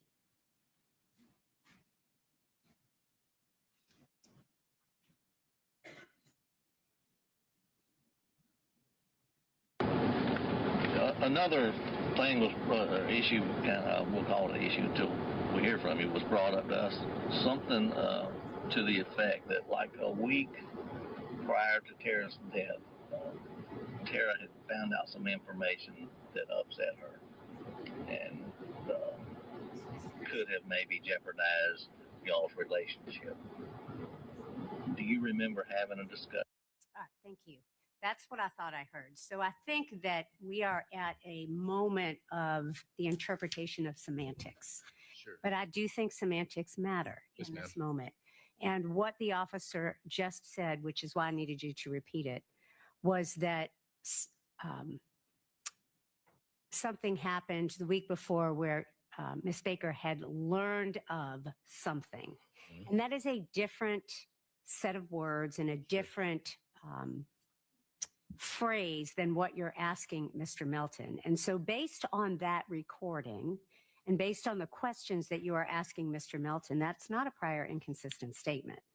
You certainly may continue questioning him, but that does not qualify as a prior inconsistent statement. If there's more context, for example, in that recording Sure. that supports the way that you have asked the question, we certainly can get into that. But this particular thread that you have played very specifically says when she learned of something, and that is different than what you've asked. Yes, ma'am. That's fair. We could bring the jury out. I've played it. He's laid the foundation for the recording. I'll ask the appropriate question, and depending on his response, we'll take the next steps. All right. You may bring the jury out. Thank you.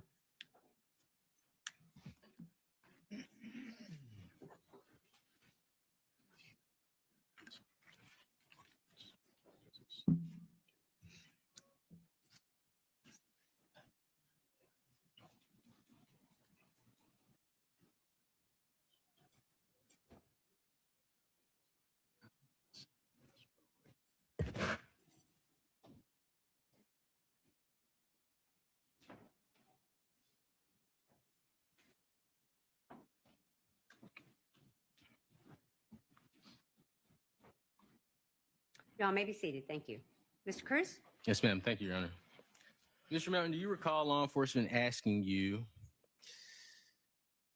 that like a week prior to Tara's death, Tara had found out some information that upset her and could have maybe jeopardized your relationship? Do you remember having that discussion? Is that Yes, accurate? they asked that question. Sir? Yes. And you were told, I think she went there to leave you a note or something. Do you recall that? I recall them saying yes. Okay. And your response was, yeah, I know what it was. Yes.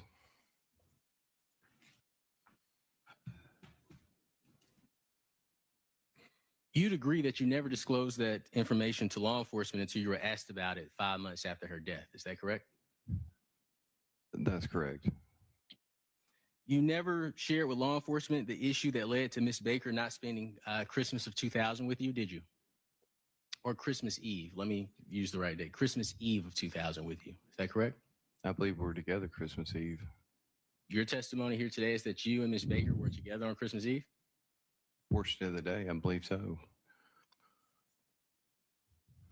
You never shared with law enforcement the reason why Miss Baker did not spend New Year's with you, did you?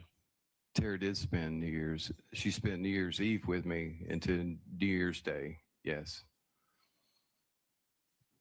You never shared with law enforcement the reason Miss Baker stopped calling you the week of December 27th to January 3rd, despite being home. Is that correct? What were the dates you just said? December 27th to January 3rd, 2001. I don't recall. You never shared with law enforcement that Miss Baker told you that she needed space to focus on her studies 2 weeks before she died, did you? Are you asking me? I'm sorry. Sure. There's a lot of questions. You would agree that you never shared with law enforcement that Miss Baker told you that she needed space to focus on her studies 2 weeks before her death. I'd agree. And you also never shared with law enforcement that the day before Tara was murdered, that was the most that you two had spoken in the previous 2 months. I don't know about that. No. As far as did I say? I'm sorry. Repeat your question. Sure. I'll make sure I understand you correctly. You would agree that you never shared with law enforcement that the day before Miss Baker was murdered, that was the most that you two had spoken in the previous 2 months over the phone. I left that portion out, so please forgive me. Over the phone. Okay. No, I don't believe I discussed that with the police. I wasn't really aware. Would you have any reason to disagree that before Miss Baker died, others believed that it was clear that your relationship with Miss Baker was over? It wouldn't be apparent or aware to me, no. Let's discuss your dating history with Miss Baker. Is that fair? Fair. Okay. When you met Miss Baker, you two were in Milledgeville. Is that right? Correct. You two were in college. Correct. Okay. And you were a pre-med major. Is that correct? That's correct. And pre-med majors are typically aiming for medical school. Correct. Okay. And Miss Baker wanted to become a lawyer. That's correct. Eventually, Miss Baker graduated from college. Is that right? That's correct. And she moved to Athens. Is that correct? When she graduated, at some point, when she graduated, she moved home. Yes, sir. But eventually she moved to Athens. Is that right? Correct. Okay. And you would agree after Miss Baker moved to Athens, you followed her to Athens. Correct. Let me frame it this way. You didn't graduate from college. Is that correct? You didn't get your pre-med degree. Is that right? That's correct. Now, for your living arrangements in Athens, you rented a empty bedroom in Chase Guerin's apartment. Is that right? Correct. And Chase is someone you actually met through Tara. Correct. And for work, while you were staying in Athens, you were driving back and forth daily to Loganville from Athens, Georgia to Loganville and back. Is that fair to say? Yes. And you moved to Athens specifically to be close to Miss Baker. Is that right? Correct. And when you first moved to Athens, is it fair to say that you and Miss Baker would spend in a 7-day week, you guys would be together about 4 or 5 days? That's correct. That's pre-law school. That's pre-law school? That's before we spent that much time before she started getting in law school and getting more busy. Yeah. So first semester of law school, you weren't spending 4 to 5 days with Miss Baker? Well, yes, she would come by. Yes. And you would go to her house too. Isn't that right? Yes. Yes. Ever towards the end of December 2000 and January 2001, Miss Baker stopped visiting your home that often. Is that correct? So we had less time together. Yes. Okay. And we've already discussed law enforcement talking to you about the incident that happened the week before her death. Would you agree with that? Asking the question, yes. Okay. And you would also agree that the week before her death is when you decided to go back to your parents' home for work. Is that fair? Just for work, not to move. Okay. But yes, So I just want to make sure we're clear. So you didn't move away from Athens before Miss Baker's death. correct. Okay. So if anybody said otherwise, that information is inaccurate. Correct. I have not moved. And due to Miss Baker studying and your work, the last time you saw Miss Baker was 10 days before she died. Say it again. It was 10 days before she died. What was your full question? Sure, I apologize. Due to Miss Baker's studying as well as your work, the last time you saw Miss Baker was 10 days before she died. Incorrect.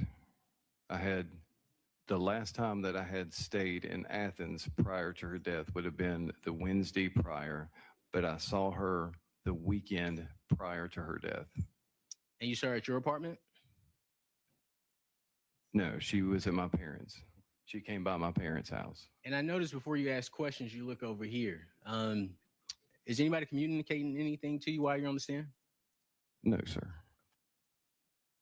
Now, let me ask you about the question in regards to the 10-day window. You would agree that when law enforcement met with you, you told law enforcement in 2024 that you were certain it had been 10 days since you last saw Miss Baker. Would you agree with that? I stated that in confusion. Yes, sir. Okay. But you stated it. It was in confusion, but you stated it. I stated it.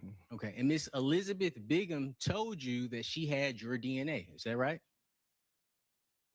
At some point, yes. And she told you that because of the DNA that she had of yours, it could not have been 10 days. Is that correct? Correct. Okay. Ms. Bigham also told you that they need to be able to explain away your DNA. Is that right? Correct. And in response to let me ask this question the right way. In response to Ms. Bigham telling you that she needed to explain away your DNA, you continued to tell her that, no, I'm certain it's 10 days since I last saw Miss Baker. Is that right?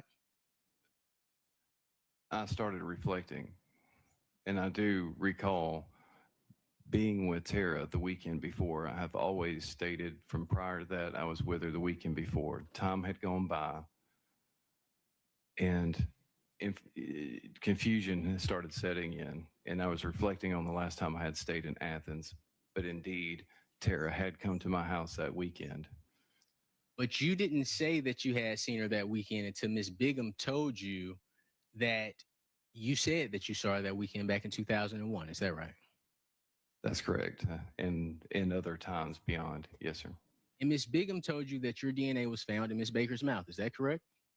That's correct. She told you the DNA doesn't last that long in her mouth. Is that right? Correct. She told you all of this information before you said that, hey, I remember now, I saw Miss Baker the weekend before she passed away. Would you agree with that?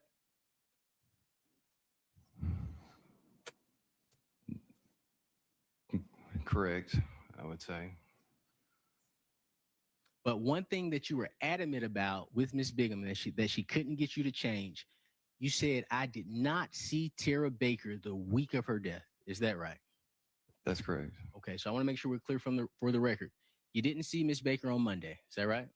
Correct. It's undisputed that you didn't see Miss Baker on Tuesday. Is that correct? Correct. It's undisputed that you didn't see Miss Baker on Wednesday. Is that correct? That's correct. And it's undisputed that you didn't see Miss Baker on Thursday. Correct. And it's undisputed that you didn't see Miss Baker you would say you didn't see Miss Baker on Friday. I think it's undisputed. So we have Friday, Thursday, Wednesday, Tuesday, Monday. So we'll say at least 5 days, right? Correct. Okay. And you told Miss Bigham that the closest time for the first time that you believe you saw Miss Baker last or had sexual intercourse with Miss Baker last was the Sunday before she left. Is that right? Sounds accurate, yes. Okay. And that was the first time in 24 years that you ever told law enforcement that you had sexual relations with Miss Baker on Sunday. I think in the past I'd said it in the weekend, and we had sex on Saturday, and then I'm sure that I believe that we had sex on Sunday. It's just Yes, That's a yes to my question. I would say yes. So if you're, I won't ask that question. So at the time of Miss Baker's death, you stated today, I believe, that you and Tara, well, I'll ask you, how long had you and Tara been dating at the time of her death? Again, that would be 2.5 years. Not 3.5 years? 2.5 years. Not 3.5 years? From 2.5 to, I think our 2-year anniversary was the July 4th prior. I believe that we considered us actually a couple. Okay. Yes. So we'll say 2.5 years. So in 2.5 years, within that 2-year window, you moved to Athens to be near her. We've agreed on that. Is that right? Correct. You helped her move into her Deer Park apartment. Is that correct? Correct. And at the time she moved into her Deer Park apartment, is it fair to say that you two were in a serious relationship? Correct.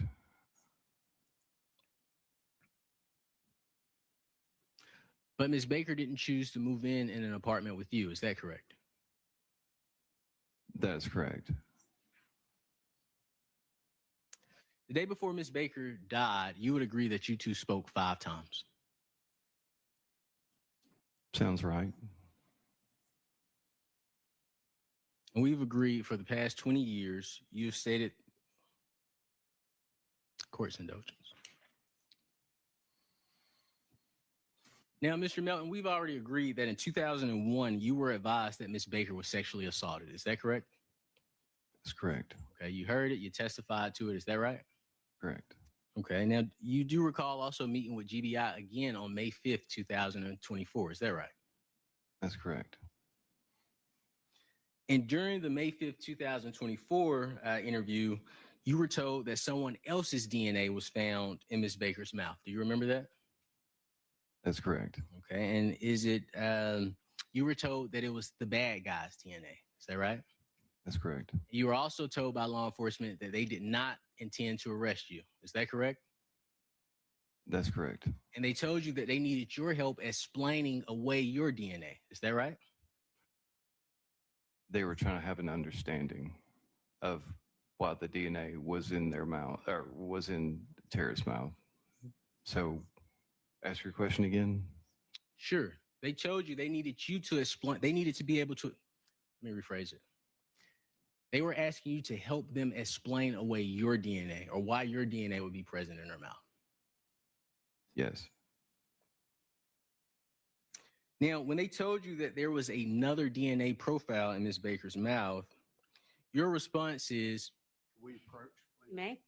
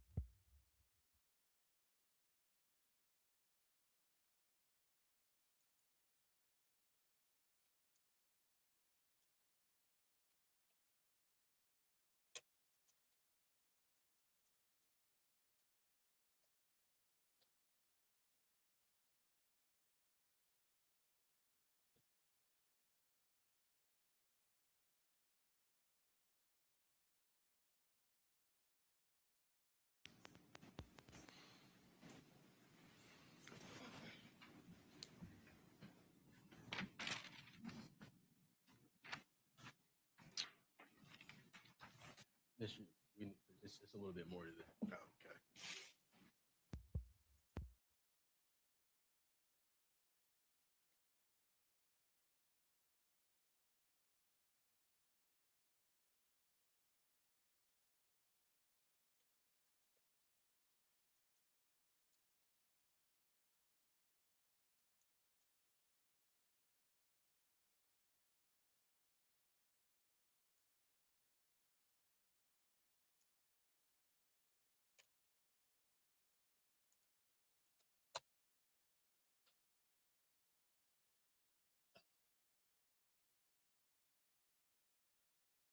Sorry, guys. I am seriously battling these allergies.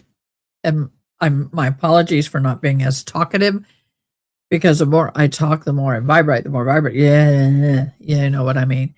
I'm really, this guy is, and I hate to say this because I try to stay neutral, but this guy looks as suspicious as heck to me, in my humble opinion.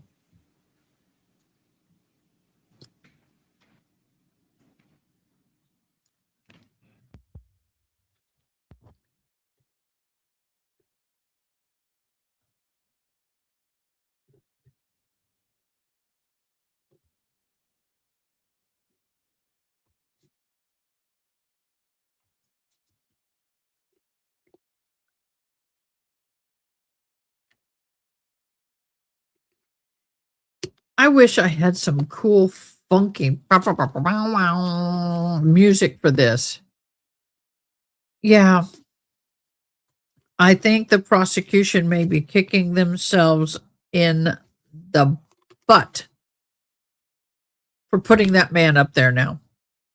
I think he's like, I got to get this guy off the stand. Get him off the stand.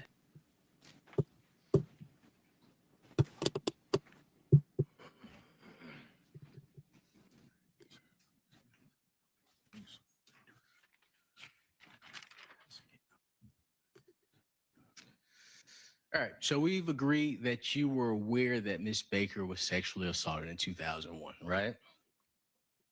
Correct. Okay. And despite this knowledge of her being sexually assaulted at the time of her death, your response was, I'm kind of stunned. I'm hearing there's two people, me and somebody else. There's further description of that. I think they say in her mouth. Yes. You make that statement. And when they That's an honest statement. Just say said in her mouth, yes.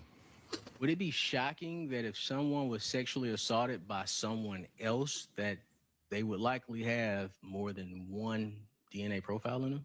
Is that fair to say? Judge, I'm going to object for calls for speculation. I'm going to sustain that objection. In your personal knowledge, okay, if someone, whether by choice or not, is intimate with two people, you would expect that two people would be present. Is that fair? If somebody was sexually assaulted, and I'm thinking that if it's in the vagina and around, yes. No. If it's in the vagina and what? Please finish that statement. stop there, dude. Stop there. Stop there. Just stop there. What question was asked? Well, actually, how can I have full explanation of the thoughts that are going through my head at that moment? If I can ask you this, can you answer my question first and you can explain anything you need to explain? Fair enough. Is that fair? Just restate your question, please. So I think we agreed on the point that you said you were kind of stunned. I'm hearing that it's two people, me and somebody else. We've agreed on that, right? Yes. And my follow-up question was, based on your personal knowledge, if someone is sexually assaulted by someone other than yourself, you would expect two people to be present. Is that right?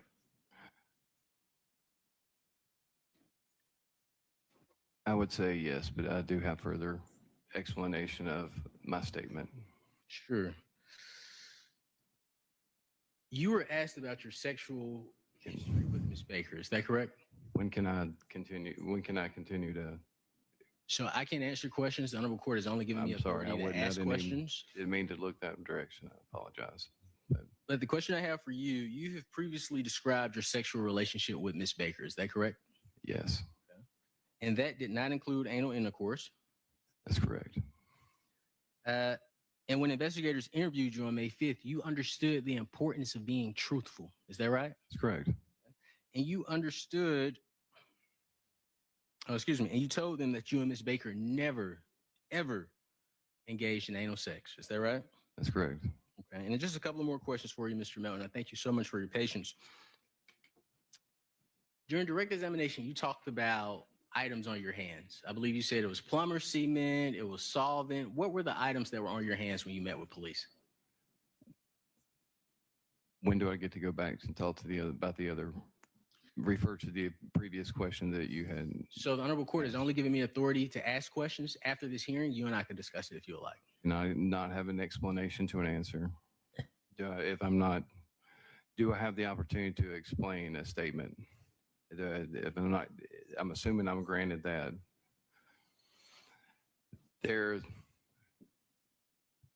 I'm not sure about the order of the questions that he's stating that Liz and Jeremy had asked me, the order, okay? Objection, Your Honor, non-responsive to any question that I asked. No question involved the order of questioning Okay. by investigators. Well, the reason, Right, hang on just a second. What was your question again, Mr. Cruz? I believe the question, and Mr. Melton can correct me if I'm wrong, that he would like to follow up on was the question in regards to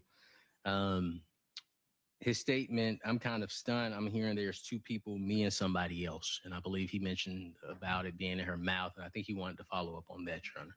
All right, well, witnesses are allowed to explain their answers if they answer yes or no. Did you, why don't you ask that question again and see if you get the yes or no question? And if this witness would like to explain his answer. I actually disagree with this woman unless they have a different rule in their county, but on average, that is not correct. Do so. Sure, absolutely. And despite knowing that Ms. Baker was sexually assaulted for 23 years, when you were told that somebody else's DNA was found in her body, your response was, I'm kind of stunned. I'm hearing there's two people, me and somebody else. Is that correct? correct. Okay, with the explanation. When Liz, they tell me, not that it's in her body, they tell me specifically that it's in her mouth. Okay. In my mind at that point, I'm not accurate about DNA and so forth, timing and so forth, but there was just a short fraction moment of a time. And if I can request to even play that section of the audio, that for just a moment, I was taking consideration that I say was this voluntary? Because why in the world would she not bite his penis? If somebody tried to do that, why would you not bite his penis? And that's what I was expressing. And I was in shock that it was in her mouth, because for just a fraction of a moment, it kind of went through my head. I was like, was something happening there that I was unaware of with Tara? And I'm ashamed to even think that for a second. And then Liz responds, don't let your head go there. Objection, hearsay. It's on the audio recording. Rejection, that objection. That's sustained, Mr. Melton, so you can't mention what anybody else said.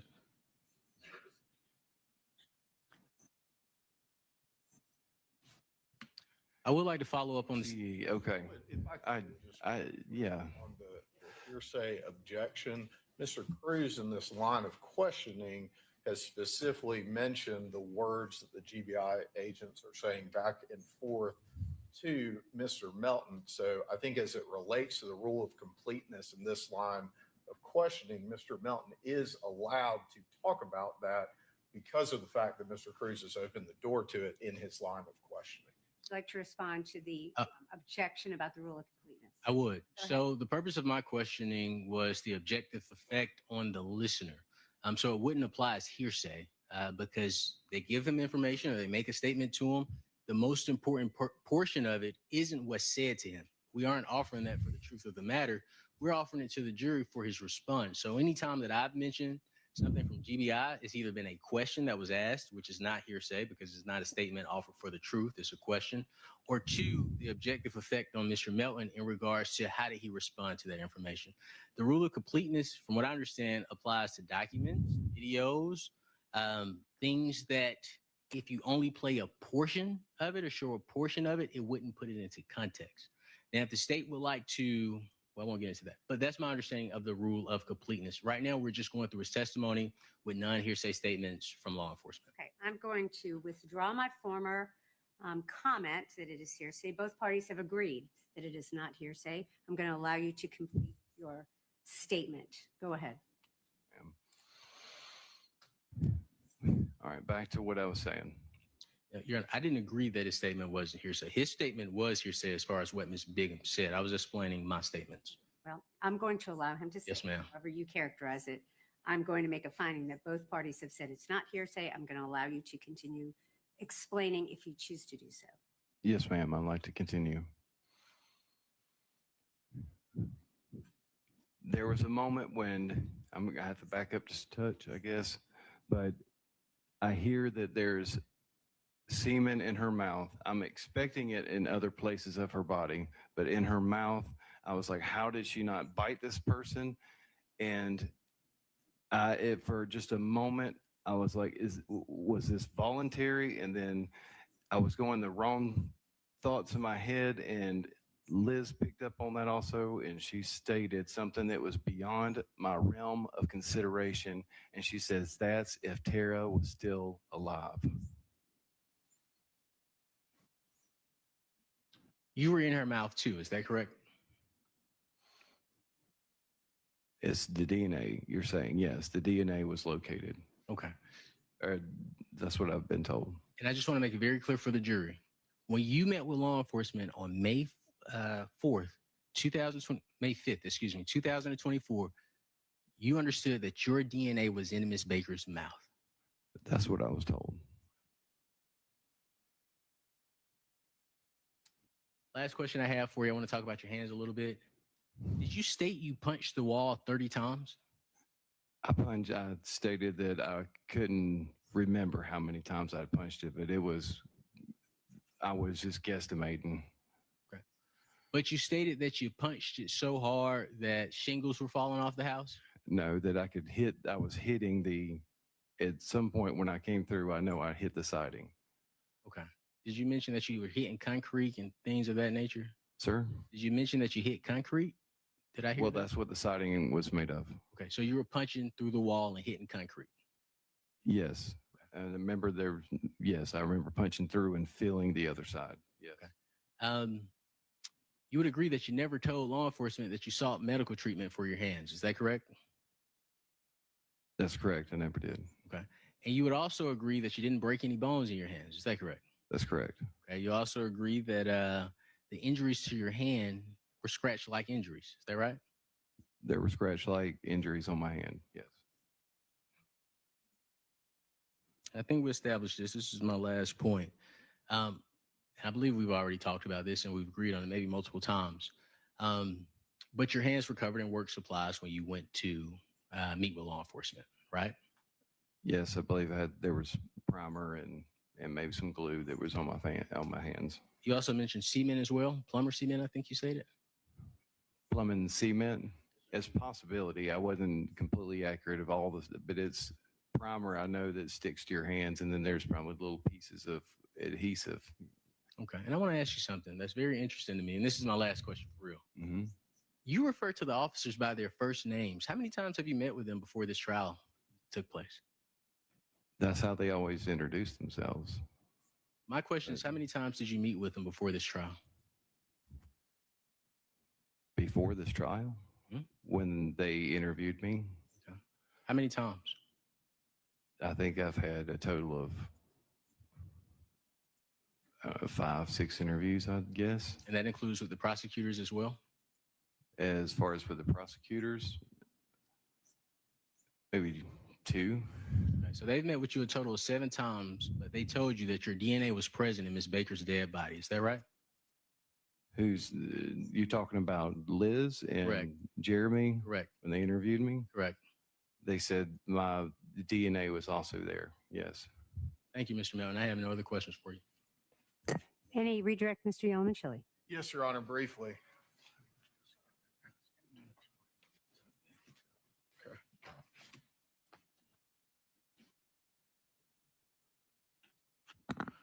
Mr. Melton, I've got just, I'm not going to call it one question. question might turn into a couple, but just one thing that I wanted to talk to you about, because there's been some testimony about this incident between you and Tara, but there hasn't been any testimony about what that incident was. Can you explain to us, what it is that happened and what this disagreement that y'all had?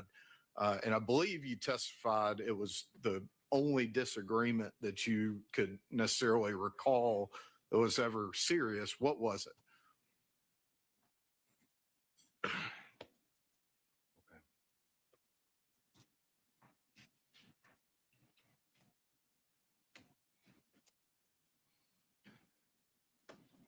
Just bear with me. There was a time that Tara took care of me. I had gotten an infection. I had cellulitis that had entered my body through my thighs and through my buttocks on a job site late summer. Late summer, I remember it being hot. I had been shaved. I was on a new job site. I'm sitting on the soil installing plumbing. Well, during that time, evidently bacteria that had been in the soil entered through my clothes, entered my skin, and got me infected. That same day, later that evening, Tara was at my house, and she saw the effects it was having upon my body. And I'd swollen up in between my thighs and my legs, and my skin started turning black. She told me, "You need to go to the emergency room." She took me to the emergency room. Once that was taken care of there, I had to come back to my place, and I could not walk or move around for a long period of time, possibly up to, if I can recall, 2 weeks. Okay. During that time, Tara was my caretaker. That's when she was given a key to get in and out, because I could not go up and down the steps without having her come in to take care of me. Well, time goes by. Now I'm at the end of this, and I've healed up and I'm ready to go back to work. So she has stayed over. She stayed behind that morning to show herself out. Once I had gone to work, she had called me and said, "We need to talk." And I was like, "Okay." Well, she said she would meet me back at the house, meet me back at my place. While I was gone, what she had found, I had a TV armoire with VHS tapes. And as embarrassing as it is, and this is something I had since I was 19 from back in college, she found an adult video. It wasn't anything crazy. It was just one video in bright orange, I might add, so it wasn't concealed. It was just there. That hurt her feelings. She felt so disrespected. I was ashamed. I was embarrassed. I can't even quite remember the last time I had even seen it, but I was still in possession of it. She sat down in that argument and she demanded, when did you come in possession of this? And then I further explained that when we were in college, back, I guess I'm 19 at this time, one of the cheerleaders was actually marrying another cheerleader. It was a man and a woman that had been partners for a while, and they actually were getting married. Well, there was a bachelor party that didn't have anybody, no females show up or anything, but they had this adult video playing on the TV during that crazy little bachelor party guys kind of thing. Well, that's how I obtained it, because I asked the host, I was like, "Hey man, you mind if I have the tape?" I was not in a relationship or anything at the time. I'm ashamed to say that, embarrassed.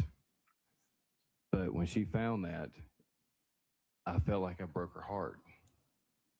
that was not who she was, and I hope it's not a representation really of who I am. I was a young man. She found that tape, and that was the only time that I can ever recall that she raised her voice at me. And she demanded that I destroy the tape and throw it in the dumpster by my apartments with her hands on her hips, watching me. And I did. And we agreed, and I talked it out, and I laid everything out for her as she asked, and I was laying all my cards on the table. I was honest with her. She chose to show me grace, and she was understanding, and we made up that same day and in that evening. Okay? But that always stayed in the forefront of my mind as the time that I could have jeopardized our relationship. And I've always shown her respect.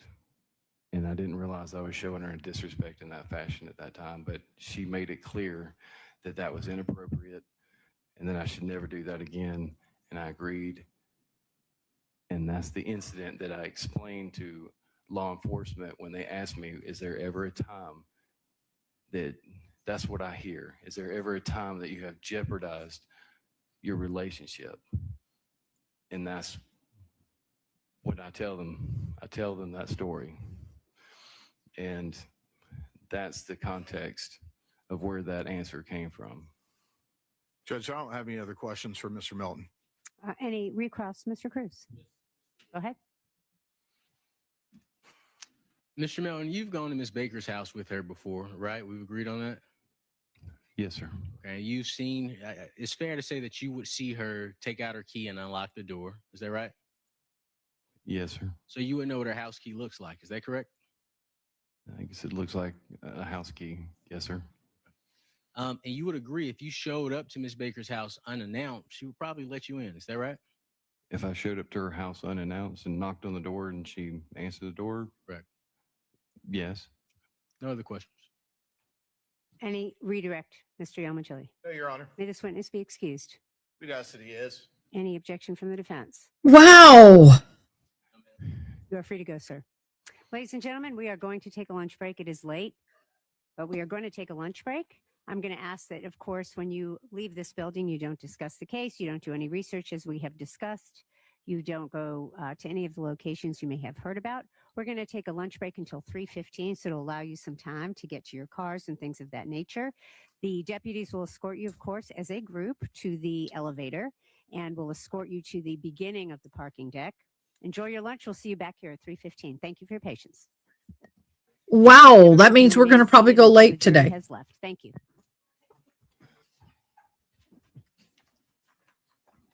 That does not include you. Mr. Melton, you are free to go, sir.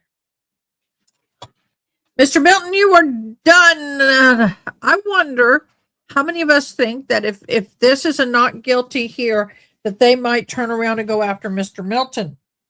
How many of us believe that Mr. Milton is guilty of this crime?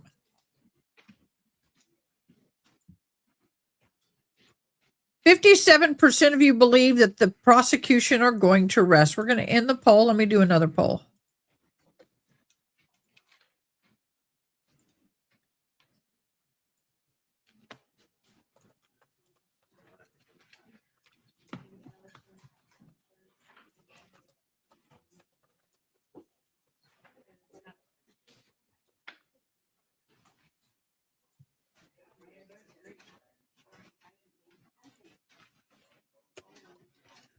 Okie dokie. Let me see.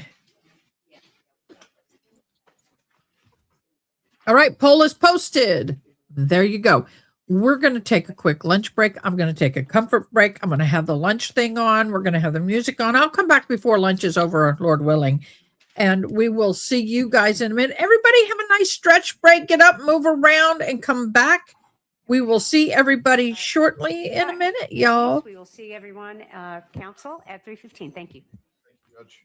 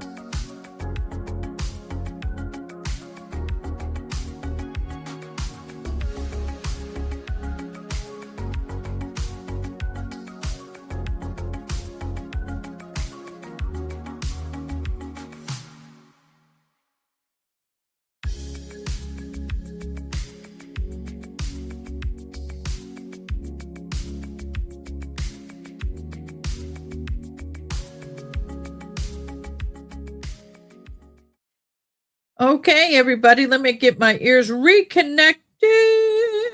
Reconnect my ears. They always disconnect when I walk away.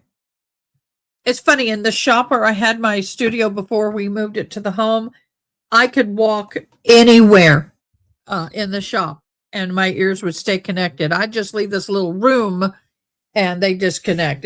I guess the walls are thicker here. I don't know. Y'all, y'all are prayerful. Be praying for me. I'm applying for a job that I really, really want.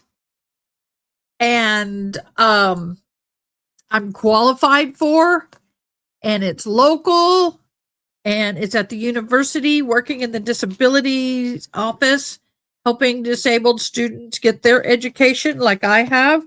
So y'all, please, please, please, please, please, if you pray, keep me in your prayers.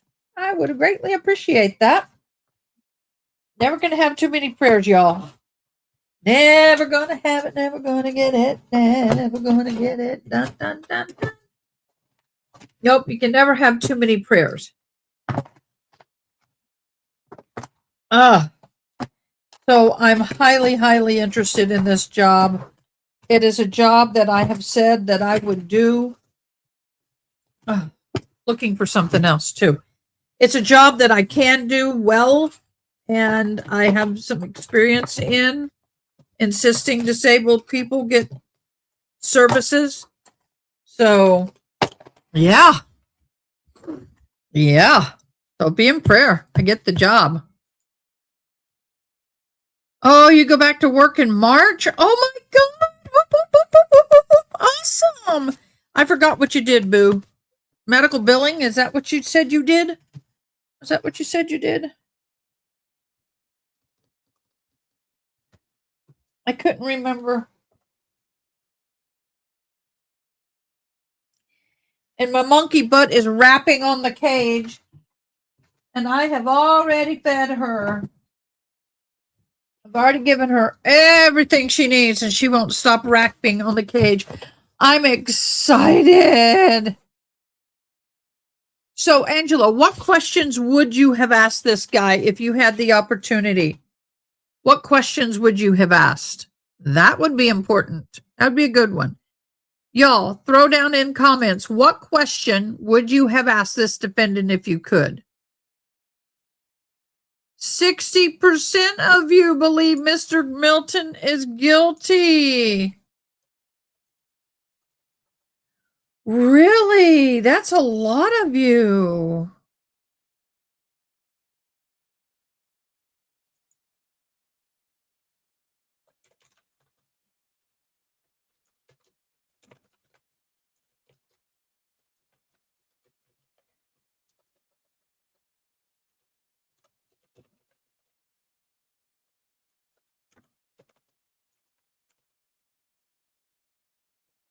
Okay, it's start question and answer. There we go. We posted it.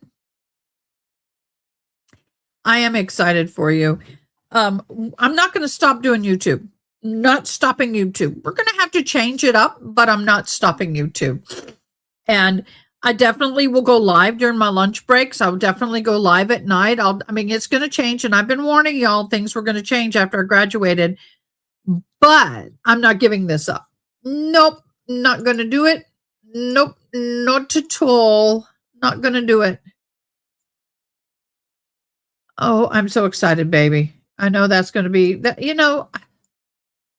nothing to me. It feels good to work and be able to do and help. Auto save on OneDrive personal.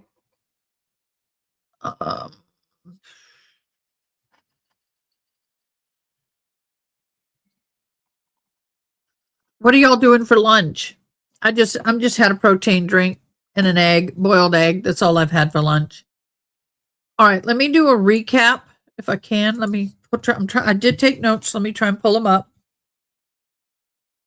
I had closed everything down. Sorry about it.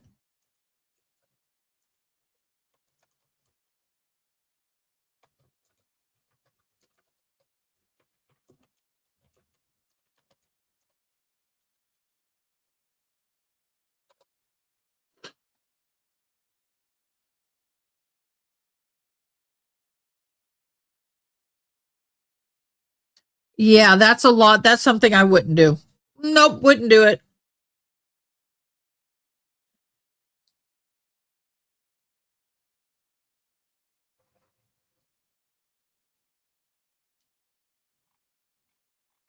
Hold on.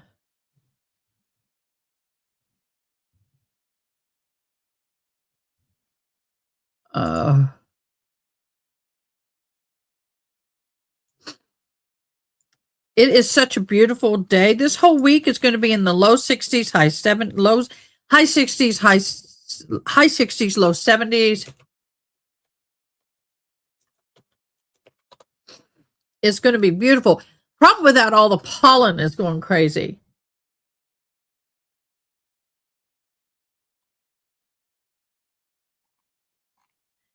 Are you kidding me?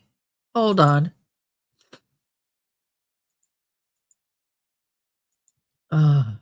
I need description. There we go. There we go.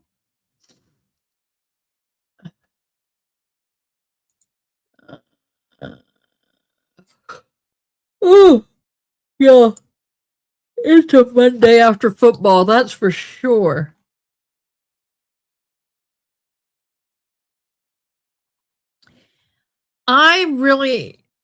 My brain is just not wanting to deal with Mr. Milton. I'll be honest. My brain, didn't mean to do that.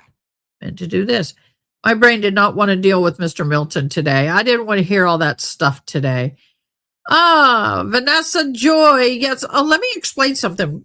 Vanessa Joy, unfortunately, had the joy of experiencing something that YouTube does that I didn't have control over. If you use certain words, and our mods have to just take your post in, we just delete your post. That's it. We're not timing you out. We're not doing anything, but we delete your post. And if your posts for some reason get deleted more than one or two, like within a if you get like 2 or 3, posts deleted in a short period of time, YouTube will automatically time you out or block you from the channel. It is something that they are doing. You don't believe me? I Googled it. It sucks. We had no control over that. And so we did get Miss Vanessa Joy in 9Q back again. She is out of YouTube comment jail. I didn't know what else to call it, boo. I am so sorry, honey. I really, really am. That was nothing of my doing. I didn't partake in that. But I did finally figure out how to get her out of YouTube comment jail in the Ada K channel. So you're back in action, Miss Vanessa. Thank you for sticking with us and knowing that sometimes things are out of our control. Yeah. I would have asked him more defined questions to give him less opportunity to explain. Yes, and I feel like the judge said yes, he could explain, but when you look up Georgia law, that is not in the norm. But the prosecution allowed it, the defense allowed it, the judge allowed it, so it was allowed. And I am kind of grieved at the point that they did that. I think that's a little bit of a issue there. It's strange to me that they permitted such testifying, the way he testified. That's just crazy.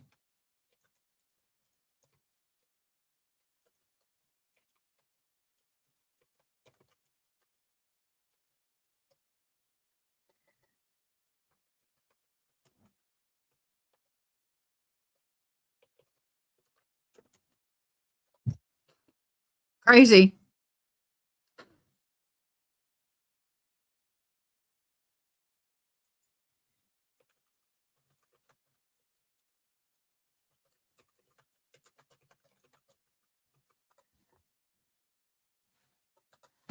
Crazy, crazy. Happy to be out of YouTube jail. Thanks. You're welcome. I'm so glad you're here. I am so glad you're here. So, I want to know what the Olympic count. Do y'all know what the Olympic medal count is? I was thinking about putting the Olympics on in our Discord, but I figured why no one's who's going to watch. But let me look at the Olympic medal count right now. U.S. Oh, we're really trailing, y'all. Norway has 6. They have 3 gold, 1 silver, and 2 bronze. Switzerland, America doesn't do as well in the Winter Olympics as we do in the Summer Olympics. Switzerland, we have 3 gold, 1 silver, 0 bronze for a total of 4. America has 2 gold. We have one was in skiing men's and then the women's team figure skating. Look at all the swellingness under my eyes. I normally don't have all this puffiness, y'all.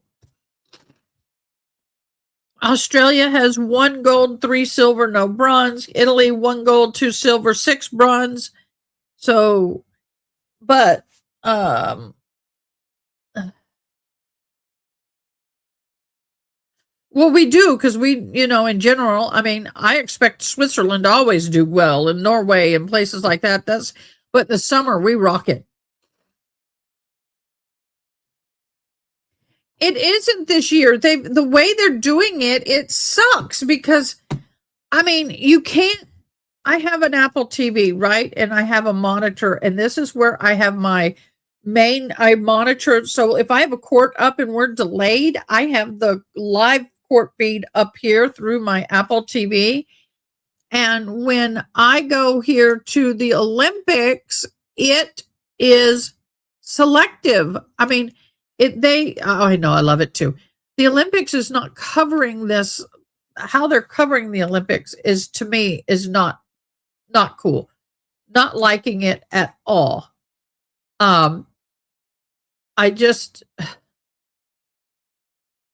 We have curling. I don't know who won the curling, but the U.S. was doing curling a little bit ago.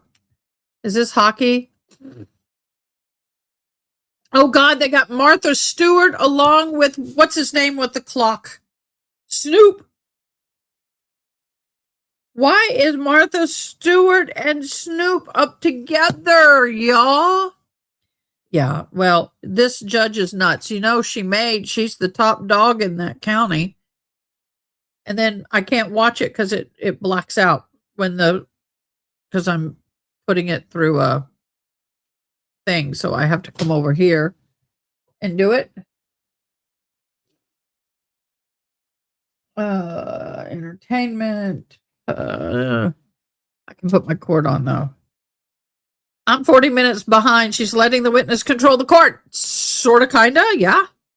That'll be about right.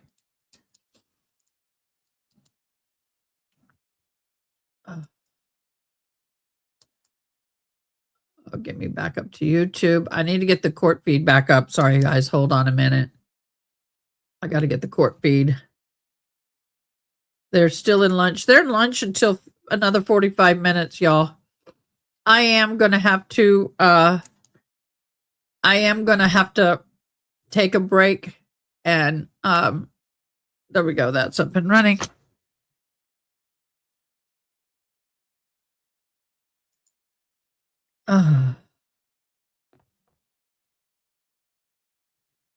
Who do you feel bad for that wasn't hurt? I missed something. Oh, wait a minute. Phil was so bad for Lindsay. What?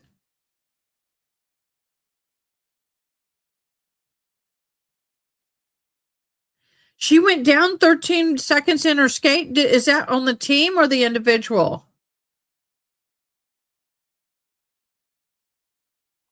Oh, that hurts. Yeah, going down never is good. Oh, no. I'm going to get the YouTube video of that and see if I can see it. I didn't see it.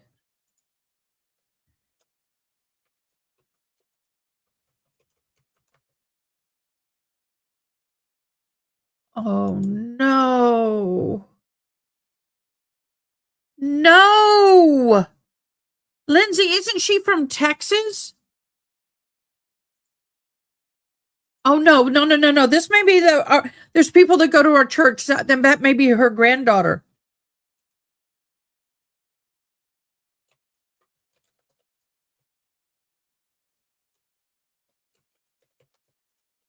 Oh, that sucks. To get all the way there, crash and break your leg.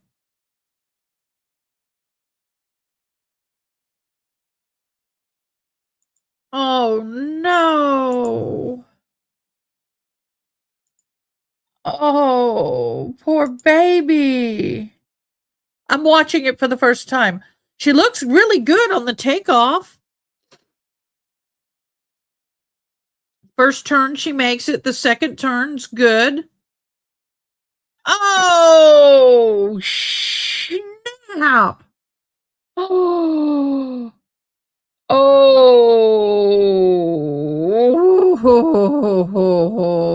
that hurt.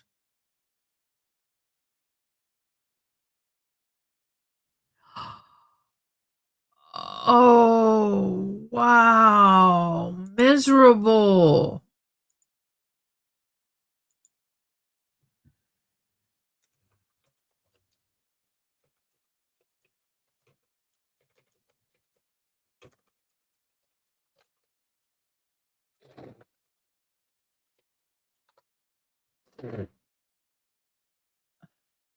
I'm looking it up. I'm getting verification before I say it's true.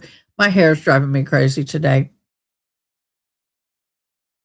It is confirmed that she tore her left ASL before the Olympics, about a week before the games, but chose to compete anyway. Guys, I've torn my ACL, MCL, and LCL. That sucks, y'all.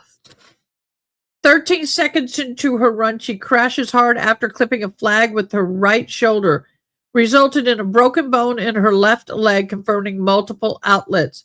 She was airlifted from the mountain, treated as on site for several minutes, and transported to the hospital in Italy. Has undergone orthoscopic surgery for stabilization. So right now, before competition, she had a torn ACL left knee, brace supported ski despite injury, crashed during downhill final, broke left leg,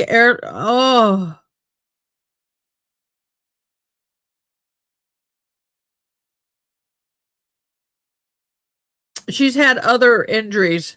Oh, yeah.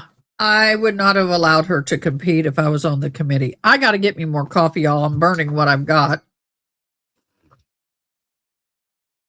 That's insane. Why? Well, I know why. She may feel that this was her last opportunity to go and skate. By the way, on the 11th, we are back in court for a appeal hearing scheduled for Alec Murdaugh. We're going to get to see him live and in person. He's appealing his case. Yes. Yes. How old is she?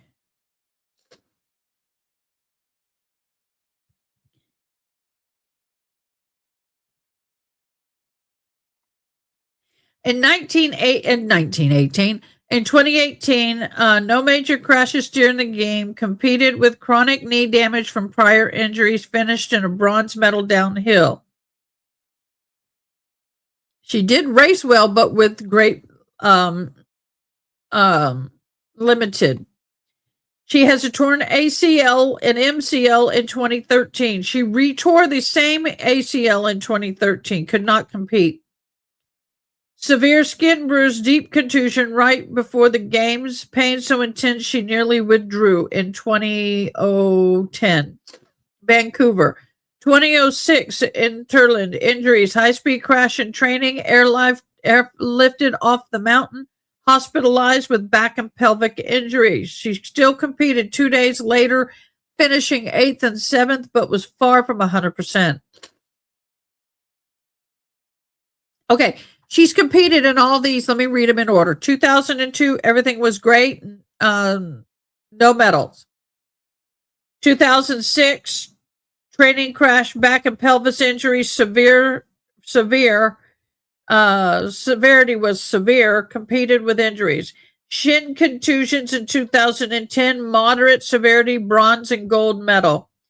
2014, ACL, MCL tears, severe, missed Olympics. Chronic knee damage, continued problems with her knee, moderate severity, bronze medal. Torn ACL, broken leg, severe crash surgery, did not finish. I would bet this is the end of her career. Poor baby. She's 41. Yep, that'd be the end of it. Yeah, I have it right here too. I would venture to say that's the end of her career, in my humble opinion. Oh yeah, I hope she's not battling addictions.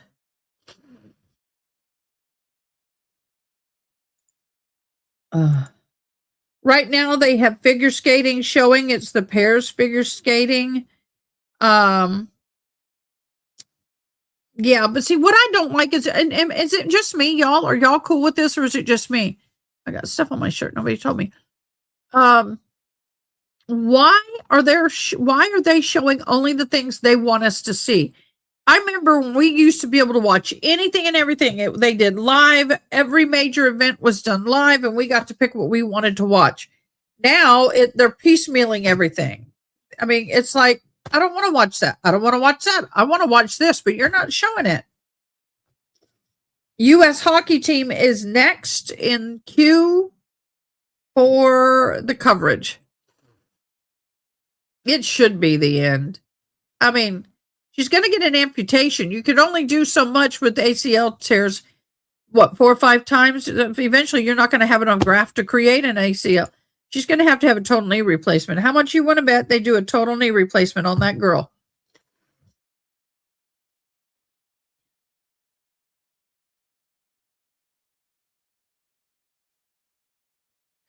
Yeah.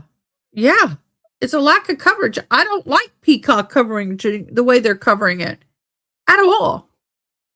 I don't think that people should have to pay for this. Should be on public access. I don't have regular TV. Can you watch this on regular TV? Or does everybody have the cadaver graft? Yeah, I was trying not to go there, but yeah.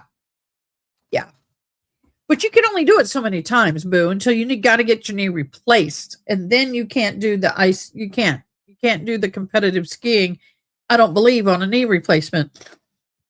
You just had the cadaver graft. Oh my God. Yep.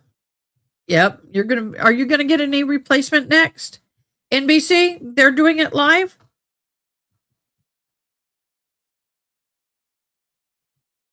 What? Lamont took gold for the team figure skating for US. Yeah. Yep. Yeah. Let me see what I can do here. Let me see. I have Apple TV here. I know. Isn't it great when you have Apple TV? But you still have to pay. I don't have a dish and all that.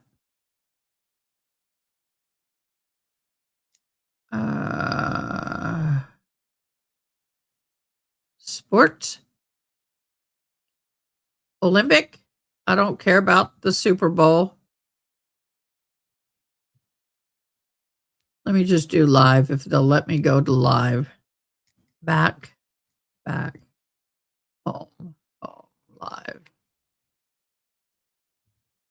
You said NBC, right?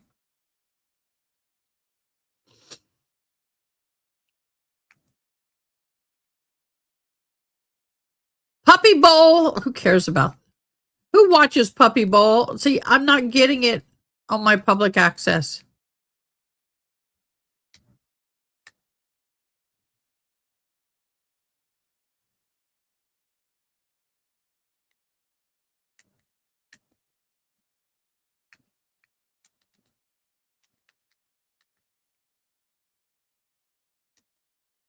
But see, what they do is they do the top picks.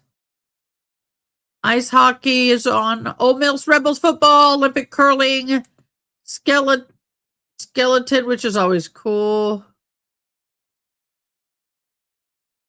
Oh, you have to pay for some of these.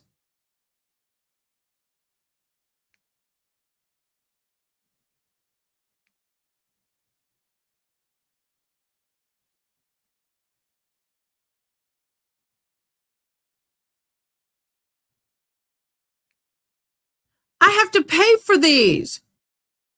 You have to pay to watch the individual events. I can go to the overview, but if I want to actually watch, oh gosh, this is ridiculous. Let me see if my Apple TV will let me. Y'all, this is crazy. Oh, I love the Puppy Bowl. What is the Puppy Bowl?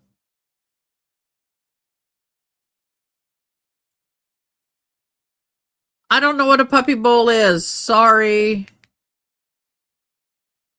What's a Puppy Bowl?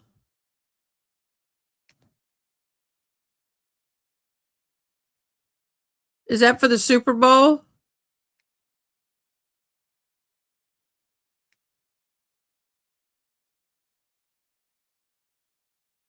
Yeah, it's very hard to find anything. Oh,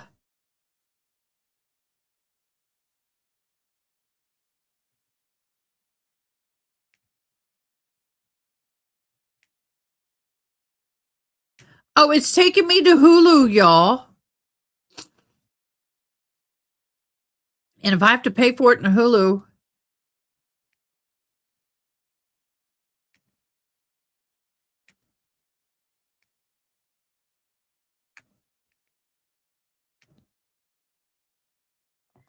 I'm done. I'm not going to do this. It to me is a bunch of crap. It shouldn't be this much work to be able to watch the Olympics, y'all. Going back to our live feed.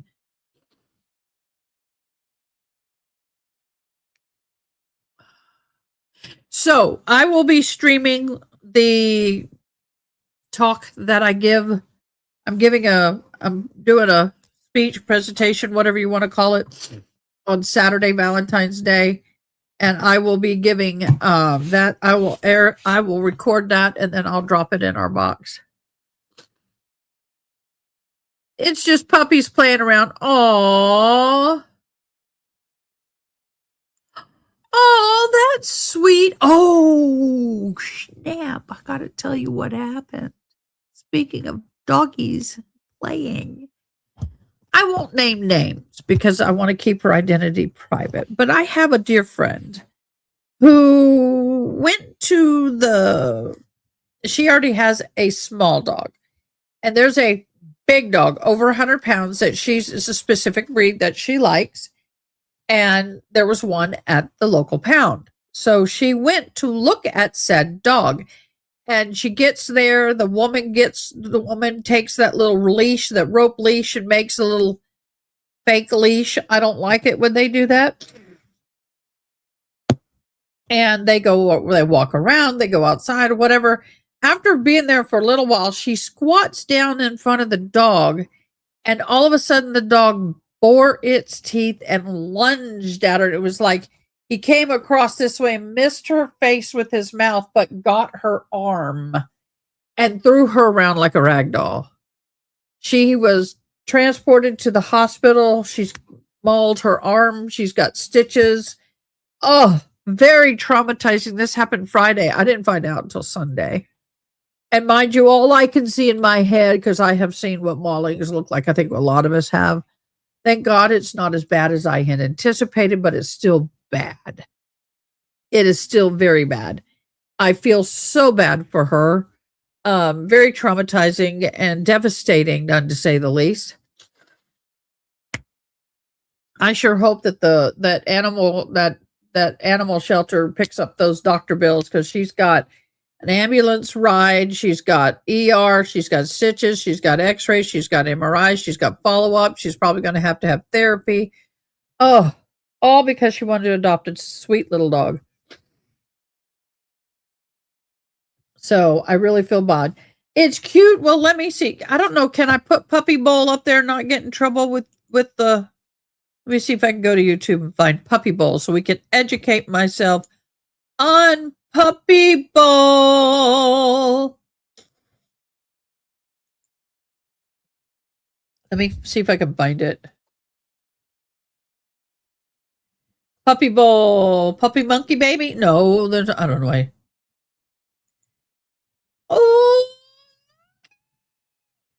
Oh my God, that is stinking cute. I don't know if I can play it and not get in trouble.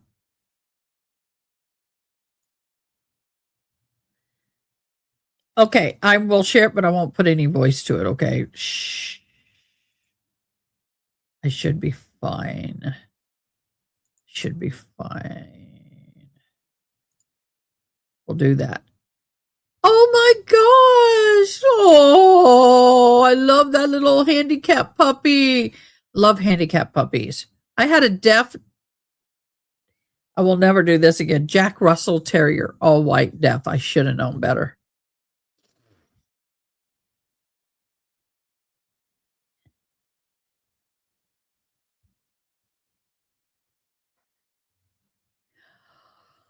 Angela. Oh my gosh, Angela. Yeah, I bet it was painful. I bet it was horrific. Oh, look at the babies.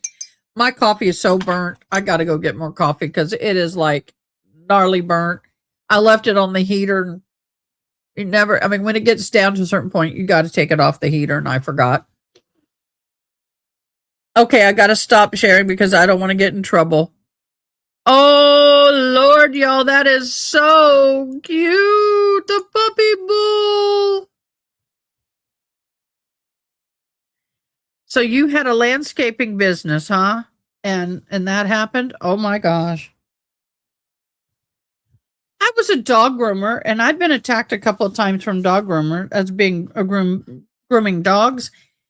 But I will say, if I know I'm going to be attacked, I'd rather be attacked by a big bite than the little yippers, because they shred your skin. I mean, like chicken shredded. You can't sew it back together. Big dogs punctured, they may tear, but it'll be a flap. The little dogs, they shred you, but I've got a lot of scars from claws and toenails. But oh my gosh, I could not imagine.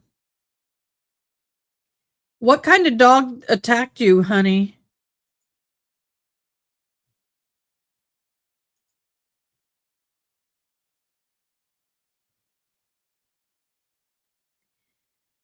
I have signed up. Blue Healer. Oh, I wouldn't think a Blue Healer would have done that.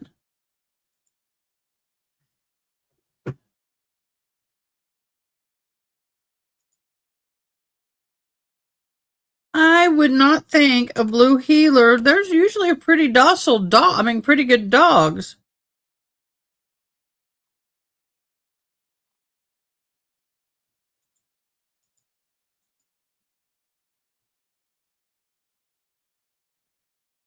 I would never have thought a Blue Healer would have done that. Oh, you poor baby. That's insane.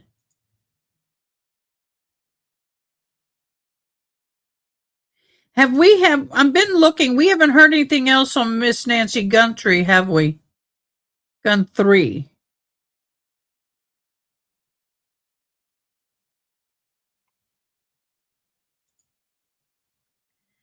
Okay, I'm going to play this. Close. She has to be close. Right now, she's going to come back home. She's coming home alive. Whoever has her, I know she's close. She has to be close. Right now, we believe Nancy is still out there. Your second demand was for next Monday. We beg you now to return our mother to us so that we can celebrate with her. This is very valuable to us, and we will pay. $6 million in just hours to pay. The ransom clock is ticking in the search for Nancy Guthrie. So are these threats real? And what happens if the clock runs out? Plus, caught on camera, investigators seen searching a septic tank near Nancy Guthrie's home. So what exactly are they looking for? Also, police at Annie Guthrie's home. She and her husband are the last two people to see Nancy alive. And who knew that Nancy was alone? We're talking about the questions that are swirling around this morning. We have team coverage for you. Court TV's Cody Thomas is in Tucson, Arizona, and joining us live, a panel of seasoned investigators ready to tackle the burning question of what happened to Nancy Guthrie. It's all coming up next for you right here on Opening Statement.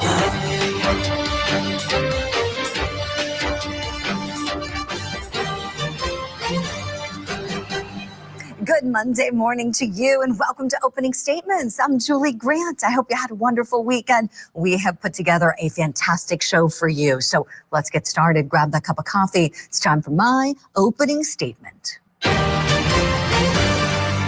It feels downright cruel. What's happening with the purported ransom demands for Nancy Guthrie feels incredibly cruel. To torment a family in this way is unconscionable. Over a week has now passed and the family is up against the clock with today's 5 p.m. deadline to pay $6 million in Bitcoin. This morning, I want to emphasize two things in my opening statement. Number one, if you believe in the power of prayer like Savannah Guthrie does, please pray for a miracle for her mom's safe return. Number two, it's impossible for us here in the true crime community to know exactly what happened to Nancy Guthrie when we don't have all the information that law enforcement has. I can tell you from my experience as a prosecutor, law enforcement are always further along in their investigation than they let the public know, and for good reason. My heart breaks for Savannah and for her family, and I am one of those people praying for that miracle for Nancy Guthrie. And my friends, I hope today is the day that we witness that miracle happen. That's my opening statement on this Monday. Let me know if you like it. We are aware of a ransom letter that was sent to the local media and then to national outlets. As with every lead, we are taking it seriously. Any action taken on any ransom is ultimately decided by the family. If a transfer wasn't made, then I think a second demand was for next Monday. Now to our top story. A critical deadline in the search for Nancy Guthrie is just hours away. A ransom note demanding $6 million in Bitcoin by 5 p.m. Eastern Time, threatening the 84-year-old's life. The FBI has searched her property and they're offering a $50,000 reward. Savannah Guthrie and her siblings posted a third Instagram video addressed at her mother's captors. We received your message and we understand. We beg you now to return our mother to us so that we can celebrate with her. This is the only way we will have peace. This is very valuable to us and we will pay. No suspects have been identified yet. Police aren't saying if ransom money is the motive. What do you think? Let's bring in our power panel of investigators. What a lineup we have this morning. We have retired FBI Special Agent Jennifer Coffindaffer, private investigator J.P. Miller, retired NYPD Detective and Sergeant Dan Murphy. We have crime scene investigator Cheryl McCollum. Good morning to you all, and thank you for lending us your expertise this morning. So let's start with the purported ransom notes. Are these real? Or should we be suspicious? Agent Coffindaffer, let me start with you, please. I think we should be very suspicious. They didn't come in timely. They came in 3 days late. They went to media outlets instead of the family. There was no way to contact the individuals. This just clearly tells me their goal was not money. If it was, they would have made it easier and they would have preyed upon those moments right after she was kidnapped to ask for ransom and make it easy to receive a payment. Yes. You know, a question I got on the radio this morning talking about this case was with the notes being sent to local media and TMZ, does that make it harder for law enforcement to track down whomever is behind these notes? Detective Sergeant Murphy, what do you say to that, please? Absolutely. I think it's very unusual in this case that ransom demand notes would be sent to anything other than law enforcement and or the family. Typically, the family would get them. This is such a big media case, though, that you could see it being sent to law enforcement directly. However, being sent to media outlets is really unusual. I've never seen this before, and you never know exactly how many people touched it. If it's a physical note, I don't think it is. It's electronic. There is a trail electronically that can be followed, but this is a most unusual case in that this is playing out so publicly, and the kidnappers intentionally want it to be played out publicly. Going to the motivation behind this, Cheryl, let me go to you. Your thoughts on what may be motivating whatever crime or crimes we're looking at here? To me, it's torture. This has never been about money. If this was about money, as soon as the family said, we are willing to pay, they would have paid and she would have been released yesterday. She wasn't. We have not heard from the family again. This is a twisted cat and mouse. Yeah, good way to say it. Let's take a look back at that first video from Savannah Guthrie. Very different tone than the most recent one posted just a couple days ago. We too have heard the reports about a ransom letter in the media. As a family, we are doing everything that we can. We are ready to talk. However, we live in a world where voices and images are easily manipulated. We need to know, without a doubt, that she is alive and that you have her. We want to hear from you, and we are ready to listen. JP Miller, I want to talk to you about proof of life here. We in the public have no idea if proof of life has been given to the Guthrie family. What are your thoughts on that? Well, I think what we just saw in this most recent video, there probably has been some communication. We don't know to the extent how much, but it has been shown that they're willing to pay. And usually that's one of the first steps is verifying life. So for them to be at that stage in the investigation and in their releases, I do believe there has been some type of documentation, whether that's been through communication or video, that they're having to authenticate. Yes, JP. Jen Coffenduffer, let me go to you, please. With Bitcoin being the means of the payment, a Bitcoin wallet, cryptocurrency, not cash. Presumably this is because whomever's doing this doesn't want it tracked. I have no idea. You tell me. I would think the FBI would have technologies in this day and age to track things down when you have crimes being carried out and money demanded by that method. Would you give us some insights, please?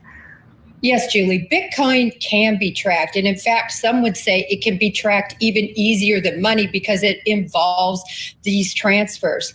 This is the issue, though. Once it's tracked, it's going to be gone. So it's not a matter of tracking, I don't believe. It's more a matter of losing the money. It'll arrive and then it will be gone and then it will become untraceable. And that's the big issue at hand here, giving money to somebody who I believe has given no proof of life. According to KOLD that received these this last letter, no proof of life.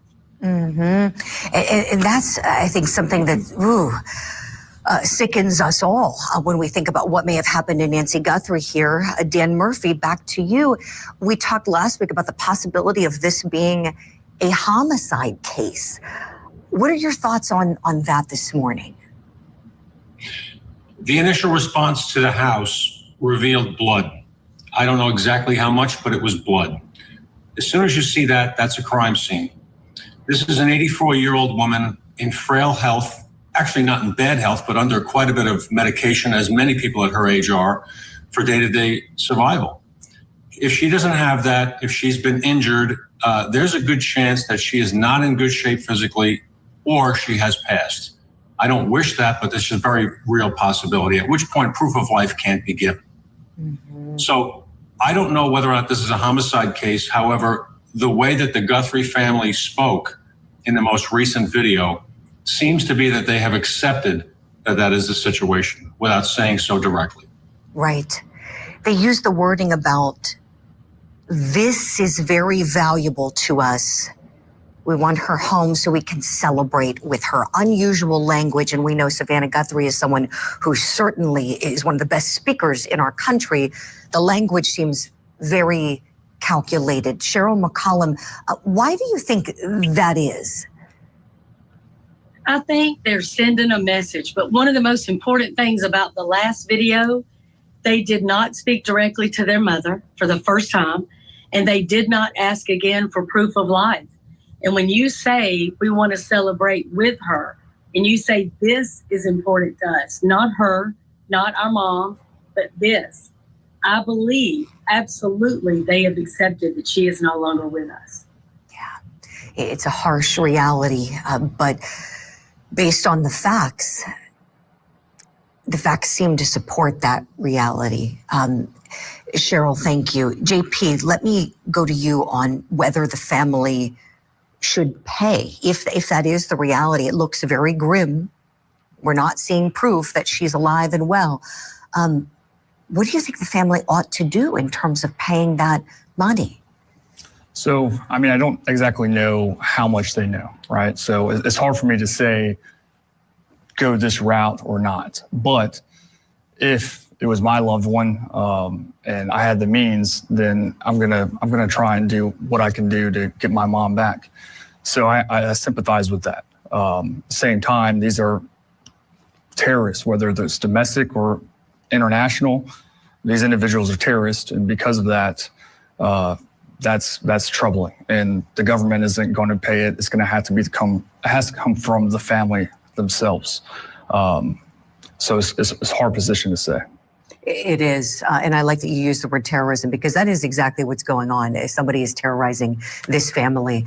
I'm so glad we have you all here. Stand by for more questions, please. We have to hit our first break. Here's what's next for you on opening statements. We've gotten reports that they are searching the sewage system, the septic tank system of the house. We've got reports of that. You see these sheriff's patrol cars out front of the house. Unclear as to what they are exactly looking for in the septic system. So that's the question. What were they looking for in that septic tank? We'll talk about it next. Plus, community members are coming out. They're showing their love outside of Nancy Guthrie's home. Look at this, strangers bringing flowers, dropping things off, really sharing a lot of love and prayers as we're entering week number 2 of the search for Nancy Guthrie. This week, previewing each day's proceedings in the murder trial of Dale Warner, plus the latest developments in the abduction of Nancy Guthrie. Opening statements with Julie Grant. Mornings at 8/7 Central on Court TV. A deadly school shooting. I just started hearing gunshots. Now, the father of the alleged shooter is on trial. Mr. Gray knowingly allowing his son to possess a weapon. The Gave My Son a Gun murder trial. This week on Court TV. Welcome back. You know, the sun will rise soon in Arizona as the reported $6 million ransom deadline is looming for Nancy Guthrie. Now, this, of course, is the story that's trending this morning all across the country and around the world. People keep asking, where could the 84-year-old mother of Savannah Guthrie be? Well, there's some video from Fox News that showed police back at Nancy Guthrie's Tucson home over the weekend. And look at what they're doing. They're searching a septic tank and manhole. Court TV's Cody Thomas is there on the ground. We've gotten reports that they are searching the sewage system, the septic tank system of the house. We've got reports of that. You see these sheriff's patrol cars out front of the house. Unclear as to what they are exactly looking for in the septic system, but That is what's going on here today. I'm sure that's in the back of the house somewhere because we can't see that here out in the front yard. But again, still a very active scene here, still a very strong media presence. You can see the cars lined up all the way down this road. You see plenty of networks, local media, cars lined up that way as well. So as difficult as it is to say, are investigators looking for remains? Let's talk about this. Let's bring back in our power panel. Still with me, Jennifer Coffindaffer, J.P. Miller, Dan Murphy, and Cheryl McCollum. Crime scene investigator Cheryl McCollum, I want to start with you, please. Your thoughts on what they were looking for in that septic tank and manhole. Well, Julie, you know as well as I do, they ain't looking for car keys. They're looking for a body. And they should have, in my opinion, already searched that area. But the fact that we see them doing it now, after the family has agreed to pay, that's extremely challenging to me. Right, Cheryl. Let's play that video one more time for everyone to take a look at. Fox News, again, is who filmed this. There they are. This was yesterday afternoon. Oh, it's a grim reality. Jennifer Coffindaffer, I want to go to you. Your thoughts on the return to the property and where they returned yesterday. Well, a couple of things with this septic tank. Having a septic tank, I am perplexed as to why they didn't pump this tank. Obviously, they were searching for a body. They were using that pole to sort of poke and see if anything was down there. But why not pump this out? Because not only could a body be dumped there, but also indicia of the crime. Other evidence could have been put in there. And the other thing I would do is search the neighboring septic tanks as well. I also have this big question because we looked, and definitely Annie and Tommaso have a septic tank. Was that searched? I didn't see any media coverage showing that that was searched. So that's a little perplexing considering they went back to the house and conducted that 3-hour search the other night. Right. So that's a really good point, Jen.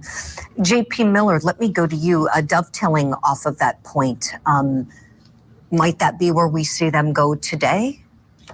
I would definitely hope so. This should have already been done in the early onset of the investigation. They brought the canine dogs out, searching the different properties, the property itself, into the desert as well. Why wasn't underground checked? Why wasn't the septic tanks checked? Why wasn't a manhole checked? Not even just for a body, but like the other said, for other evidence. I've worked several cases where individuals have disposed of evidence, maybe not directly at the location, but in miles away. Right. Detective Sergeant Murphy, going back to how quickly this crime scene was released. I'm curious, did you have a problem with how fast they left and released it and returned back multiple times? Absolutely. In a case like this, a very high-profile abduction with blood, you do not release that crime scene with a victim still out there. They didn't know what they were going to be looking for. They thought they did. They did an initial sweep. They probably did a fairly thorough sweep of the crime scene. But nonetheless,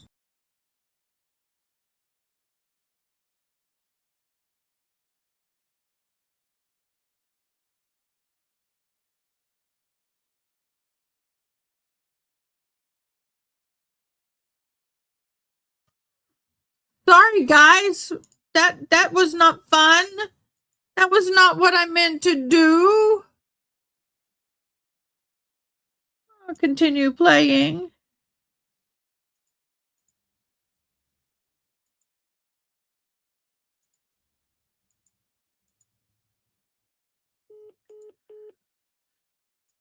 Let me get it up and running.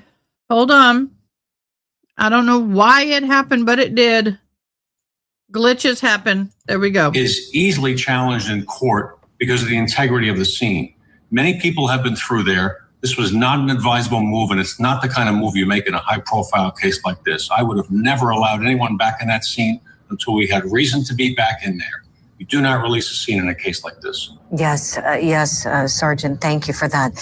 Jennifer Coffindaffer, let me go back to you, please, with our overarching question this morning. Are investigators looking for Nancy Guthrie alive, or are they possibly looking to recover her remains. Your thoughts on that question? Sadly and tragically, they're looking to recover her remains. I don't think, particularly in regard to the last plea by the family, I think that made it very clear. Remember, there was a deadline that passed. What was in the balance, that 5 o'clock Thursday deadline? I think that was the deadline that said, listen, if we don't receive the money, then there's going to be harm to her, because then we see the next note and then we see the next plea that seemed to me to be a plea for her to be returned for burial. That's how I took that plea from the family, that they were willing to pay for that sort of piece. Right. Cheryl McCollum, I want to go to you next, please, with whomever's sending these purported ransom notes, choosing two local Tucson TV stations, KOLD and KGUN, which, by the way, is owned by Scripps, which owns Court TV. That's our parent company, and TMZ. What does the selection of those particular outlets say to you, Cheryl? Again, it tells me it's not about money. If it was about getting in touch with Savannah Guthrie and getting a ransom paid, they would have gone to the Today Show or NBC. They didn't do that. And now they've gone from TMZ to a smaller outlet, very local. This, to me, again, is just torture. This isn't about returning somebody alive. This is about how long can I play with this family and just twist them into this grief that is unimaginable. And we're all watching it. I think we all agree what we're seeing. The family is no longer asking for proof of life. They're asking to pay to get her remains back. And y'all, that hadn't happened either. Right, Cheryl. Oh, JP. Horrible. Let me ask you this. Does the fact that these are two local outlets mean anything to you as an investigator? And by that, might it hint that whomever's behind this is a person who lives in that local area? Definitely could be. The aspect is a lot of this could be to throw law enforcement off. It could be sent as a message to create copycats, so to speak, so it leads law enforcement into different targets, while subliminal messages that we don't even know could be relayed and proven as the real legitimate note, if there is one, if any of them are legit. There could be that way of communication. So law enforcement is going to chase every lead. This is a super high profile case. So when you're running down all these different leads, you're taking away law enforcement resources, which could hinder the actual location and law enforcement narrowing down on who is exactly responsible. Right. We'll leave it there for now. We're going to continue our discussion. Agent Coffindeffer, we have to let you go. Thank you so much for your insights and expertise. Friends at home, don't go anywhere except maybe to get a little more coffee. We're going to continue asking our expert guests lots of questions about this investigation. Here's what's still to come on opening statements. It's very shocking and very shocking. Our Tucson is a beautiful, nice, calm city, and for something like this to happen, it's kind of shakes us at the root of our family, of our Tucson here. It's horrible. Tucson residents talking with Court TV about what has happened to Nancy Guthrie, and who might have known that Nancy would be alone that night. No suspects have been identified, but we're wondering, was this something personal?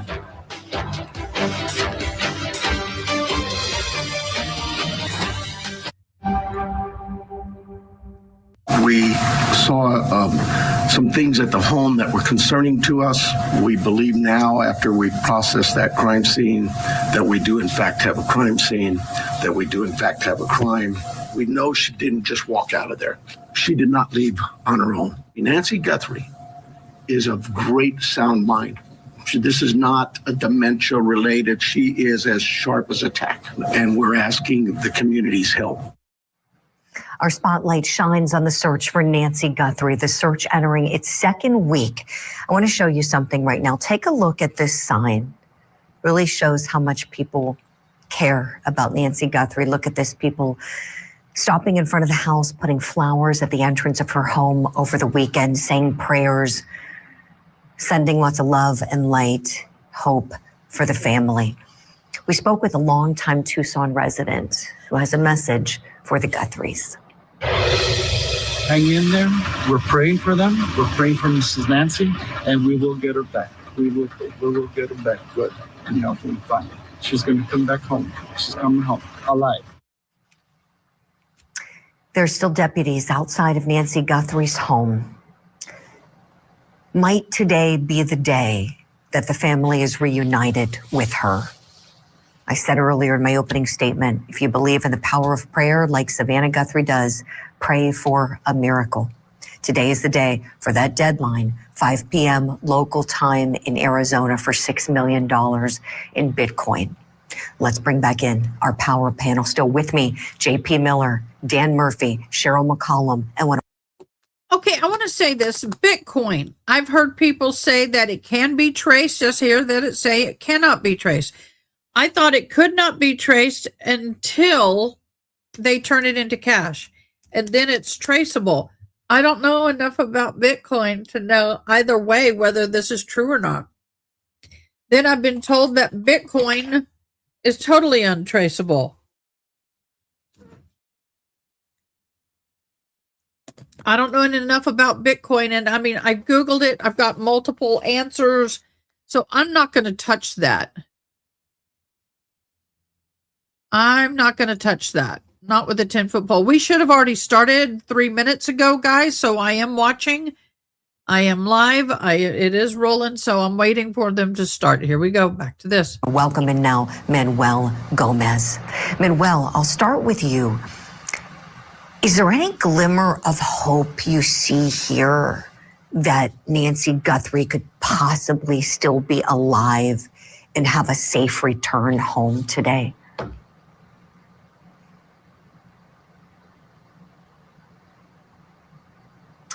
And Manuel, we're having trouble hearing you. I'm going to have our audio team check everything. If you could check on your end, make sure you're not muted. JP Miller, let me ask you the same question while we check Manuel's audio. What do you think? Is there a chance she could come home alive today? So I don't think it's impossible. Everything that I think, and my belief was much like the Guthrie's family, and nothing's impossible if you put your faith in God. Yeah. But I will say we are looking slim. Every day that passes, every hour that passes, this is slim. Yeah. You know, we don't know when exactly the family got those purported ransom notes. We just know that it was introduced in the media by TMZ in the local station on last Monday. So that seems like there were already, days that passed and time that passed for something bad to have happened.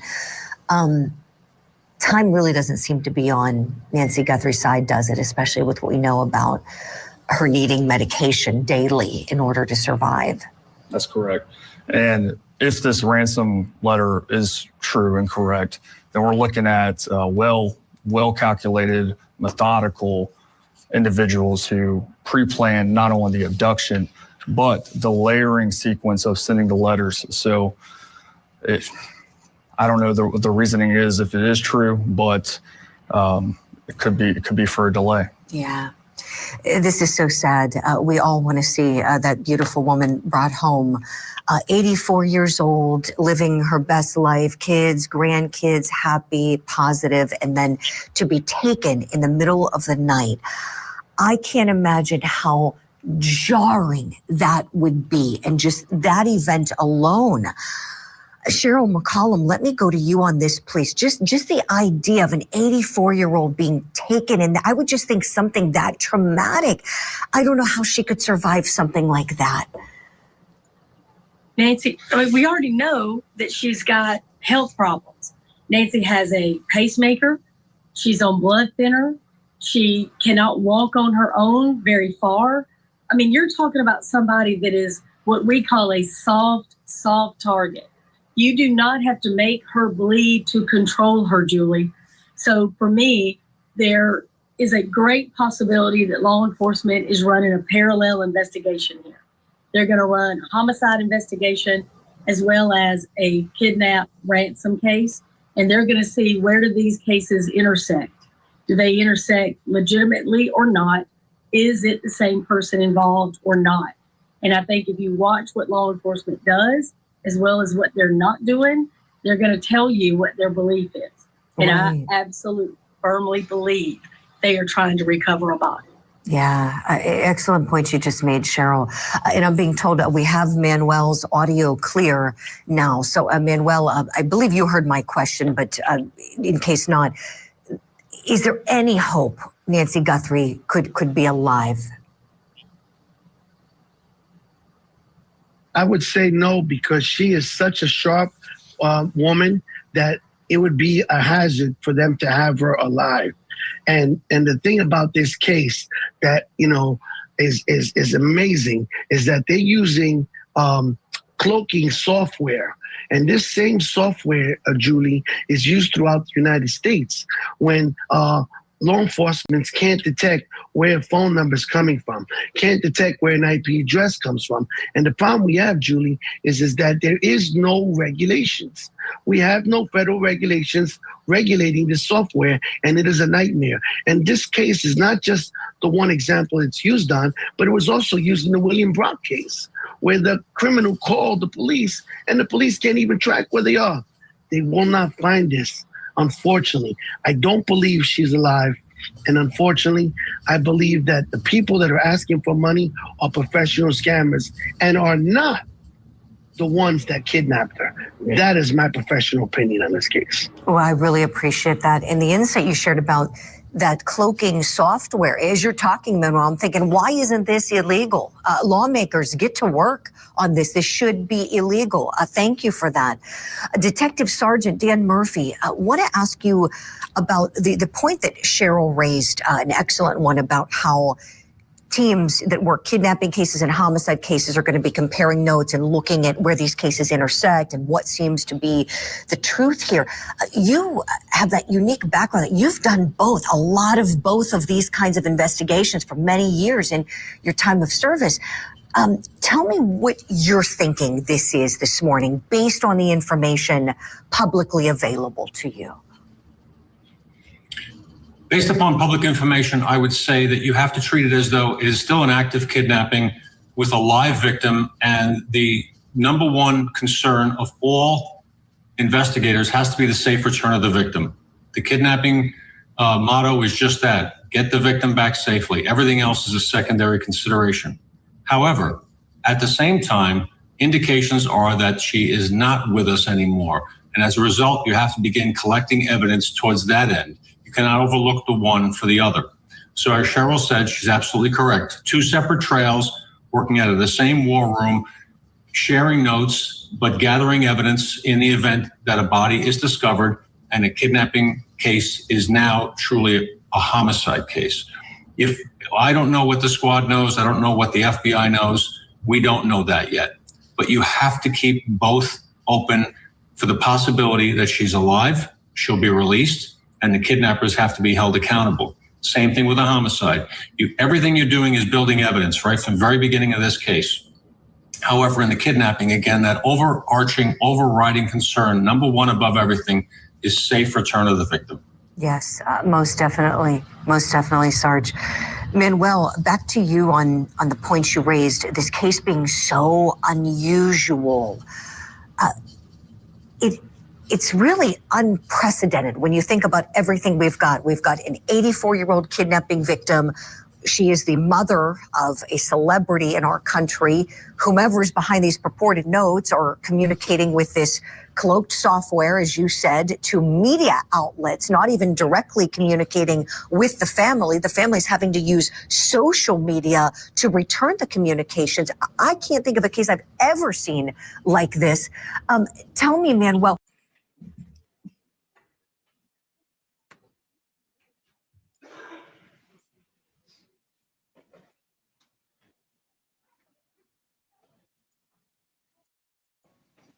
Okay, they are up and ready to go. We're waiting for them to turn on the volume.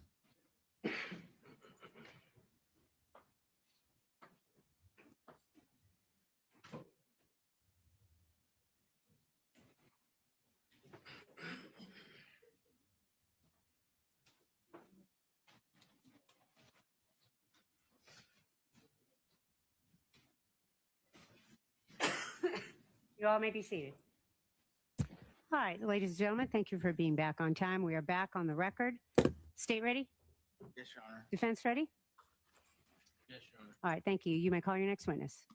Christy Kane. Could you get Christy? Did you say Kane? Kane. Christy Kane, please.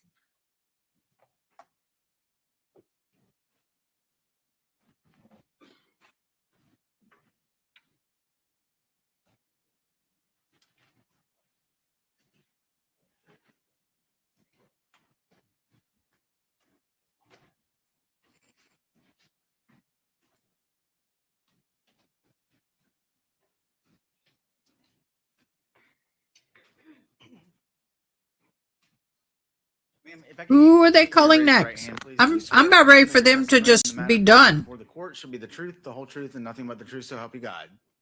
Okay, you can have a seat. And ma'am, I'm just going to ask you to, Okay. speak into that microphone so that everyone can hear you. Okay. Could you please state your name and spell it for our court reporter? It's Christy Kane, CHRISTIE, Kane, KANE. Miss Kane, I want to direct you back to 2001. Where were you working at the time? At Wachovia Bank. Okay. And was there a specific branch that you were working at? I was at the Loganville branch. Okay. How long had that Loganville branch been in existence in January of 2001? Probably about three and a half years. What was your job title? I was the branch manager.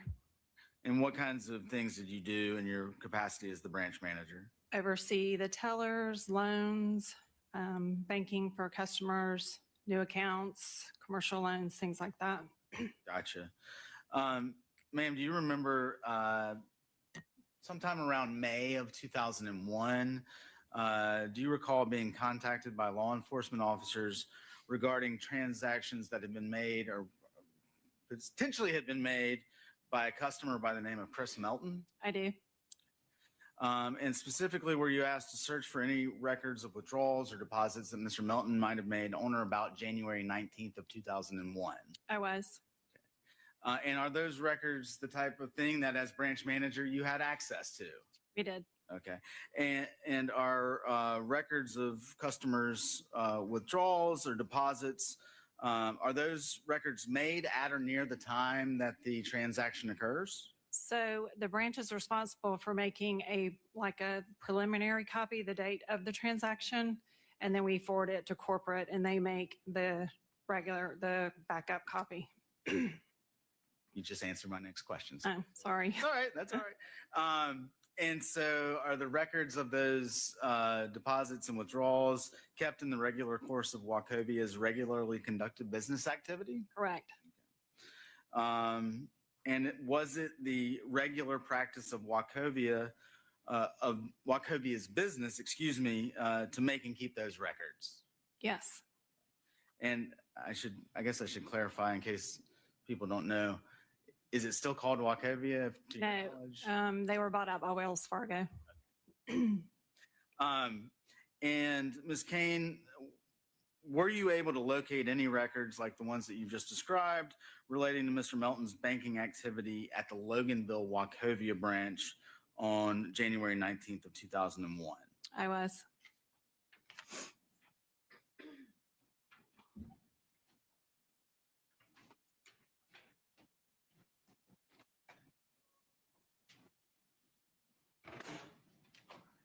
May I approach the witness, Your Honor? You may. Ms. Kane, I'm going to show you what I have marked as State's Exhibit 147. And actually take a look at that. Okay. Do you recognize that, ma'am? I do. And is that a Wachovia withdrawal slip by Mr. Melton on the morning of January the 19th of 2001? Correct. Was that record made and kept in the manner in which you just described as far as all of those records? Yes, it was. And were you yourself able to pull that record from the main drive? I was. Did you provide it to law enforcement? I did. Your Honor, at this time I'd move to tender States 147. Any objection? No, ma'am. It is admitted.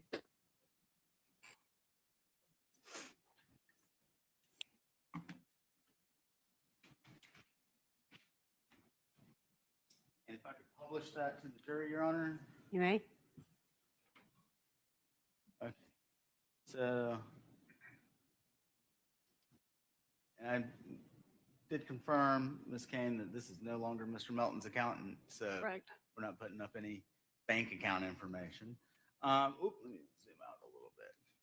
So I'm just going to I'm going to point out some different things on this withdrawal slip and ask you to describe what, if any, significance there is to that. Is that okay? Right. Can you see it on the screen up there? All right. So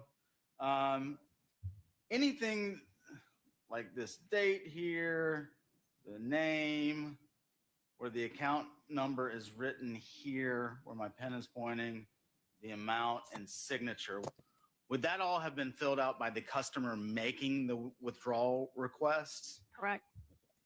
And I think we talked a little bit about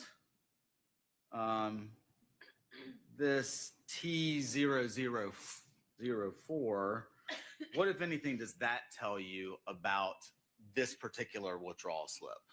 It tells us that the withdrawal form was performed by the teller number 4, which is inside the branch. And is there anything on this document that would indicate to you exactly when that withdrawal would have been made? Yes, it's timestamped for 9/12. And is that right here where my pen is? Above the account number, correct. Just above the account number. And then where you see Chris Melton's signature, the numbers are kind of skewed, but that's our branch number in Loganville. Zoom in. Talking about kind of behind the TON on the Correct. signature. Correct. I think it's 89-19. That does signify the Loganville branch. That's the one, again, just to be clear, that you were the Correct. branch manager of. Correct.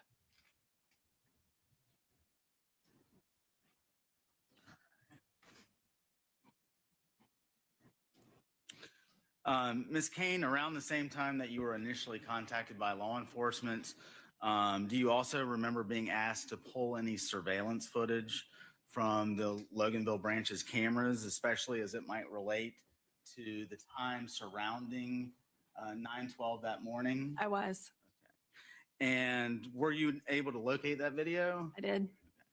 And kind of like before, would that video have been made and kept in the normal course of Wachovia's routine business practices? I'm pretty sure that we kept videos for 90 days, and then they were furthered on to corporate.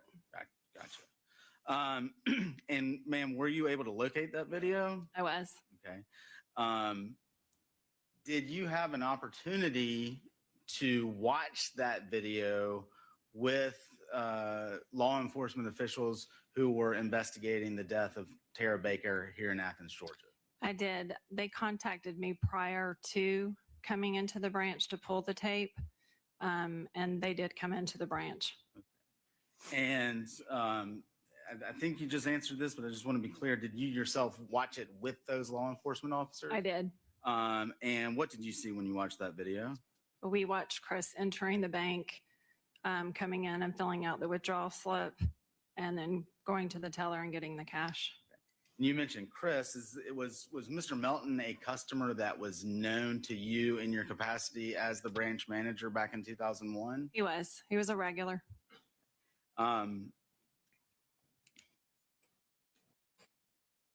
Now, at the time that you watched that video with law enforcement, did you provide those officers with a copy of that video that you've just described? We did not. I did not. We have policy that it has to come from, they have to request permission through corporate, and our corporate security gives them the final copy of the tape. And to your knowledge, did anyone in law enforcement ever follow up to obtain a copy of that video? I do not think so. I didn't want to gloss over the actual video itself. If you remember, about how long was Mr. Melton in the branch at the time that he filled out this withdrawal slip? I don't remember. I'm sorry. That's okay. Is that better, Joe? The court lowered their volume apparently, because now I'm being told the court volume is much higher than my own. My apologies.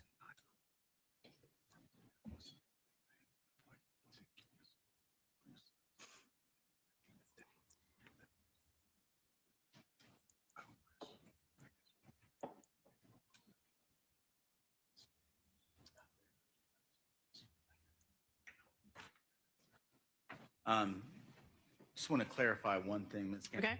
Just a couple more questions. Going back to this actual withdrawal slip, you mentioned the date as being January 19th of 2001. There is another date that appears up here up in the top right corner, May 2nd of 2001. What is the significance of that date? It would have been when I pulled a copy and printed it. And then this seems, just want to be clear, this date that we previously referenced, 9/12, would that have been 9/12 a.m.? Correct. Bank's not open at 9:12 p.m. is it? Correct. Okay, just want to make sure. Thank you, ma'am. That's all I have. Defense counsel may have some questions for you. Cross-examination, Mr. Cruz.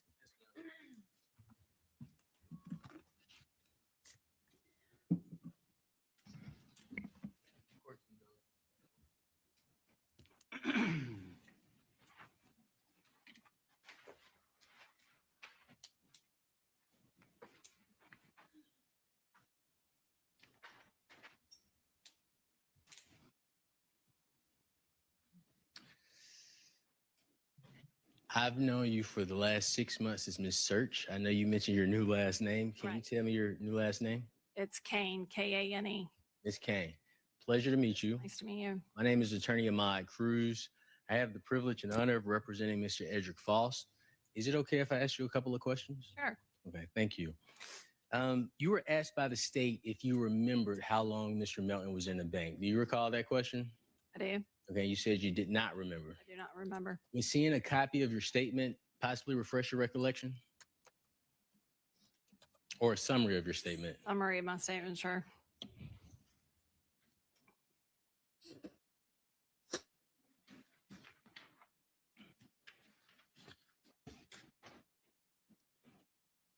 can give you the, I think, yeah, just that page.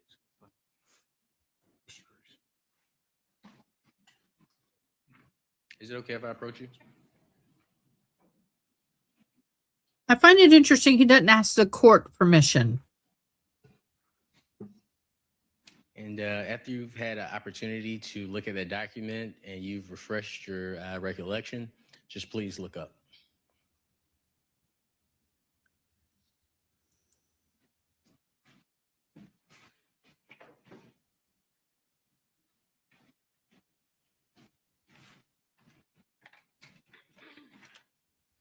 Okay. How is your memory refreshed? Made by the paper, correct? Sure. How long was Mr. Melton in the bank? Like he was in the bank for 4 minutes by this, or less than 10 minutes. Miss Search, I have a Miss Kane. I'm sorry. That's okay. I have a marker for you. Okay. We have a board here. I'm going to move it. Oh, God, no. Which time? When he entered or the withdrawal slip? Just how long he was in the bank. Okay.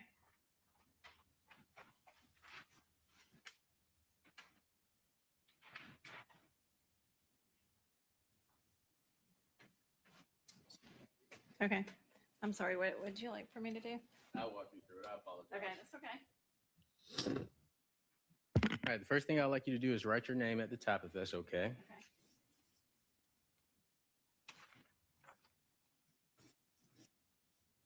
And next to it, you could put Wachovia, and there we go. Okay, and if you could place the time that Mr. Melton entered the bank under your name. Okay, and next to that, if you could put, I believe you said less than 10 minutes? Less than 10. Okay, if you could put in, put less than 10 minutes and just circle it. Okay.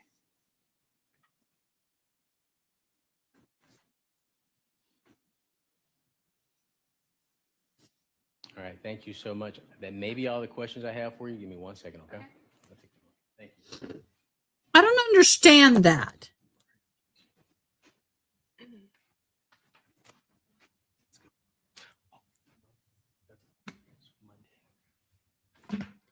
Ms. Kane, Yeah. do you recall Mr. Melton coming? Angela, I need a sound check, please, when you can. 22nd, 2020, 2001? I do vaguely. Okay. Do you recall how long he stayed in the bank on Monday? I do remember with the police report that he was there for a good while. Okay. Do you recall, is it fair to say when he came to the bank, he did not make a transaction on that day?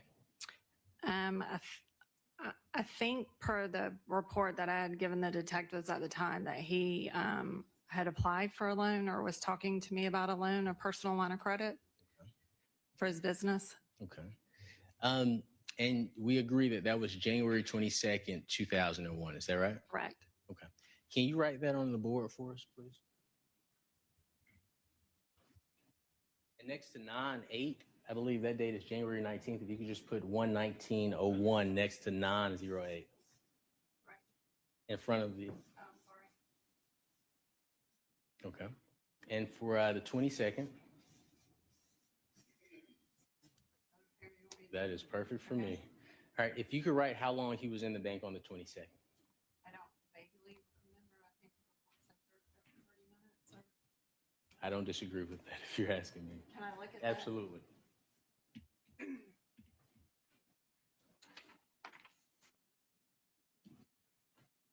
It's in the document that you have there? Correct. Okay. 30 to 45 minutes.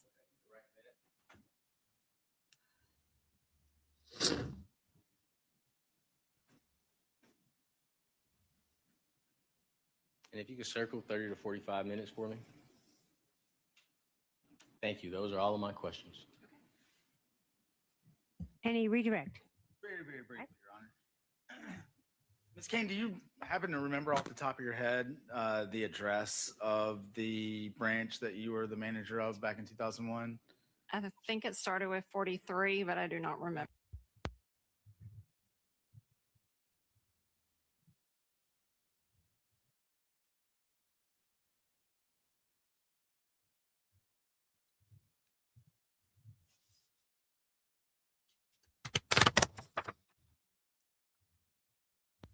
And approximately, not necessarily by miles, but by drive time, how far away would that branch be from right here where we sit today? Objection. Cause for speculation.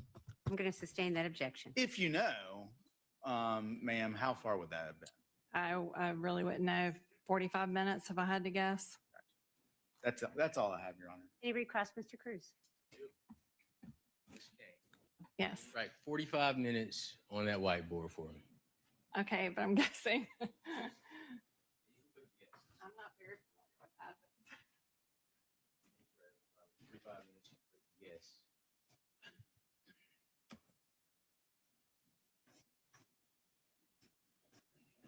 Thank you. No other questions for you. Anything else of this witness? No, Your Honor. May this witness be excused? I would ask that she be excused. Any objection by the defense? You are free to go. You may call your next witness. Josh McCurdy. Could you get Josh McCurdy, please? Thank you.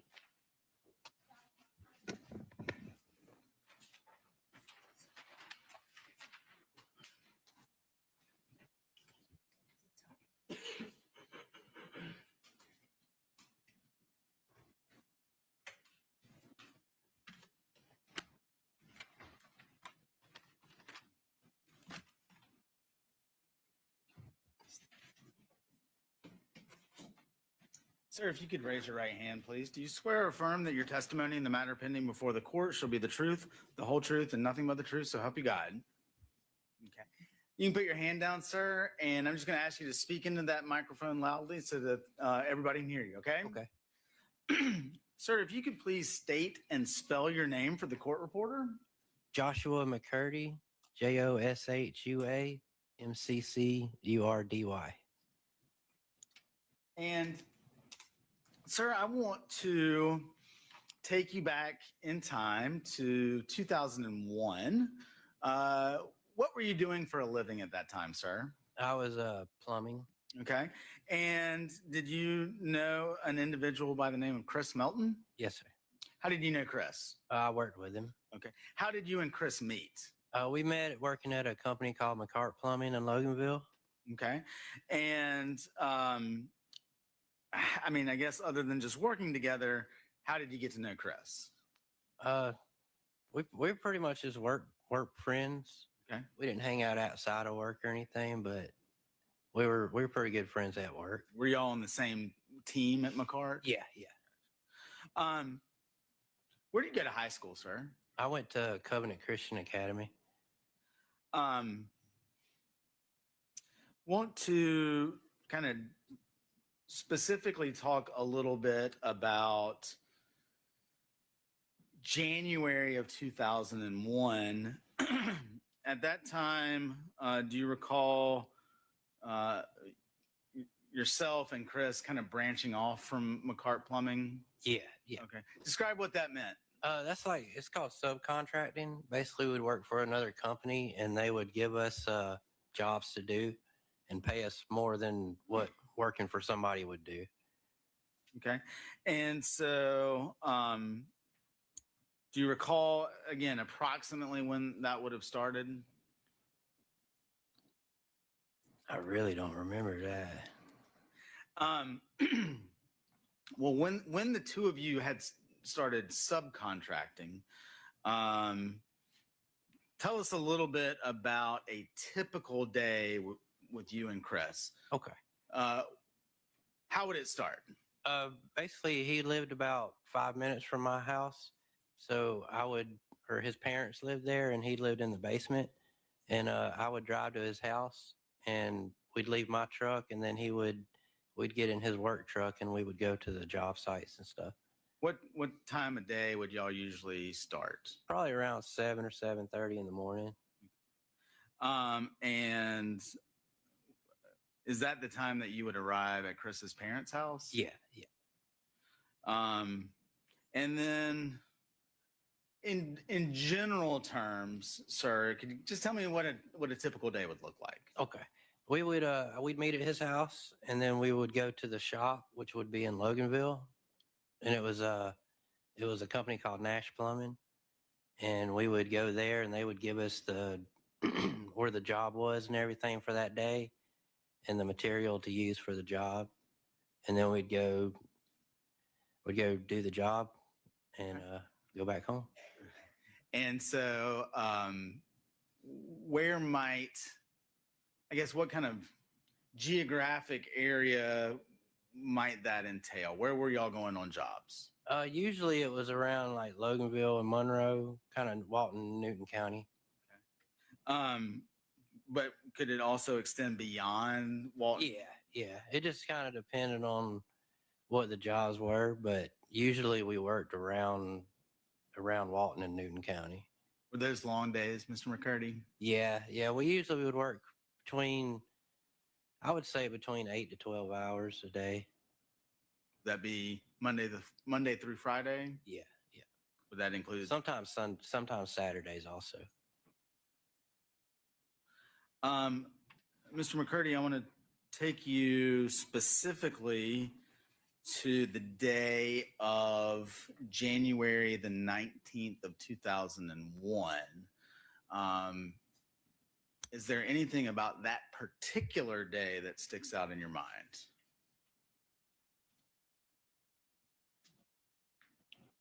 No. Let me see if I can frame it this way. Do you remember a day when you drove Chris to Athens? Yeah. Do you recall that day starting similarly to the others that you've described? Yeah, it was about the same as every other day. I met him at his house. At the same time that you described earlier? Yeah, that was the normal time that we would meet. Do you recall the specifics of where you might have gone that day? Your Honor, if I can respond. May I respond?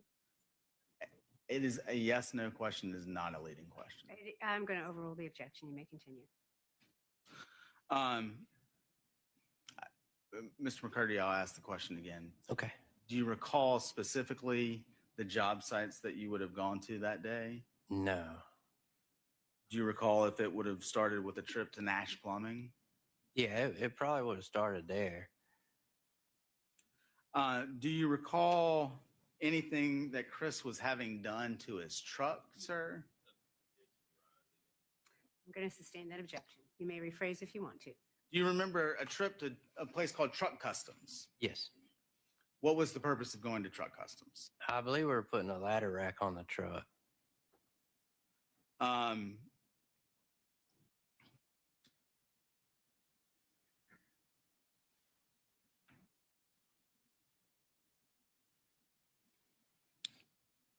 Do you remember how many times you went to Truck Customs that day?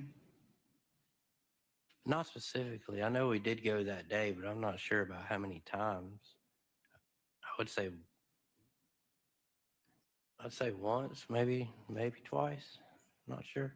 Mr. McCurdy, do you recall speaking with law enforcement the following day on January the 20th of 2001? Yes, sir. And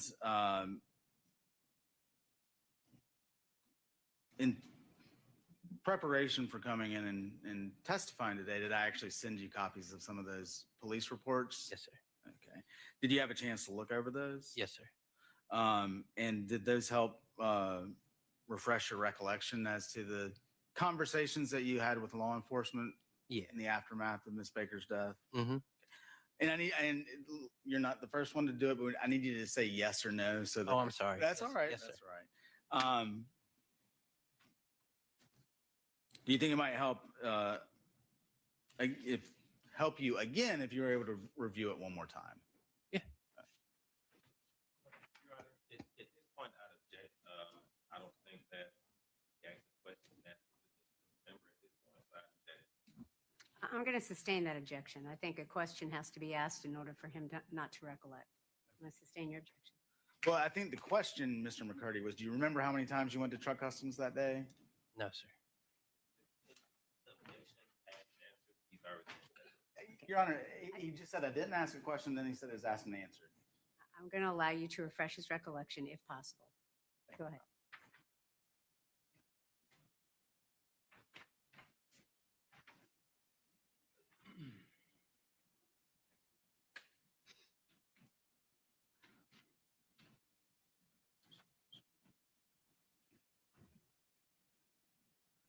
May I approach, Your Honor? May. This has been marked as State's Exhibit 148. I'm just going to ask you to kind of read that to yourself. Okay. When you're done, if you can just look up and let me know that you've had a chance to finish it, sir.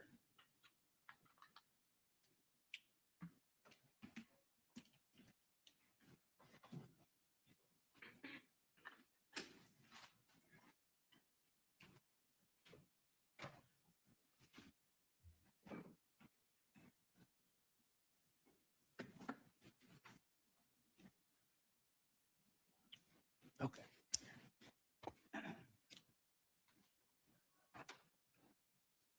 Mr. McCurdy, you haven't had a chance to review State 148. Does that help refresh your recollection as to kind of your exact whereabouts on Friday, January the 19th of 2001?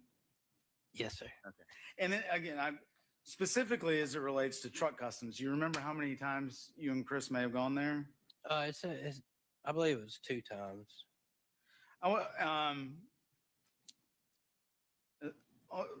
As it relates to the second trip to Truck Customs, if you remember, what was the purpose of that trip, sir? I'm not sure, to be honest with you. Maybe to check on the truck. Had you and Chris been together at that point throughout the day? Yeah, we've been together all day. Do you recall, And yes or no questions are leading questions. They suggest the answer to the witness. Okay, well, I have to hear the question first, and then I'll take up your objection. did you have lunch that day, sir? I don't remember. I imagine we did, but I'm not real sure.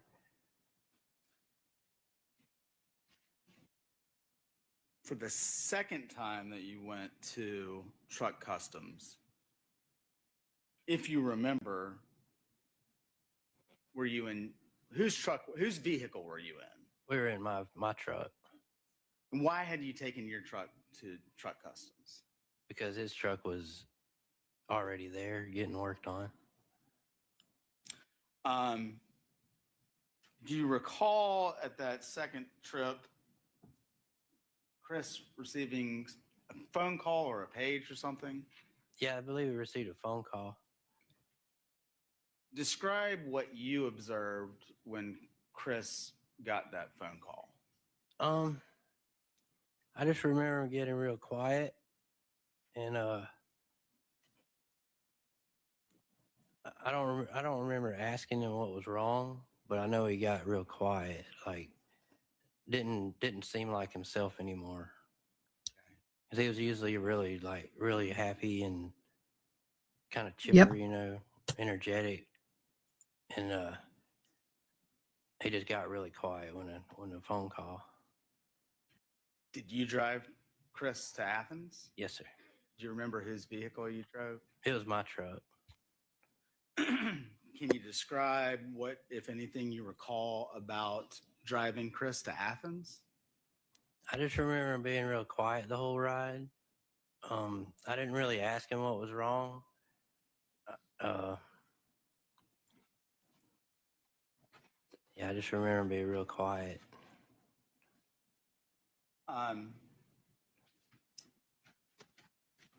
Mr. McCurdy, is as it relates to the exact, excuse me, stops that you and Chris made on January the 19th of 2001 from 7:15, 7:30 on, do you have a good recollection as to when and where those stops were?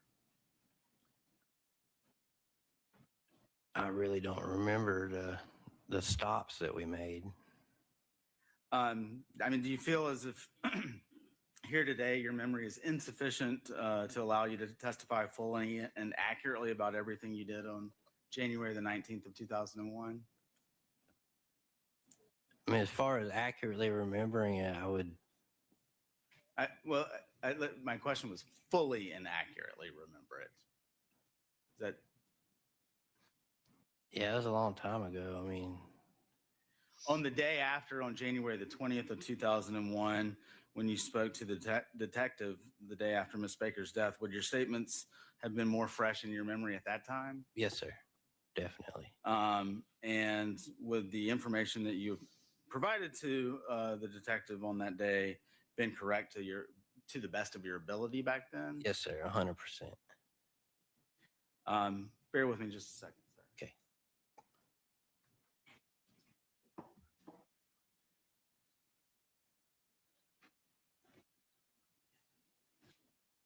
Mr. McCurdy, those are all the questions that I have for you, sir. Mr. Cruz may have some questions. Thank you very much. Cross-examination, Mr. Cruz.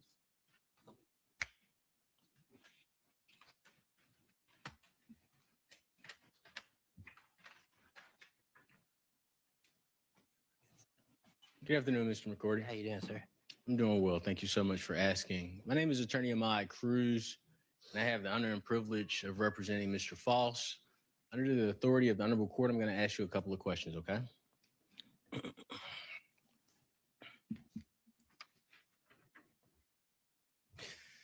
I believe you've already discussed with the state that you spoke with law enforcement on January 20th, 2001. Is that correct? Okay. And on January 19th, 2001, you stated that you drove Chris to Athens. All right. And were you aware that Chris, on the way to Athens, learned that his girlfriend or ex-girlfriend had been killed? Not at the time. Not until I believe he told me on the way back. Okay. That what had happened. But in the vehicle, his actions were he was quiet. He was quiet and he was upset, but I didn't ask him what was wrong or anything like that. That's fair. You would agree that January 20th, and it's a given, I know you would, I just have to ask the question. You would agree that January 20th is one day after January 19th, 2001? Yes, sir. And law enforcement asked you about you and Chris's whereabouts on January 19, 2001 when they spoke to you on January 20th. Is that correct? Yes, sir. Now, Mr. McCurdy, on the 19th, I'd like to go back to the 19th, you took Chris to the police department. Is that correct? Yeah. Or you were with him at the police department? Yeah. Okay. And you know police interviewed Chris. Is that correct? And before police could interview you, you left the police department. Is that correct? I don't really remember that far back. Yes, sir. So let me ask you this. Okay. When they talked to you on the 20th, do you recall telling law enforcement that you and Chris started the day at Nash Plumbing? I remember telling that I met him at his house, but I don't remember exactly if I told him that we went to Nash Plumbing. Would seeing a summary of your statement to law enforcement refresh your memory? Yes, sir.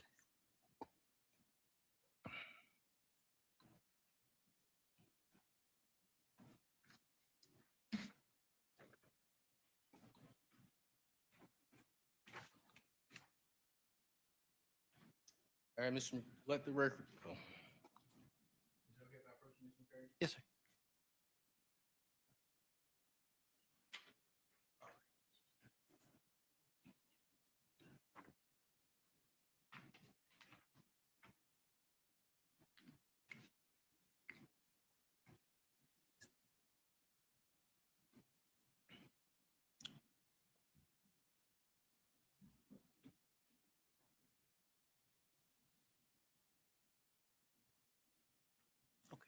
Okay. You can hold it for us. Okay.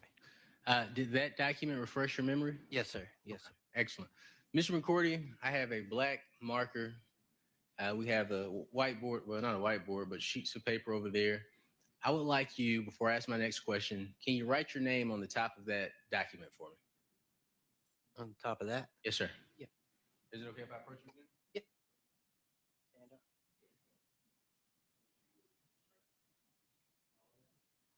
Whole name is fine.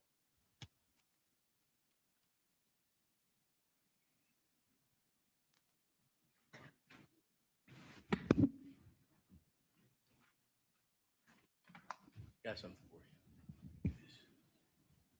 I'll let you keep that too. Okay. You're gonna Oh. All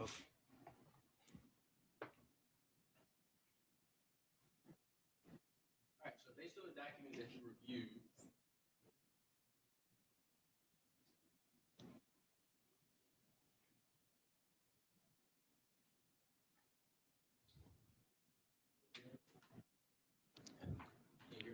Yeah, I can hear you. based on the document you reviewed, you recall telling law enforcement that you and Chris started your day at Nash Plumbing. Yes, sir. So can you write Nash Plumbing at the under your name?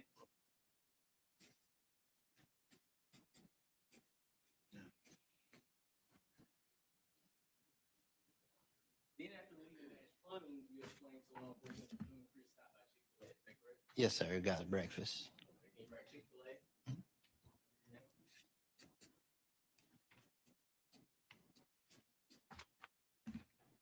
then around 8 a.m., or you told law enforcement around 8 a.m., you and Chris went to a house in Grayson to check the police. Is that correct? Yes, sir. Okay. Can you write 8 a.m. Grayson, GA?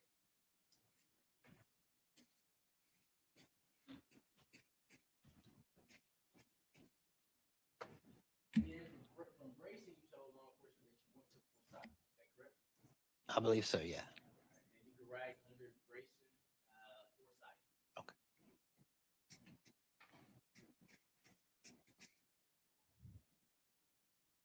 So is it fair to say that before 8 a.m.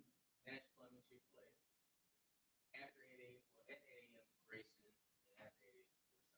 Yeah, I would say that.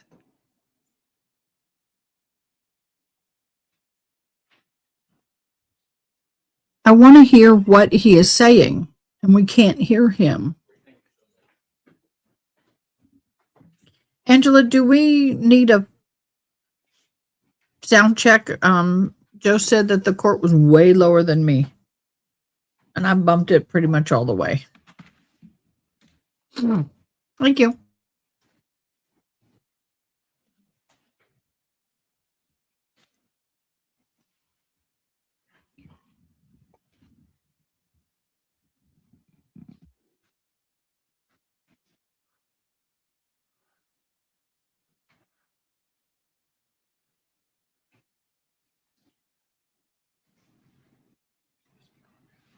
want this?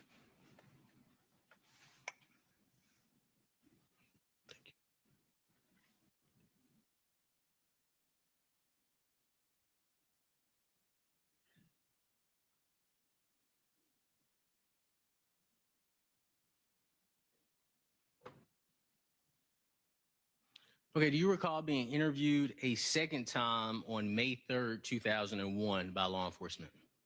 Yes, sir. And they asked you again about the whereabouts of Chris on January 19, 2001. Is that correct? Yes, sir. And during the May 3rd interview, you advised law enforcement that you went to truck customs around 3:30 p.m. Is that correct? Yeah, I think it was around, according to the paper, it was around 3:30 or 4. Okay. Can you write that on the board? Truck customs 3:30 to 4.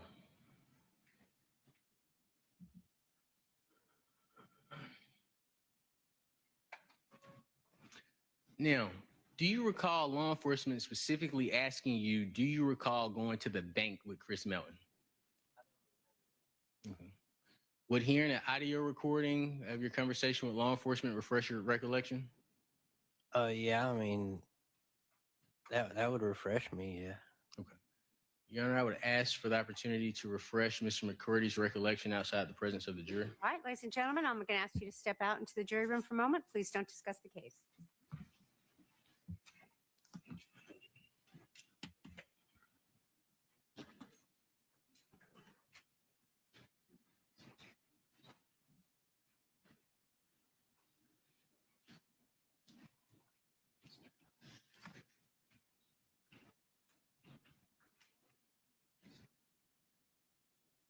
I would not want to be on this jury.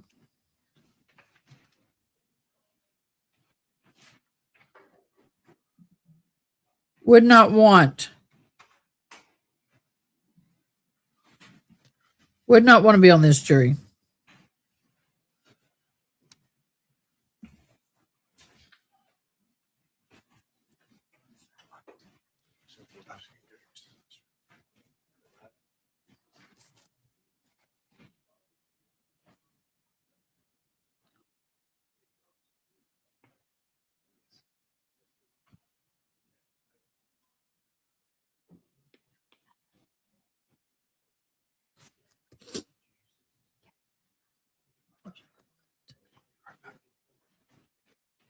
So,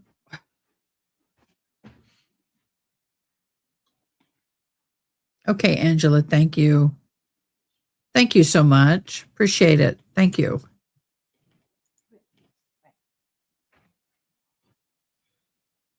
Yeah, that would be cool.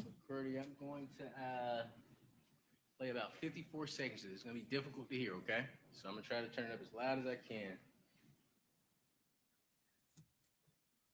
There's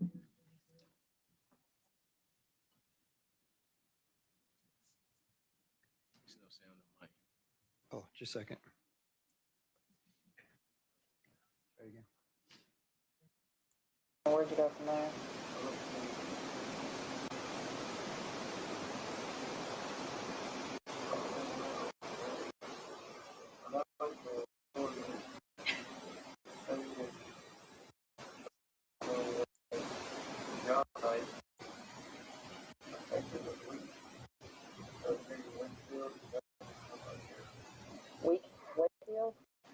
Wheatfield?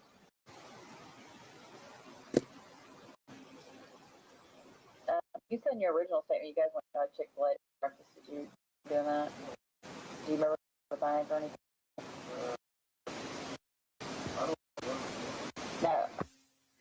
No. A little bit. Okay. Would you like me to play that one more time for you? It sounds that I don't remember going to the bank.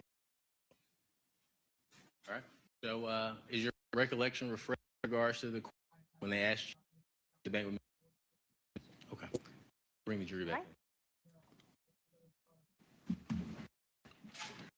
Mr. Moment. Sorry. Two places at once. I'm not sure if you bring.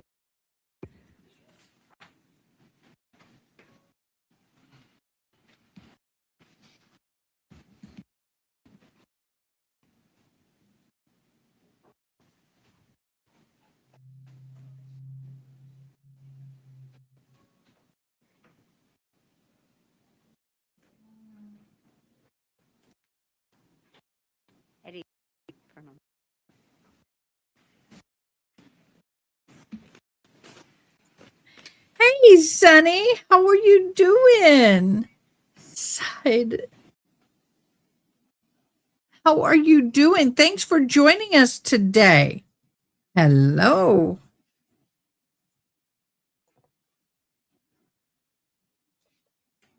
Oh, it's still there.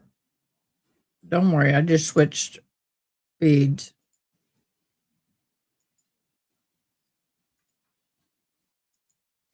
Let me get it back.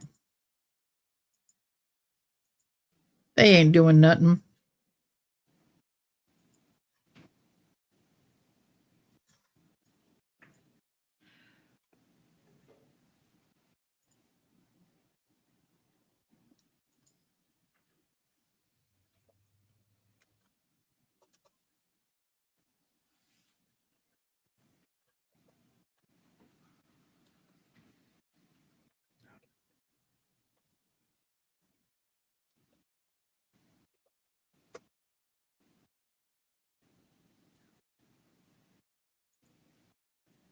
It wasn't me.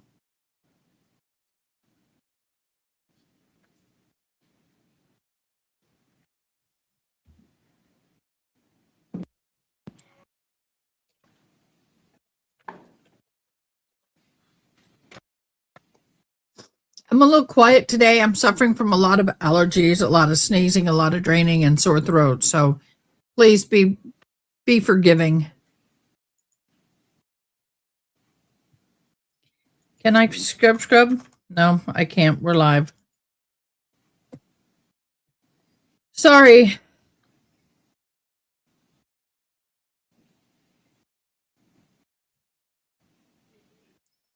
This trial has pretty much got me. In my own humble opinion, I feel like they're barking up the wrong tree.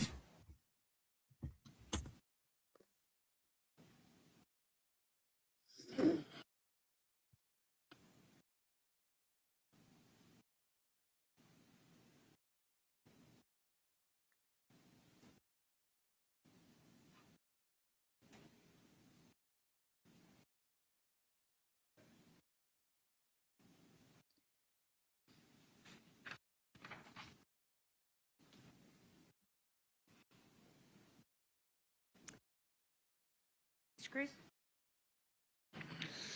Mr. McCourty, that law enforcement interviewed you in 2001, correct? Yes, sir. Okay. And in one of those interviews, they asked you if you remembered going to the bank with Mr. Melton. Is that correct? Yes, sir. And your response was that you did not remember going to the bank with Mr. Melton. Is that correct? That's correct. Okay. And I also want to, well, excuse me. Do you still have the marker? Yes, sir.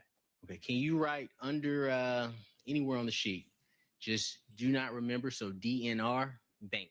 Okay.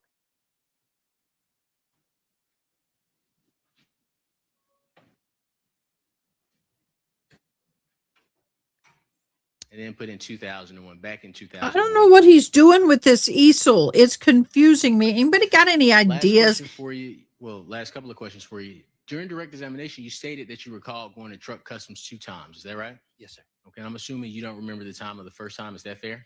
Yeah, I don't remember. I would assume it'd be in the morning time, but I don't remember the time exactly. Excellent. I just want to make sure we keep everything accurate, and I want to make sure I keep everything accurate for you. So can you put on there, I know we have truck custom at 3:30. Can you put on there truck custom morning if you don't remember the time? Okay. It's underneath it. Yes, sir.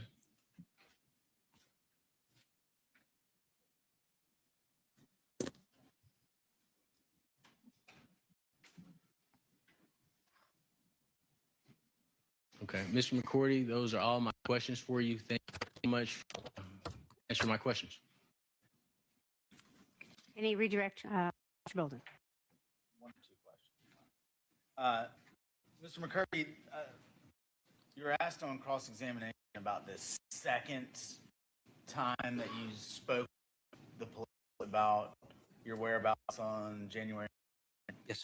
About how long after the first talk to him was that? I believe it was about a month or 2.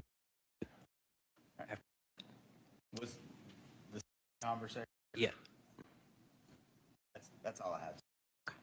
Any recross, Mr. May this witness be would ask to be excused. Your Any, Mr. For us, so I would just ask that he, subpoena with 48 hours. All right, thank you. Curdy, you're still in by the defense, but you are free to go for now. Thank you, sir. You may call your next.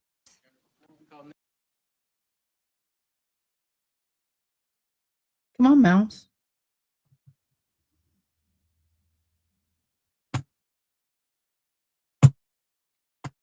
Give me a sec. Technical. There we go.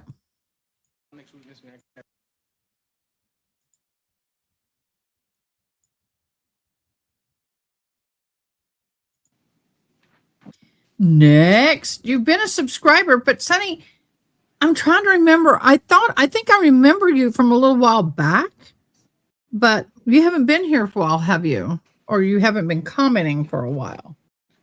Thank you for being a subscriber. Y'all don't forget to like the live, comment ILIKED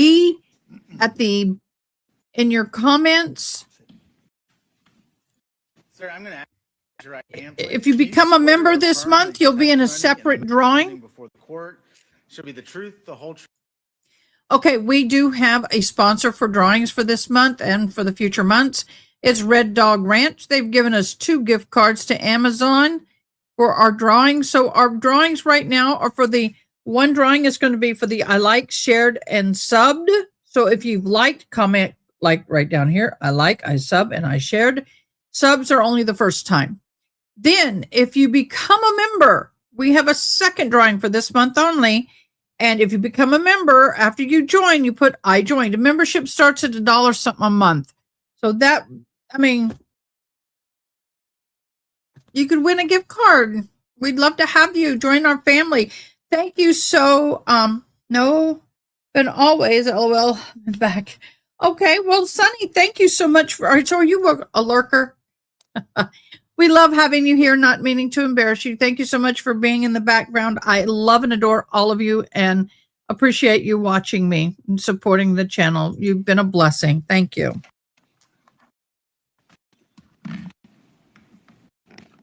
That's some nice silver gray hair. Just didn't want anything to. So. You could and spell your court reporter. All right. Teeter. Teeter.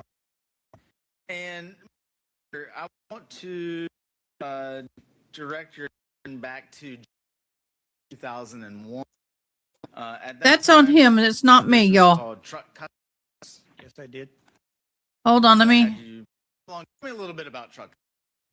We custom trucks and stuff. Give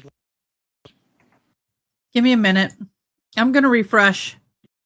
Remember how many? Morning, then the afternoon. As far as the visit, do you remember approximately? That's them. If you can, that would have been, sir. I would say, I believe it was around. And again, if you remember, what was the purpose of that initial? What you're going to do to what he was done to working on his rack to hold pipes, plumbing. How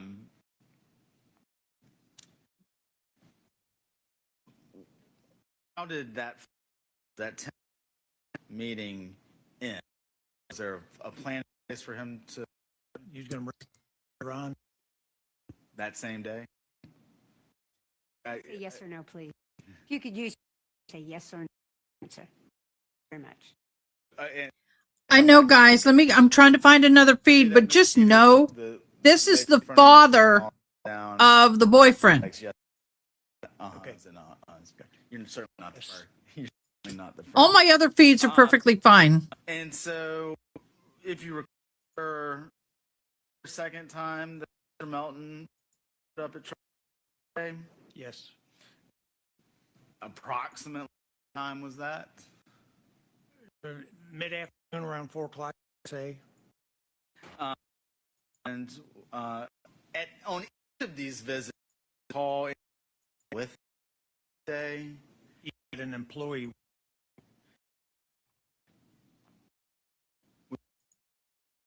Both times. I believe, I think he had,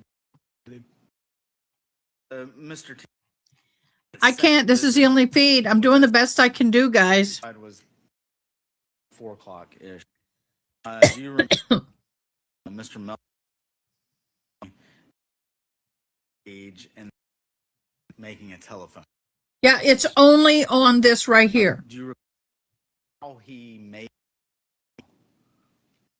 remember at the phone. I'm going to go check my internet speed, but I'm pretty sure it's just this because everything else looks fine. See and hear any of Mr.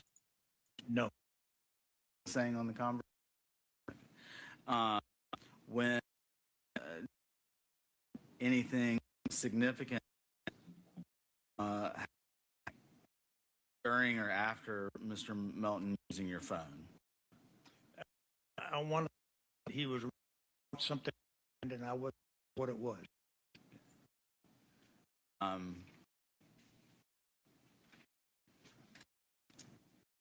Say he can just go into a little bit about what you mean. Like he had received some kind of news on the phone. And do you recall Mr. Melton and his employee leaving together from your business? They leave. Being they were there, I believe they left in the employee's vehicle. Any further contact that day with either Mr. Melton or his employee? No.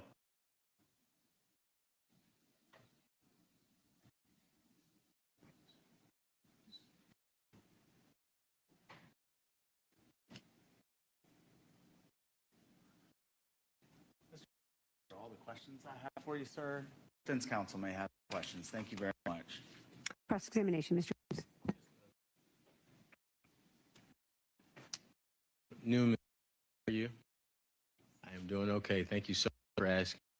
My name is Cruz, and I have Edrick Faust. All my stuff is it okay up to with you if I ask par. a couple of questions? You mentioned Mr. Melton had an employee with him. Do you know the extent of their personal relationship? Not at all. Okay. Do you know if they were friends or not? Not a clue.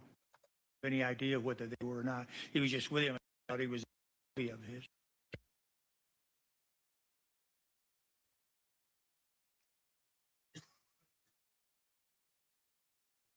This is all on them, y'all. I'm going to re-engage. Any idea whether they were or not? He was just with him. I thought he was a employee of his. Yeah, this is them. Let me close. I don't have a whole lot open, so I don't understand why.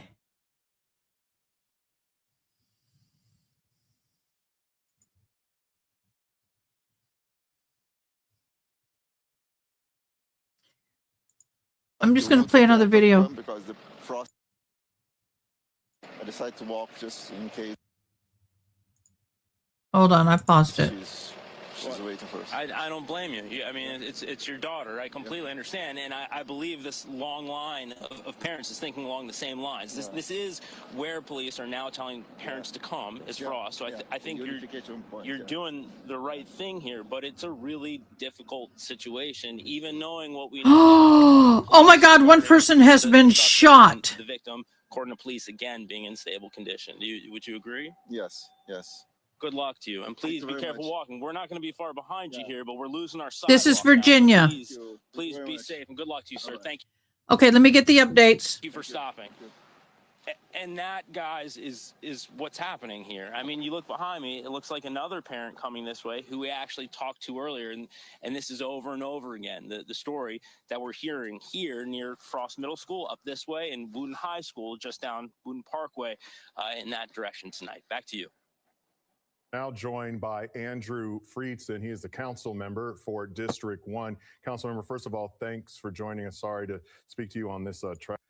Okay, police were dispatched about 2:15 after the reports of gunfire inside of the school.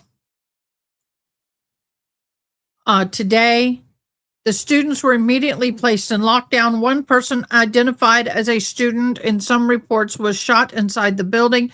Approximately 3:20 to 3:30, police confirmed they had one person in custody. Roads, of course, around the school were closed off except for to emergency vehicles. The victim's status: the police confirmed one injured victim, but did not immediately release the details of their condition. The school's response: the student who rides buses were released on their normal routes. Parents of bus riders were asked not to come to school. Montgomery Police describes as an active incident during initial response. The alleged shooting occurred inside the school, not outside. So, y'all, we have another active lead shooting happening. Tragic, situation. I'm going to right get the now. other video What up. information can you I'm bring going to to us let right this now run with the until then. latest? And have you talked to Montgomery County Police Chief Marcus Jones?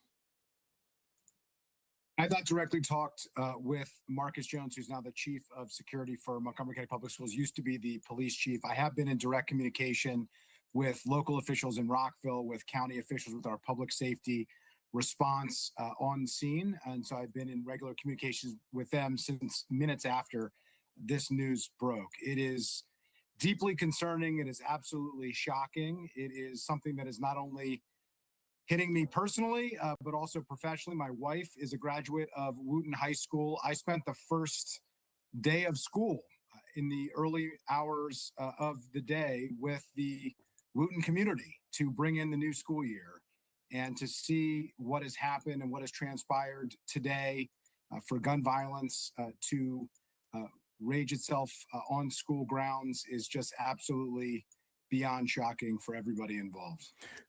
Now, Councilmember, you saw the different.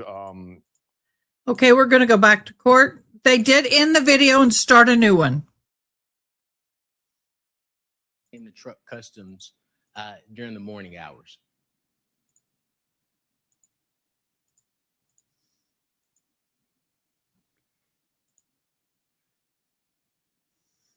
Yep.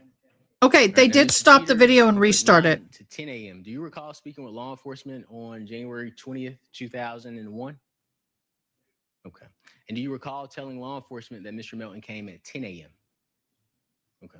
Can we, if it's accurate, can we erase the 9 and leave the 10 a.m.?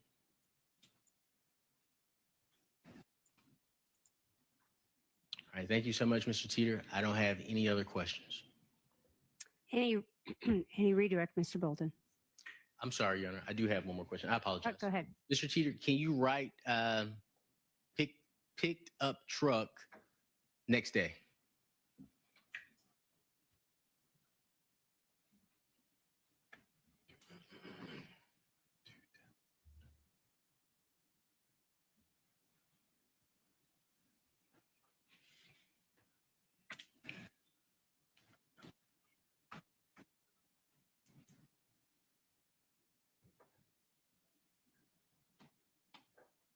Thank you so much, Mr. Teeter. Those are all of my questions. Any redirect, Mr. Bolden? May this witness be excused? Any objection by the defense? Sir, you are free to go. You may call your next witness. Judge, can we approach?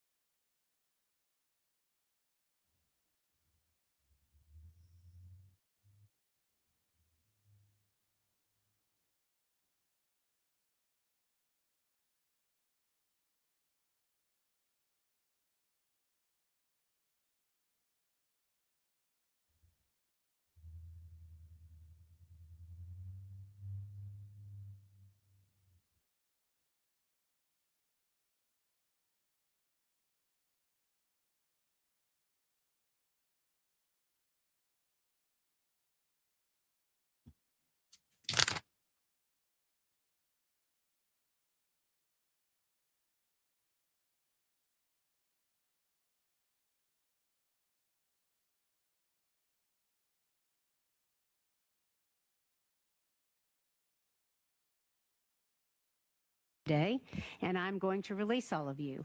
So I'm going to give you the same instructions that I have before and a few extra instructions, actually.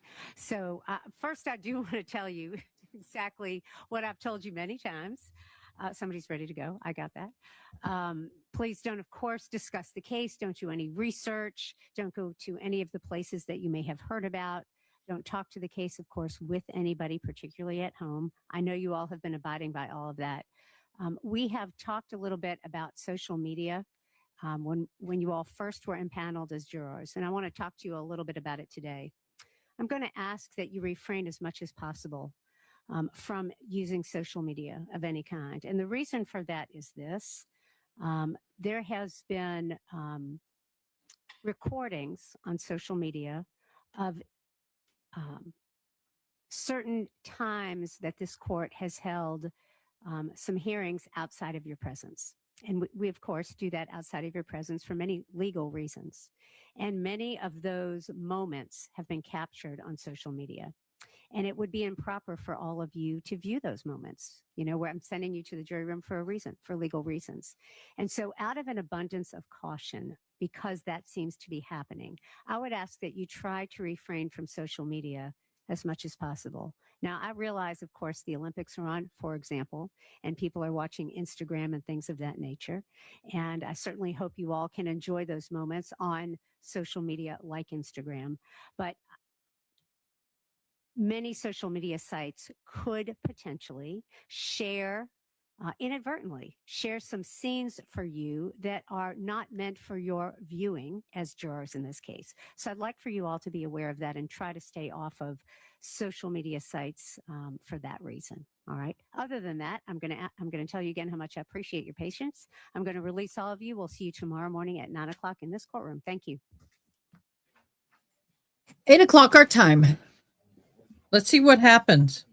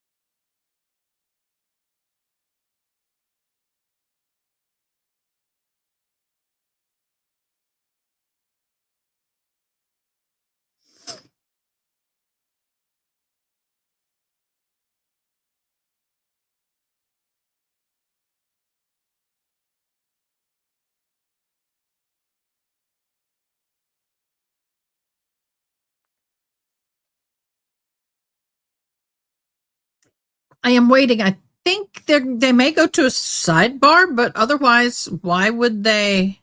Yep, sidebar. Let's get to the sidebar. Oh, she's like, I'm out.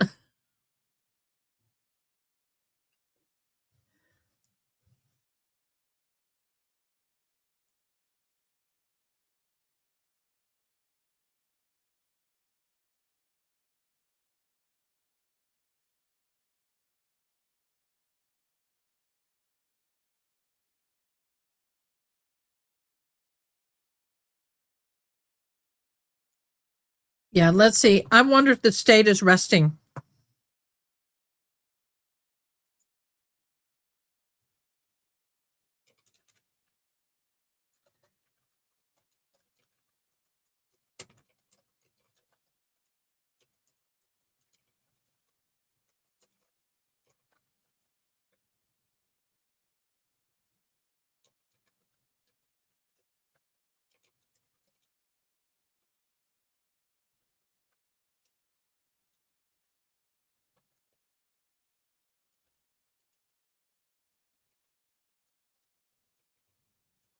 Not at the bench. I'll ask the state first. Again, is there anything we need to take up before coming back to court tomorrow?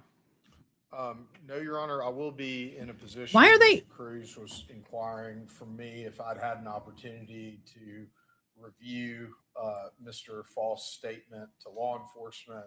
I have. I just need, and I've identified when he makes reference to various convictions that he's had in the past and things like that during the interview. I just need to cross-reference those against the transcript that Mr. Cruz has provided. And so I would probably be in a position to do that before the jury comes in tomorrow if the court wants to address anything as far as possible disagreements we may have.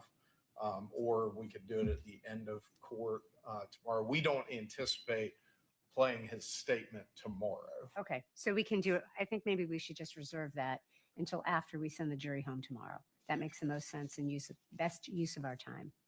Okay, very good. Thank you. Thank you. Ms. Cruz, yes. Anything else we need to take up? Okay, so let me talk about a couple of things. First of all, we are going to need jury instructions, jury charges from both parties. You can get those to Ms. Ellis by email form as soon as possible. I can certainly file them in open court if you want to hand us a copy, but she works best certainly by email. If you can get those to her as soon as possible, that would be incredibly helpful for her. I have a Rule 22 I want to discuss with everyone, and it came in today, I think around the lunch hour. The Rule 22 request. Well, let me just pass it to all of you for right now. You all can take a look. Let me make a copy of it.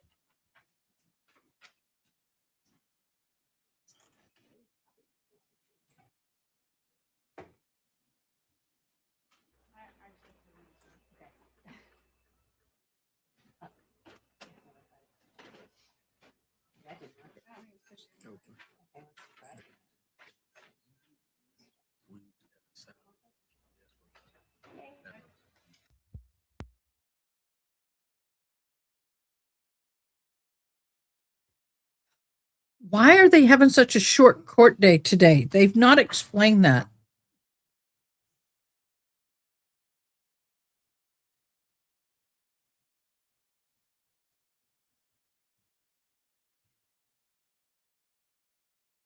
I'll just give you a copy, just make it easier to look at, and I'll give you my comments after you've had a chance to look at it.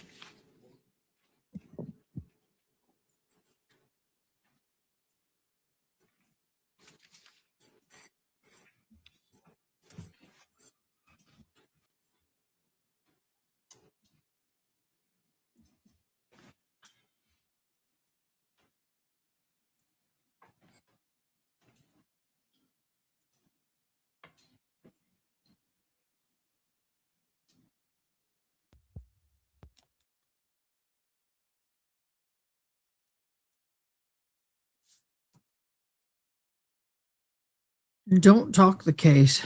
I think this jury will do anything to get this case done. In fact, I'm surprised we haven't had jurors doing stuff to get kicked off of this case, because this case is insane.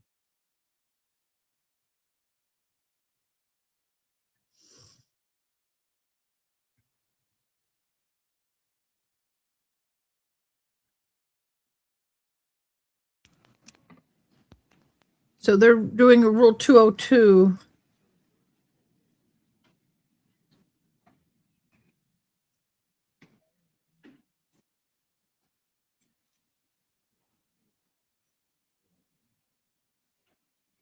I'm writing notes.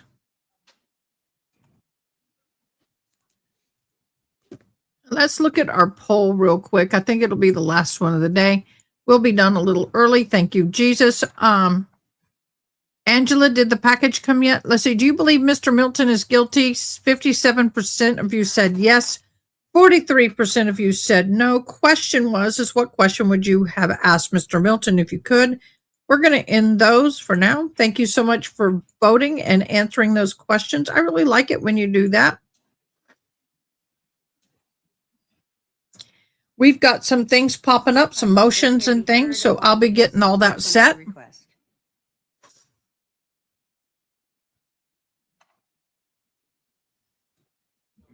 I'm sorry, Judge. I'm just trying to identify, what news organization, if any, this person might be a part of. I could have just a moment. Sure.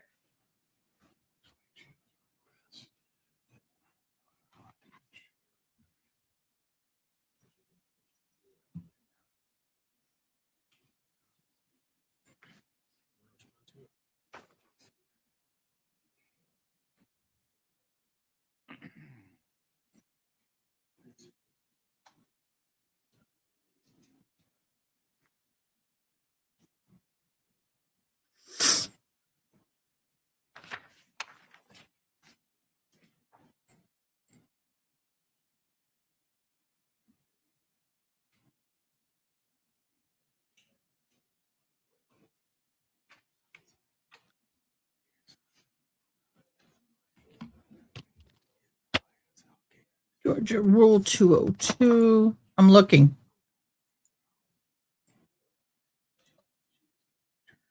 Come on, do what I ask.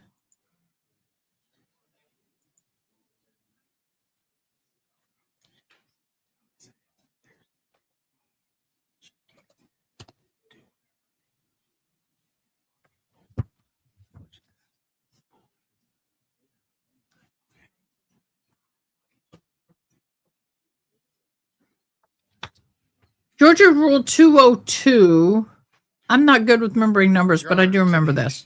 That we're interpreting. Georgia's Rule of Evidence 202 deals with judicial notice of law, meaning that the judge is allowed to recognize a law without needing to prove or the evidence presented by. So, for example, the court must take judicial notice of the Constitution, public statutes, rules in Georgia Supreme Court, may take judicial notice of municipal ordinances or regulations, or administrative or rules or foreign laws.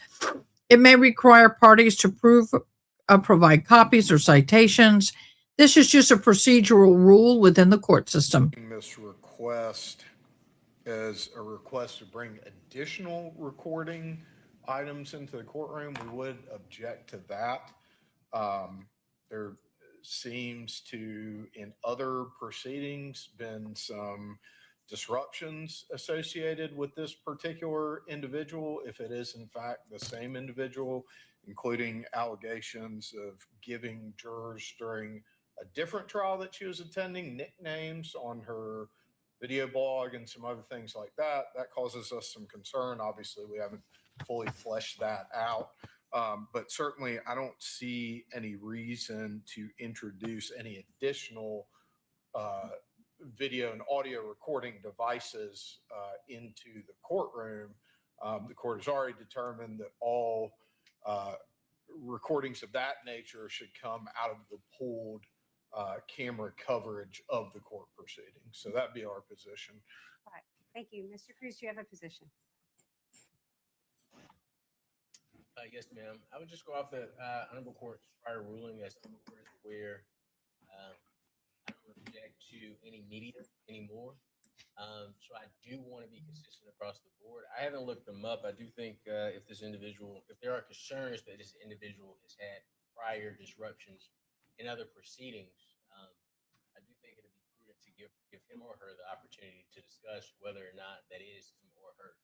But otherwise, if this trial is obviously very public, more public than I'm sure a lot of us would like, but if she would like to bring recorded materials, I have no issue. It's up to the honorable court's discretion. Thank you, Mr. Cruz. All right, so we are referring to Rule 22 requests that came in today, and the representing firm is called Infamous Sylvia Media Services, LLC. Is somebody here representing that? Would you care? Yes, good afternoon. Would you care to be heard? Yes. And could you tell us your name and spell it for the record, please? Yes, ma'am. Yes, that's a good idea. If you'll come on up to the podium, if you don't mind, that would be best for Ms. Satterfield. Thank you. Wow. Thank you for that, because we can't hear you. Start over. Thank you. My name is Sylvia, Sylvia, Tumusimi, Tumusiime. Okay, thank you very much. And ma'am, if you would like to be heard with regard to any of the comments the state or the defense made, you may be heard at this time. Yes. As far as the nickname that was given during the YSL trial, the judge did give me some information on the proper way of doing things, and I end up staying even after the whole thing with the nicknames, which I corrected that. That has never been done. After that, I have done several other cases. I did the Diddy case in federal court. Try and have a good I day. just completed another case with Brian Steele. So I am very, very much familiar. And also, I do work for other outlets. I'm independent, and sometimes I work for AJC. I may be able to, text them what's going on in the court. That's basically what I do. All right, thank you. And I'm not asking for, I want access to be able to get the feed as well. I'm not asking for me to be able to record myself. I'm just trying to get the feed to get approval for that, and also be able to text the reporters that are outside. Okay. All right. Thank you for clarifying that. Mhm. All right. I appreciate that. All right. All right. Thank you. Anything else from the state or any questions you'd like to ask? No, Judge. All right. Mr. Cruz, anything else? All right. Thank you. All right. And tell me how to say your name again. I'm sorry. Tumasimi. Thank you, Ms. Tumasimi. So this is what I'm prepared to do with regard to your Rule 22 request. It is untimely with regard, just for the record, for tomorrow, but I'm going to allow it. Your request to be able to have pool access is granted. It would be, and I'll just make a finding with regard to Rule 22 D3, F2, and GI, D, E, F, and I, that having more cameras, more recording devices, and things of that nature in the courtroom would certainly be very disruptive, particularly in a courtroom of this size. It is our largest courtroom, but it is still not terribly big. And the one camera that is a pool for all of our media outlets seems to be the most appropriate source. So I will grant you access in that pool. And I have allowed all media to have their cell phones, not to take pictures, with the exception of the Red and Black and with the exception of the Athens Banner Herald, because they don't have any other sources. But for texting purposes to your media outlet, I certainly will give you that same access as other media outlets. I would ask that you make sure you familiarize yourself with the Rule 22 that's in place, of course, not to certainly identify any jurors, not to make sure that you don't inadvertently identify any of the jurors coming and going, and that you do not report on this defendant whether he is not at liberty. That is, the Rule 22 prevents all of that. And I appreciate your participation in all of that. I'll let you certainly contact the rest of the media outlets to determine how to access that pool, but I will grant you that request. All right. Thank you. I'd like to add something to that autopsy photos of Mr. Baker. I'm sorry. Yes, sir. Yes. Thank you, Mr. Cruz. And of course, not broadcasting any photographs of the autopsy. Those photographs have already been tendered. We have gone through some of that, those witnesses, but certainly that is part of the Rule 22. I do want to say something, and thank you for reminding me. It is not acceptable for any party, whether it's media or persons, to actually participate in the live stream from the courtroom. It is not allowed for any media person to be commenting on live stream in the courtroom or for any other persons to do so. The reasons for that are many, but very particularly participating in live stream comments and blogs of that nature during the trial in the courtroom has not only an impact upon the integrity and dignity of the court, which is 22G1D. It has a significant impact on the administration of the court, which is 22G1E. And it is certainly participating in the live stream and comments of the live stream during court proceedings, according again to 22GIF, has an impact upon due process and the truth-finding function of this judicial proceeding. It has come to my attention that there is a significant impact from social media with regard to this trial.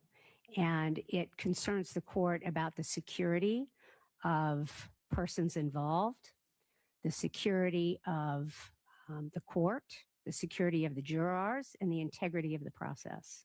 And so those are the reasons I'm making my order with regard to any comments about live streaming or doing live streaming during court other than the pool that has been allowed by the Rule 22. So just kind of want to make that clear for everybody. And I thank you for your cooperation. All right. Is there anything else from the state we need to take up before we adjourn? No, Judge. All right. Thank you. Ms. Cruz, anything before we adjourn today, sir? No, ma'am. All right. Court is adjourned. I'll see you all at 9 o'clock. Thank you. All right here. Just a minute.